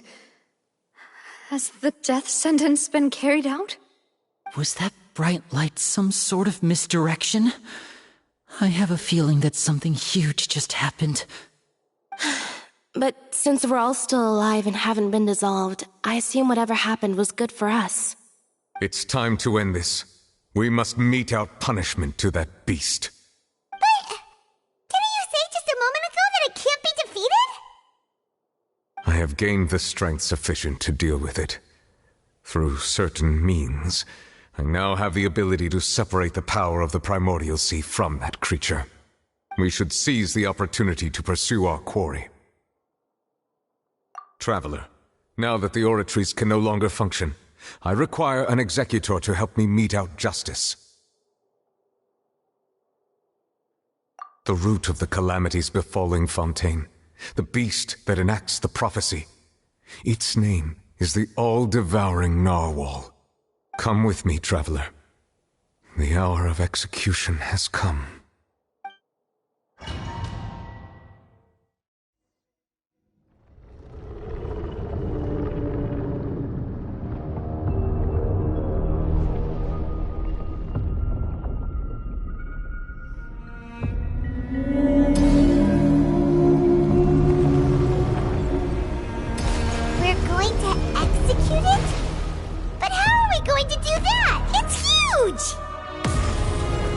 Done my best to separate the power of the Primordial Sea from the whale. But considering the size of the beast, I cannot reach the power source.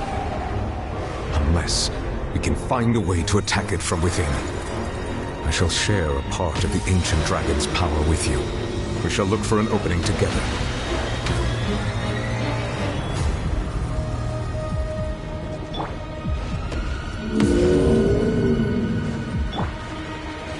There is no escape. Huh? No, I can feel its sorrow turning into hostility.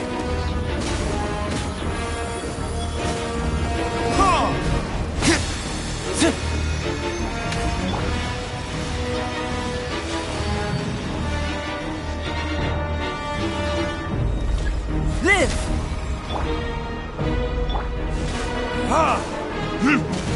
Illusion shattered! The all-devouring narwhal cannot resist its instinct to devour. Continue to trigger its hostility, and chance will present itself.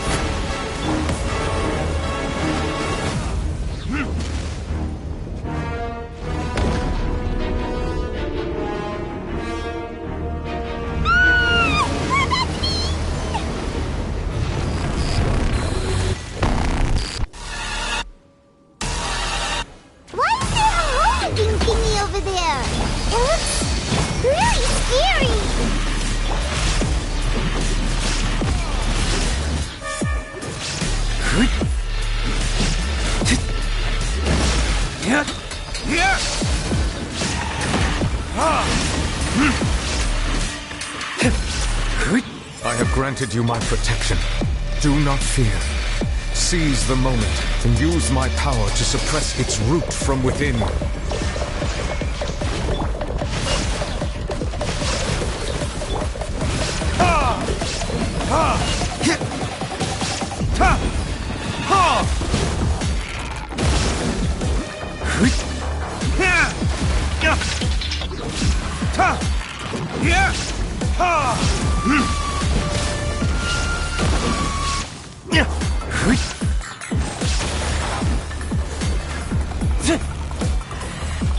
Burst forth!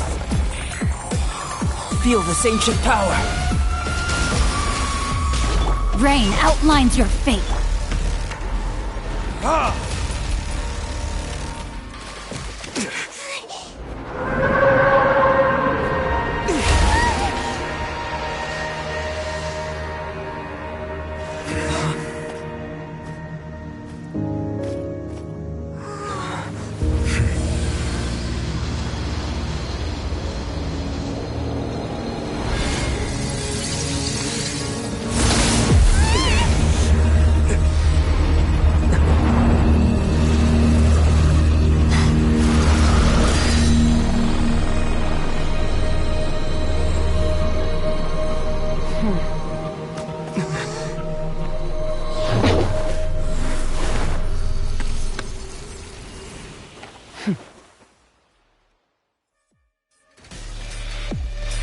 Thanks for helping with the cleanup. It should have been my job, but... oh well. It was just supposed to be a short private training session for me. I didn't think that my disciple and my master's pet would start brawling in the meantime. Well, actually, I had a feeling that it would happen at some point, but they bumped into one another earlier than I thought. What a blunder. I suppose I'll have to swing my sword 3 million times as penance.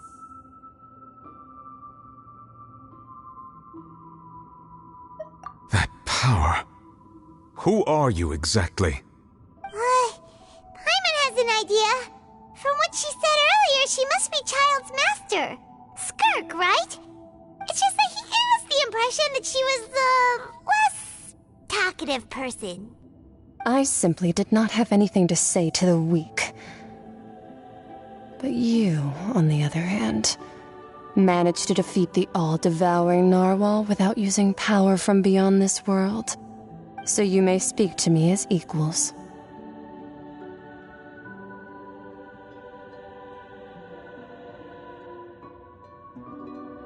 I have to agree. It's a strange use of a planet's primordial waters just to raise an all-devouring narwhal. That kind of power is wasted on it. It's not cooperative. It eats too much. And I have more important things to do with my time than pet sitting. The only thing that creature has going for it is its looks. All in all, it fails as a pet. Miss Skirk? I think you might have missed the point. The point being? Well, being that this pet almost destroyed an entire nation. So what sort of person is your master? Well, Child's master's master. Wait, is that right? Oh, right. So you don't know him. Sorry, I assumed you did. His name is Sertologi.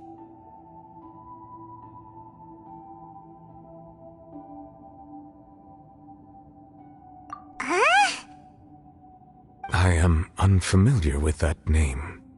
Huh. So Master isn't sufficiently famous.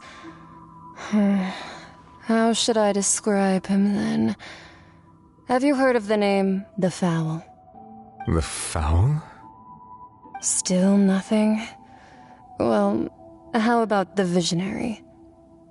Vetterfulnir then? Or Gold Rhine-daughter? Ooh, that one we've heard! Rhine-daughter's part of the Hexen Circle. She's Albedo's mom, right? Oh, so you do know that name. To be honest, I also heard all of those names and titles from my master. I don't actually know them either. But I suppose you understand now, yes? My master is likely a similar sort to Rhine-daughter. They are both pursuing some form of perfection. Wait! Didn't you also mention a visionary person? Paimon didn't quite catch their name. Actually, never mind that. I believe it expedient to inform you that the all-devouring narwhal used up nearly all its strength fighting you. Such roiling hydro energies will prove difficult for the planet's deep seas to digest. As such, the fontaine back on the surface has most likely been thrown into chaos. In other words, the prophecy that you've been fretting over should now be in full swing. What?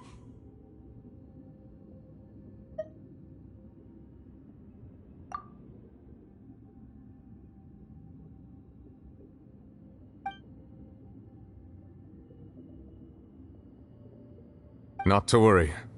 Focalor has already managed to deceive the heavenly principles.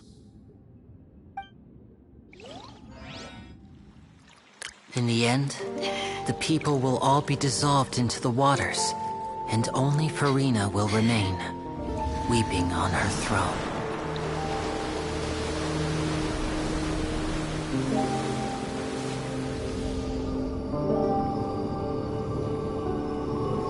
Only then will the sins of the people of Fontaine be washed away.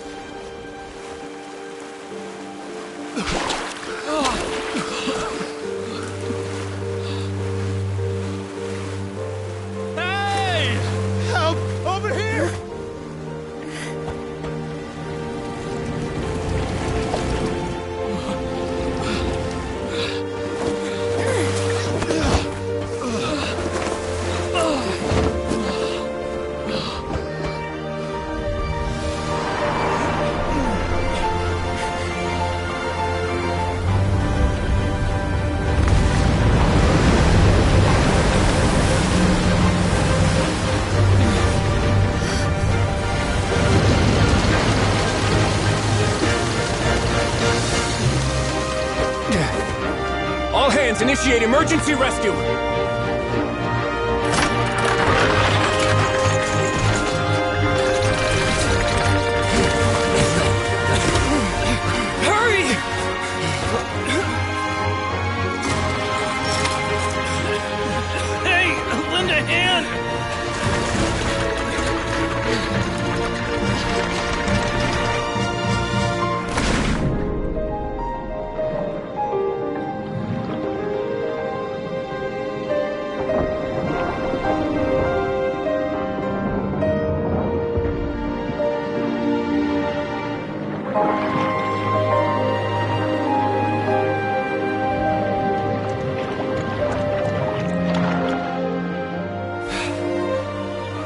Look!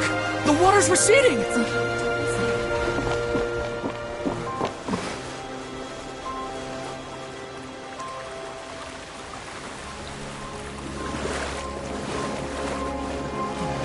It's a miracle! Water's receding. We didn't dissolve.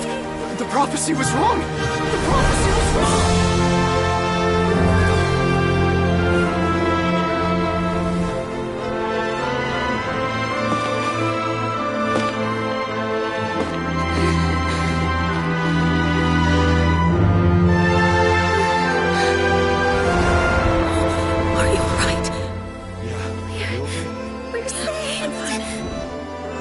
The prophecy was wrong.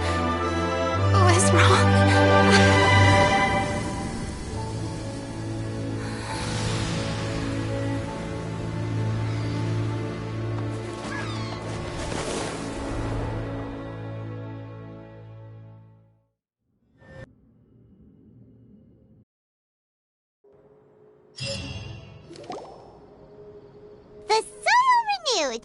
The Spina di Rosula talks post-disaster rebuilding. I recently visited Poisson to meet with Miss Navia, spokesperson of the Spina di Rosula, and we spoke about Poisson's present and future. Old soil can still give birth to new bloom, Miss Navia stated.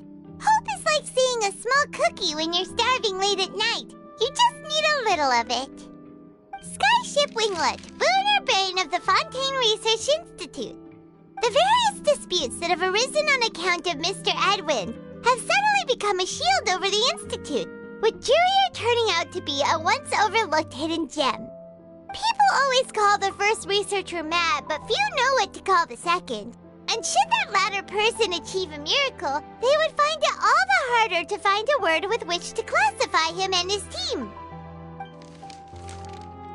Wow! Paimon barely recognizes the people in the reports. Are those really Jurier and Navia? They sound like real big shots.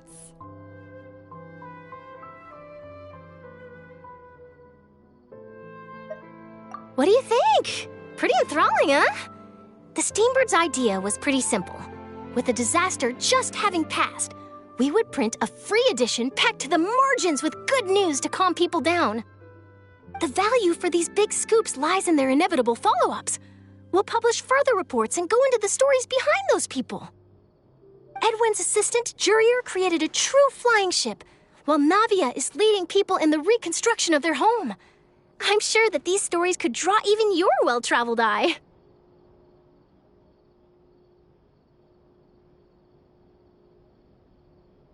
Paimon's curious too! Wait a minute. Didn't we watch everything happen from start to finish? What's there to be curious about? And that's exactly why I'd like you to come conduct interviews with me. You're the best incubators of news, if you haven't noticed. And also, with you around, I'm sure I'll get to see that Duke. Are you sure? Hasn't he turned you down several times already? Oh, this time will be different. Come on, let's head to Poisson first, and then make a trip to the fortress. There are some things you'll only know when you get there.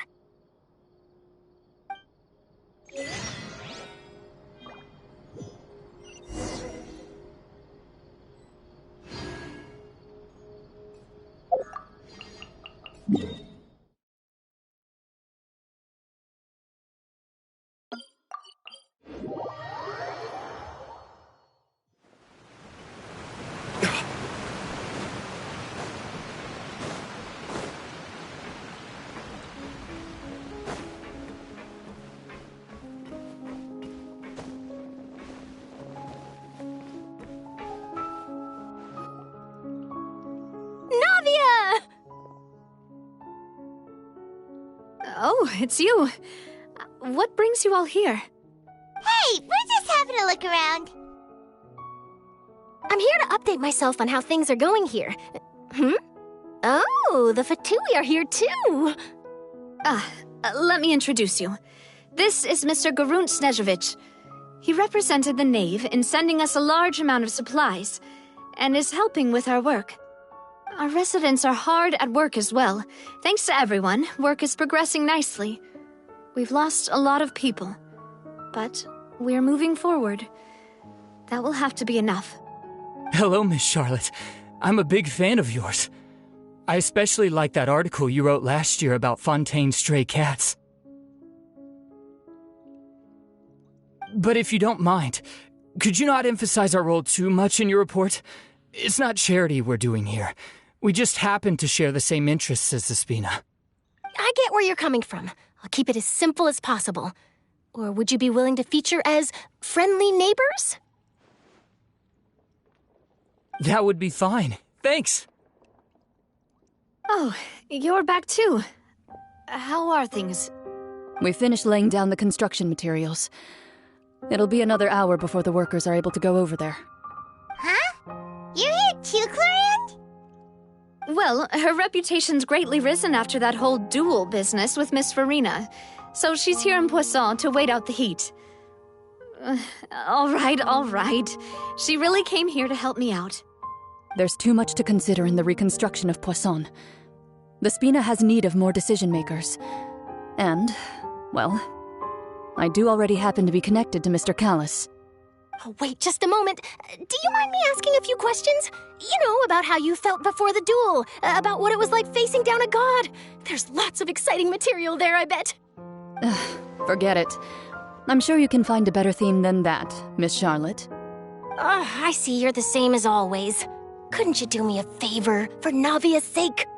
Well, if we're talking about doing things for my sake, you might as well just take a few more photos of me. Or of the Traveler. It's better than wasting time persuading Clorinde, at any rate. Of course I will. I'm not gonna let him off that easy. All right, then everyone who wants to be in the photo, gather up. And smile.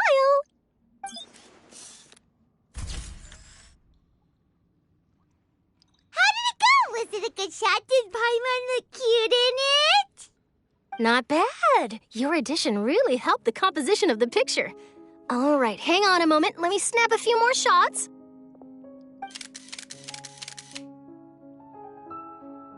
All right, that should do it. I'll be back here later anyway, so let's call it a day.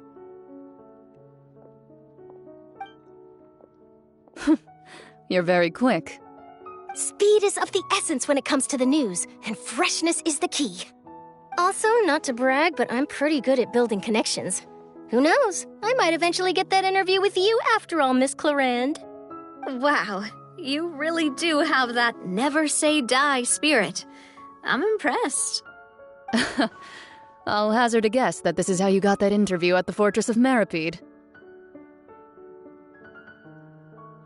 Whoa, you're well informed. Let me make a guess, too. I asked Sijuin, who told Monsieur Nervillet, and he told you, right? That's a very complete information chain. In truth, all Monsieur Nervillet asked me was, when did the fortress become so friendly towards the media? I told him that it was best not to speak too soon. There's no guarantee that Ridesley will make a personal appearance. You're right. I've got to treasure every moment I have with them. In which case, I'll be making a move first. Stay safe now. And tell me if you hear anything interesting. I'll treat you to afternoon tea in exchange.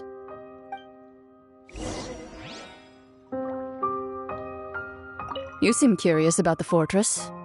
Of course. That Ridesley. I still remember going down to the fortress to grill him for information on my father's case. Boy, did he take me for a ride. Without telling me anything, of course. But he did invite you to tea, didn't he? 2 large pots of it, in fact. It was good tea, though. I have to agree. The tea there is very good.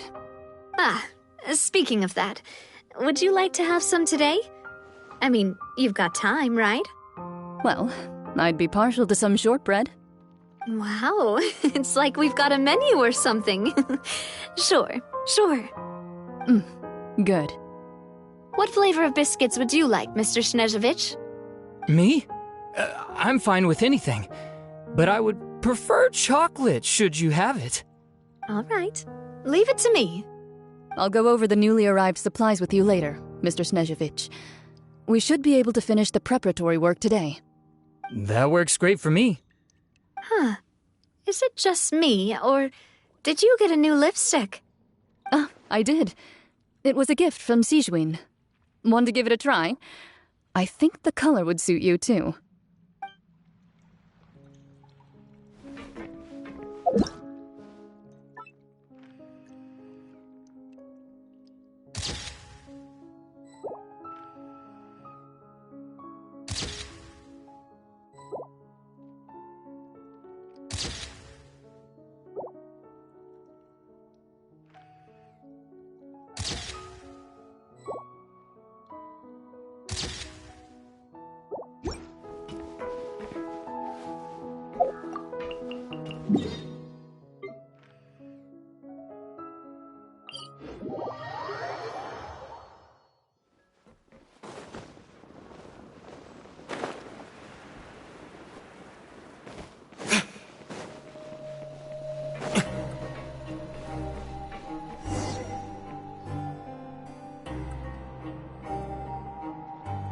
Wow, guess we're here again, huh?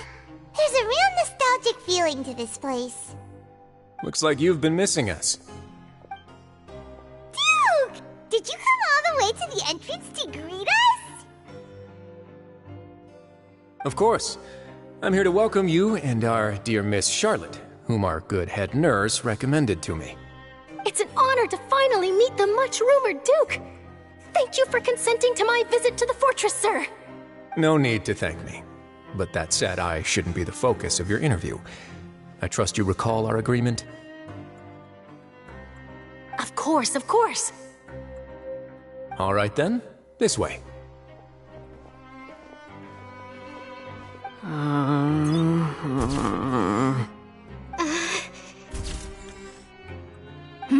Hey, no need to be so nervous. I've already taken all the photos we need. Miss Charlotte, do these pictures really need to be published on the cover of the Steambird? It would seem that Miss Lorvine doesn't want her face to appear beside that of Mr. Jurier, Sir, please don't say things like that. But it looks like dear Mr. Jurier denies it. Might this interview be very important to you, then? No, I just...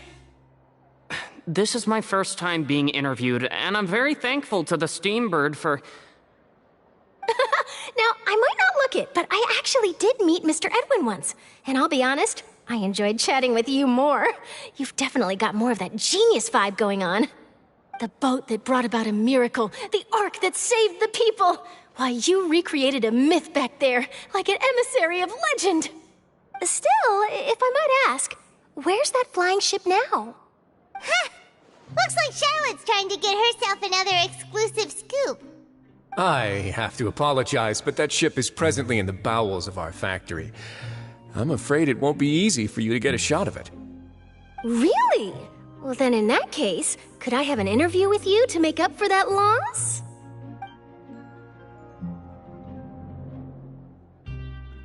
You already know my answer, I'm afraid. Best you interview our head nurse instead. Or perhaps you'd like to take another photo of this couple of researchers? Did you really have to use the word couple?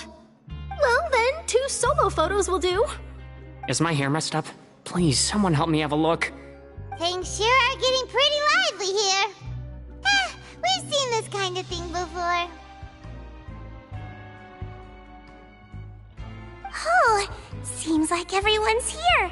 Would any of you like to try this new drink I came up with? Ah, Sijwin. Hey, Miss Charlotte. Why don't you, take some pretty photos of our head nurse? Sure. Come on, Miss Sijwin. Over this way. Let's find a brighter spot. Huh? Sure. Do I have to smile? So, how have things been at the fortress?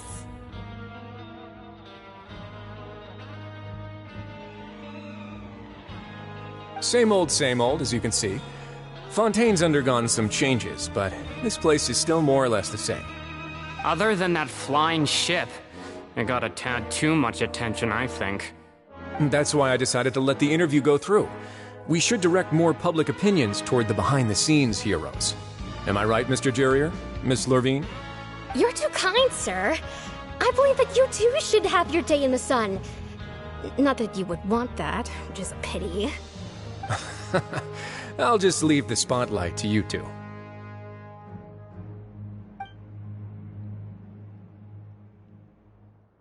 I see.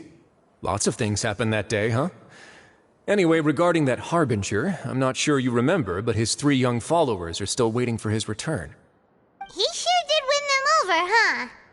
I'll tell them that there's good news and bad news. The good being that their boss seems fine, and the bad being that they must face extended sentences for abetting his escape.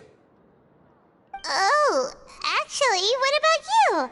Are things gonna change for you too? What change can there be? The Fortress will keep chugging along, and so will my duties.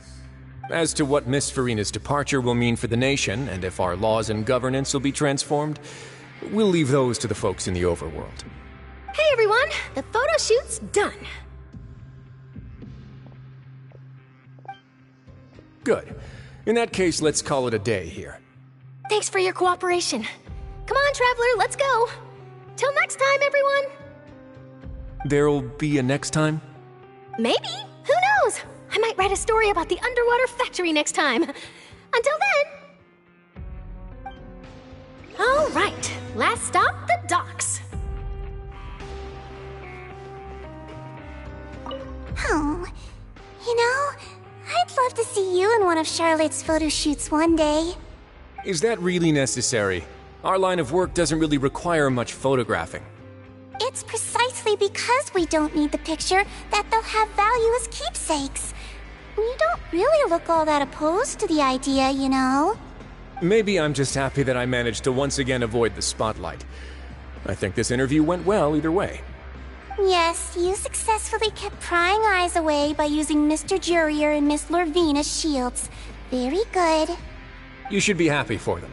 They have a bright future ahead of them.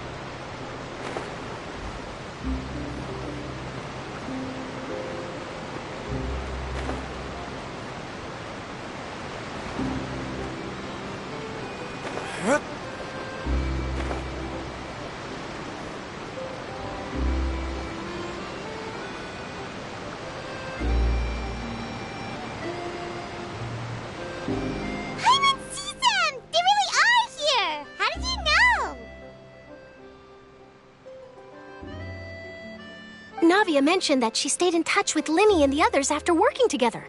Apparently, they've been at the docks distributing these strange pockets the whole time since. Traveler, Paimon. Ah, and Miss Charlotte, too. Would you like a magic pocket? What sort of gadget is it? It's a wondrous bag that can be used to carry many things. The water level has returned to normal, but if you see any of your things floating around, you can use this to carry them. Or you could trick a friend into doing it for you. Trick a friend? I wonder which of my friends would fall for that.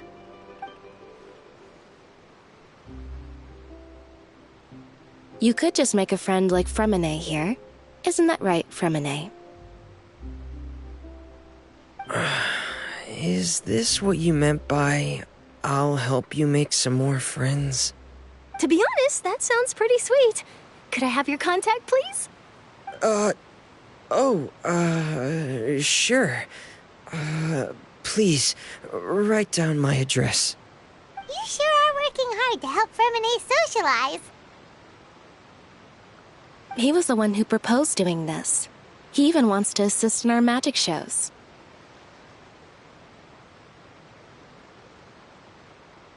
Yes, I was planning to first introduce Pear as an assistant, and later Fremine himself.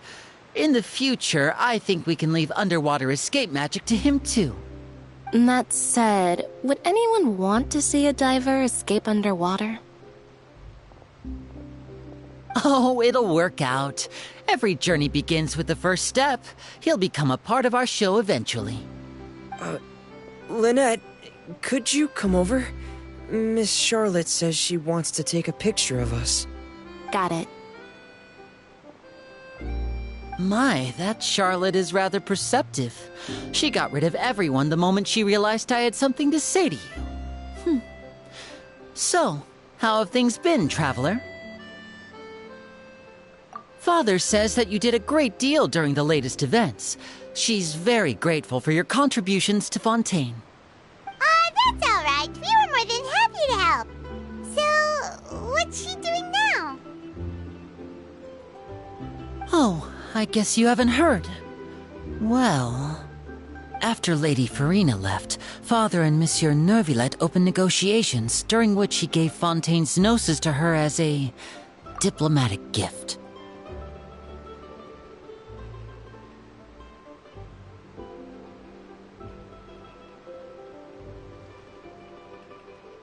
A diplomatic gift? A gnosis?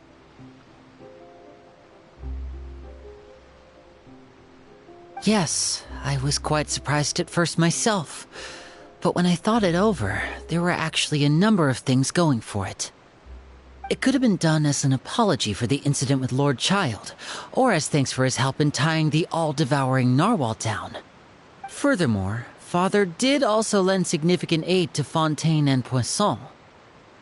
Well, that's true, but this is a gnosis we're talking about.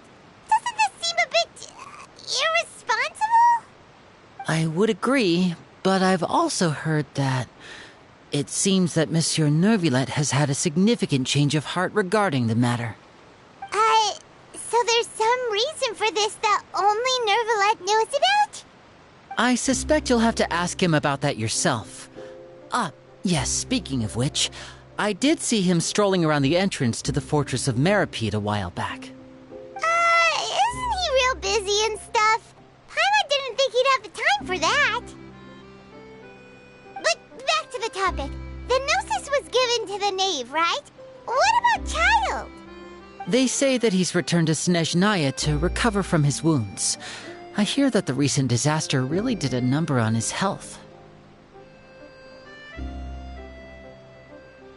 That's true. When you think about it, we've had loads of run-ins with the Fatui. To think we'd be allied with them this time. So shocked by such a simple switching of sides?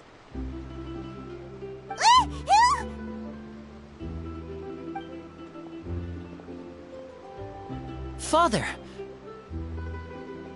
Well, what do you know? Come to the docks to see how my children are doing and meet the Traveler by chance. Please do not pay my accomplishments in Fontaine too much mind. I would have done them regardless. Are you going to take the gnosis back to Snezhnaya? That is our duty as harbingers, yes.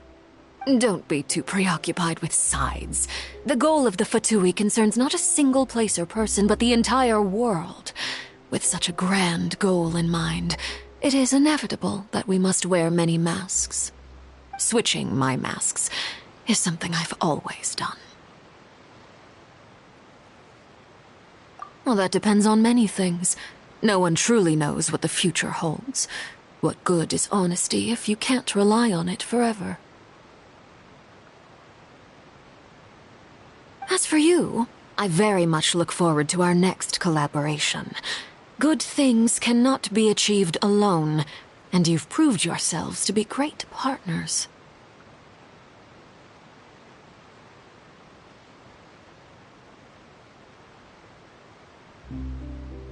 A vision? All right. I'll remember to return it. Thank you for keeping it safe for him this entire time. And that's a wrap for me. Huh? You're... Greetings, Miss Journalist. Hello. If I'm not mistaken, there are diplomatic channels I'll need to report to take a photo of you. That is correct. So forgive me, but I will not be able to serve as a subject in your article. However, feel free to write as much as you'd like about our dear magicians and our upcoming rookie talent. I will. The sea breeze is quite pleasant.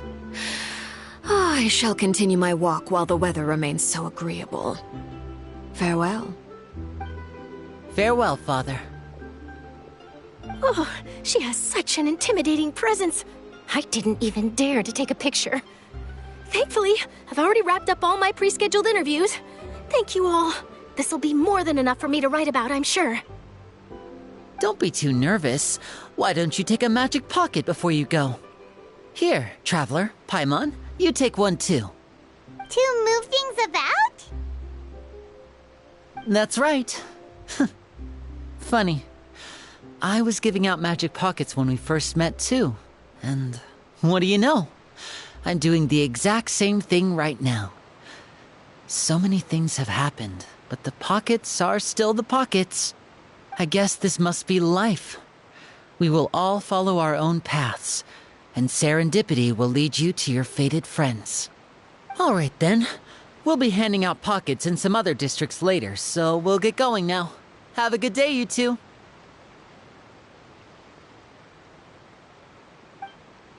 Well, guess we sent Charlotte off.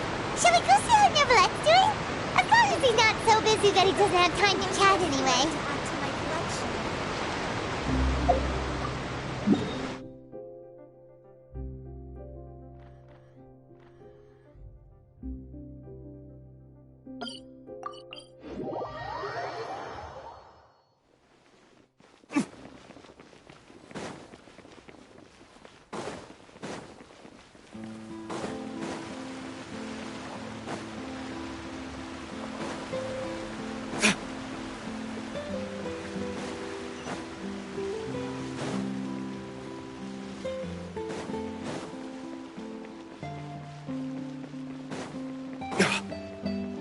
The entrance to the fortress!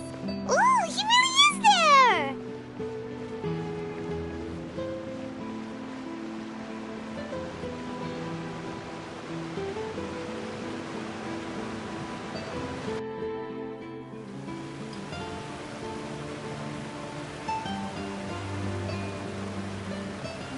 So, you really are here, Neverlette! Paimon didn't think you were going to have free time this hour of the day. Really? Oh, I suppose you must have met Mr. Linney. He took the time to greet me earlier when he passed this way. In any case, you came at a good time. I was just considering reaching out to you to set up a meeting, so I may explain some things that I haven't had the time to before. Aw, Paimon's glad that you remembered. Thank you for keeping us on your mind, what with you being busy and all. Alright, let's have it then. How was Fontaine actually saved? The whole business is still quite the mystery to us. It is strange how words can often leave a bitter taste in the mouth when it finally comes time to say them out loud.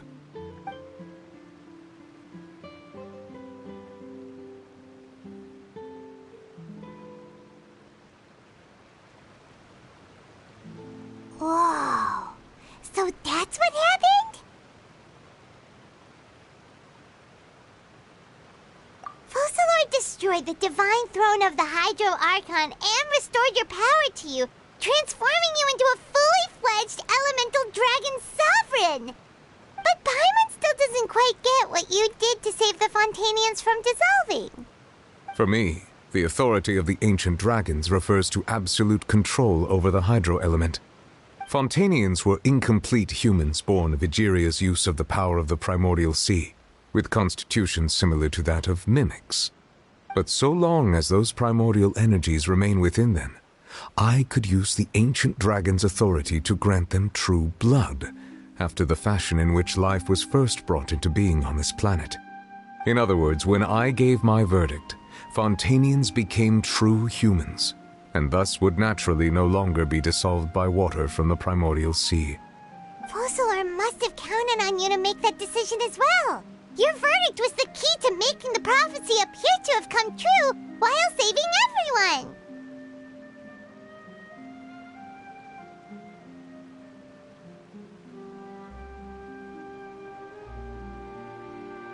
Yeah, and in a manner of speaking, Focalor finally managed to fulfill the original Hydro Archon's wish to turn Oceanids into real people too!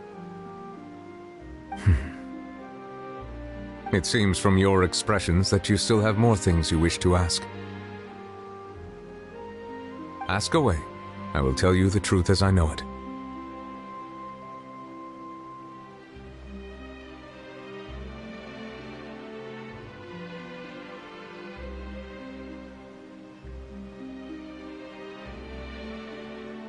I have investigated his case along many avenues, and I have learned that he once fell into an unknown chasm when he was young. There, by chance, he awakened the all-devouring narwhal. But whether it be by sentiment or reason, that should not have been enough to consider him the root cause of the disaster. At most, he would have had tangential liability. As for the judgment passed by the Oratrice during the trial, whether it was due to that liability by association, or Focalor deliberately using him to buy time for us on the assumption that he would be able to hold the creature off, I cannot say. Guess Focalor had Fontanians in mind the whole time. In the end, it was thanks to her that they finally became real humans. Hang on a second. Paimon suddenly got another question. Back when Fontanians hadn't yet become real humans, were the children they had also transformed Oceanids? Life has always flowed like water. Do you recall how Fontanians would often come to the Fountain of Lucine to pray for children? Yeah! Lynette said the fountain is where all the waters in Fontaine converge. In truth, even those couples did not know that such prayers were no mere custom, but instead a form of ritual. Those Oceanids who were blessed within the spring water would later descend as new humans in the coming months. Paimon sorta gets it now.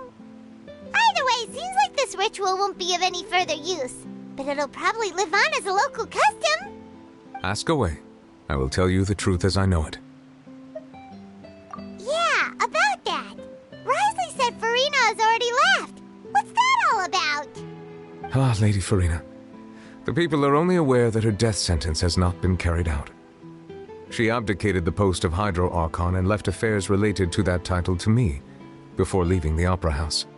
I related Focalor's words to her faithfully and completely. After hearing them, she seemed neither saddened nor comforted.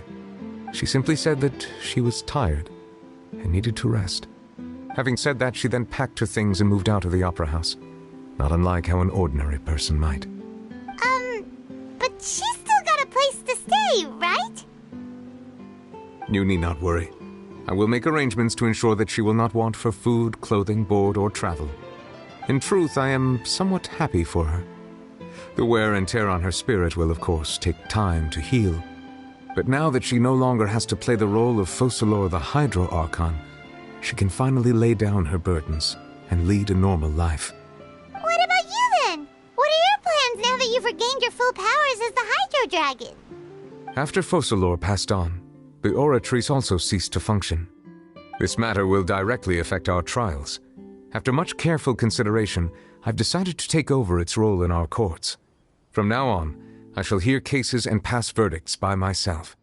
Looks like you're still considering stuff from the perspective of the Udex, huh? As an elemental dragon, there are indeed many things that I must do. But this power and this duty, in a manner of speaking, you could say that both were granted to me. As such, before I attend to my other responsibilities, I must first and foremost continue to serve Fontaine as its highest judge. The duty of the Hydro Sovereign and the duty of the Udex shall coexist within my person. Additionally, the Hydro Archon's departure has brought about another problem, which is that the Opera House shall no longer produce indemnitium. That's true. That power was derived from the people's faith in the Hydro Archon, wasn't it? Wait, but the various mechs and machines in the city are all still okay. Where are they getting their energy from? As I am now, I have full command over New Musia, and it can serve as a complete substitute. Another reason why I cannot quite leave Fontaine immediately. Wow. This ancient dragon's authority stuff is really quite useful, huh? Ask away. I will tell you the truth as I know it.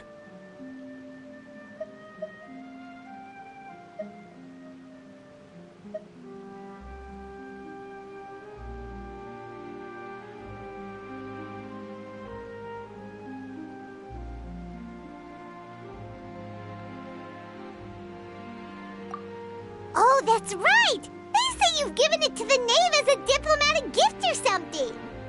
Leaving aside their intentionality, the two Fatui Harbingers have indeed done much for us during this crisis. Their sole remaining goal in Fontaine, at least at this point, would seem to be the Gnosis. The Oratrice has ceased to function. The Hydro Archon's divine throne is now no more, and I do not need the Gnosis's power. As such, it has lost all meaning for Fontaine. If the Fatui have impure designs, then we might as well accede to their request now, and avoid unnecessary conflict. What complicated considerations!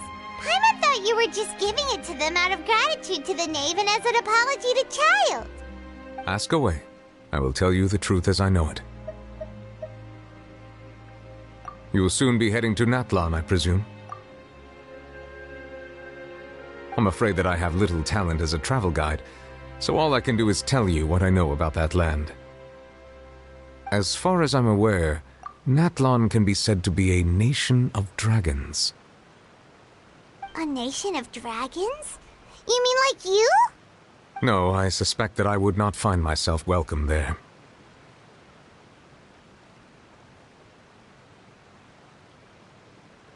Unlike ancient dragons such as myself, the dragons of Natlan have undergone long years of development and evolution. Large numbers of them have entered a form of coexistence with humanity. Natlan is also the nation of war. War ravages those lands like an undying flame. There is one other piece of information I got incidentally from my negotiations with the Knave that I believe may be useful to you. The Harbinger known as the Captain has thrown his hat into the endless ring of war.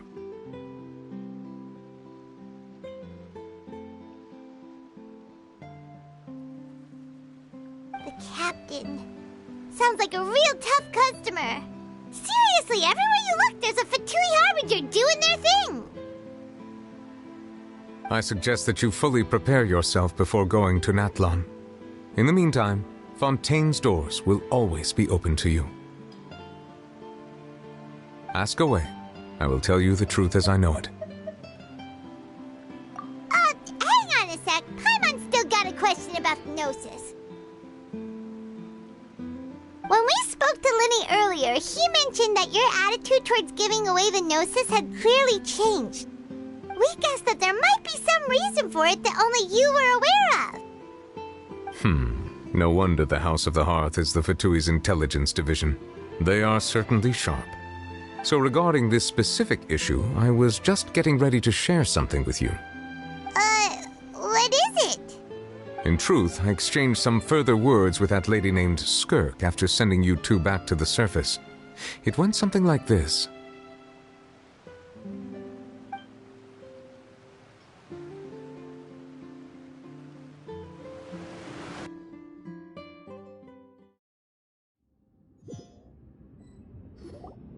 Well, we're going to head topside to see what's going on. You hurry over soon as well, all right, Nervalet? Whoa! What next? The all-devouring narwhal isn't here, so I'm no longer getting any interference. I can finally catch the scent of your power, what it's made of. It is the authority of the planet's primordial dragons, but with something very similar to a god's curse mixed in. It's quite a novel blend. I'm sure I've encountered something like this before. What was it again? I do not know what you speak of. Ah, of course. How could I forget? You should have the remains of the third Descender on your person, yes? Remains? I've never heard of any such thing. Huh. According to your parlance, I believe it may be called a gnosis. Well, that much is true. After Focalor's divinity faded, she handed her gnosis to me. But I fear I have never heard of it described in the manner that you just did. I've been training with my master, the Foul, ever since I was young, and I have never returned to the surface since. So most of the information I possess, I got from him. It is only natural for those who are greater than humanity to possess a different sort of common sense, which is why there are so many problems in our attempts to communicate with humans. Regardless, you should probably get rid of objects of misfortune to prevent any disasters from befalling you. To live in itself is a blessing. But once a person dies, the bonds he once had with this world shall all turn to curses. What do you mean by that? No need to fret. These are just my personal thoughts, and my reason for no longer wishing to return to the surface. This third Descender you refer to, who are they? And when did they die? Master never mentioned them to me. Perhaps it just wasn't that important for me to know. If you're interested, though, I could ask him. I'll be sure to pass the answer on to you next time. Next time? You believe we will meet again? I do. Wait. I have a disciple of my own, don't I? He can be the messenger, then.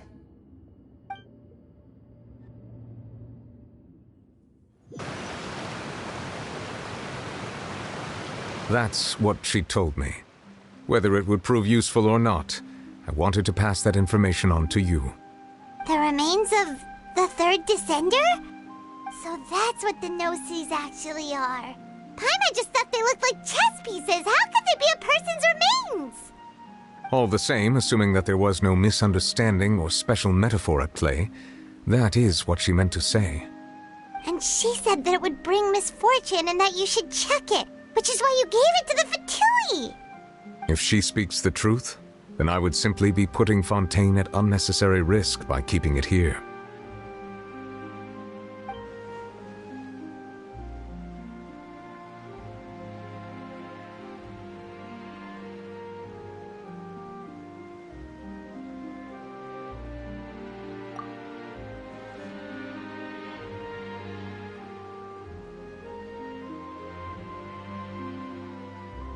I had guessed that you might already be familiar with this concept, but I did not expect you to be one of them. That means that the Gnosis, which are exceedingly element-compatible and can even enhance elemental abilities, do indeed come from the third Descender. I wonder, does your body also possess similar properties? Like being able to use elemental powers without a vision! That does sort of count as special compatibility, right? No, let's not think about this stuff right now. It just feels creepy. Comparing the Traveler to the dead third Descender and all. That's what you say, but this topic still feels like bad luck. Once Child recovers, let's get some more answers out of him. Or go look for his master and get the answers that way. I too believe it unwise to make too many blind guesses when information is lacking. The same is true of being at court. All right. Whatever the case, it seems like the crisis here in Fontaine's over for now. Yes. All of Focalor's efforts were for this moment as well. But she sacrificed herself in the end as a god, and she suffered through all those years as a human. Was that really what she wanted?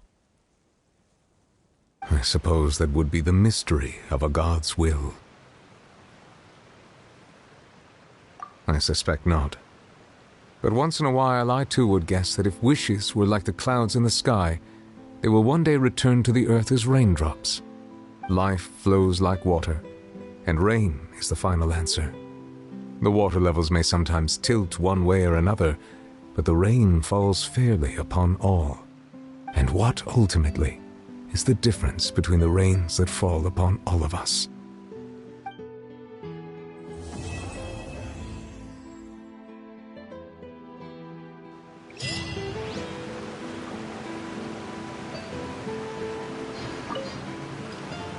It seems from your expressions that you still have more. Ask away. I will tell you the truth as I know it. I suggest that you fully prepare yourself before going to Natlan.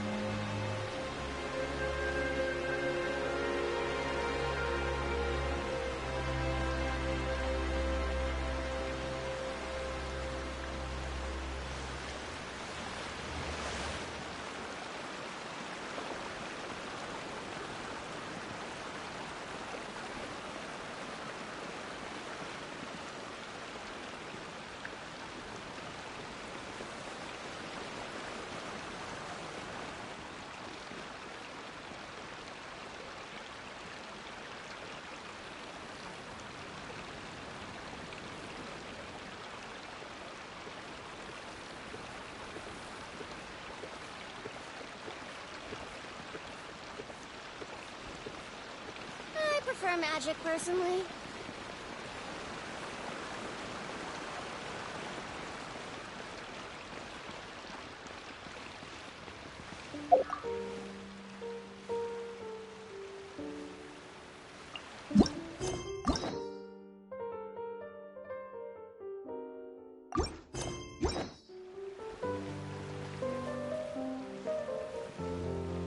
can't wait to see how this turns out. It needs a more romantic touch here. I think the hyper-emotional element you're adding is just, gratuitous.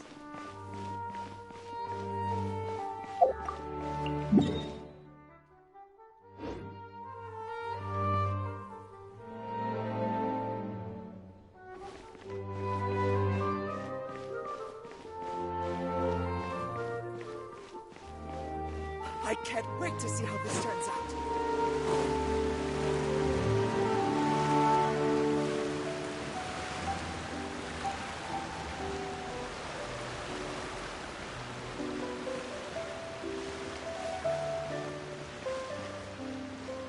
No two cases are... Welcome to the Opera Epiclese.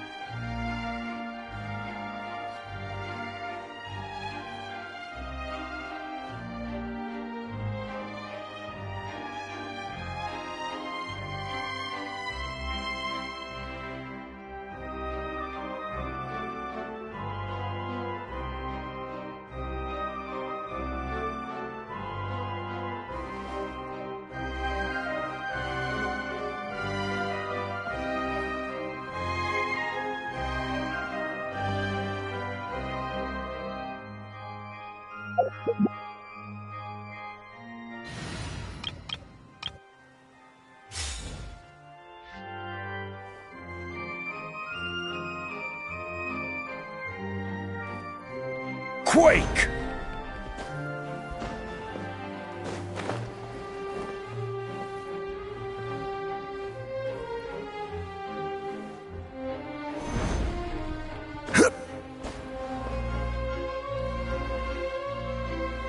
Brace yourselves.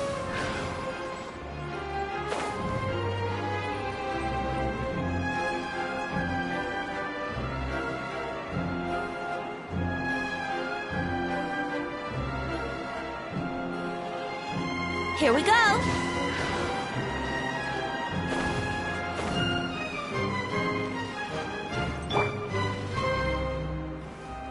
Rise!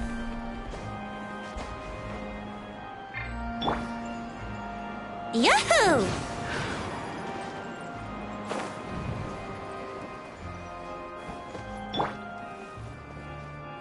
Crumble!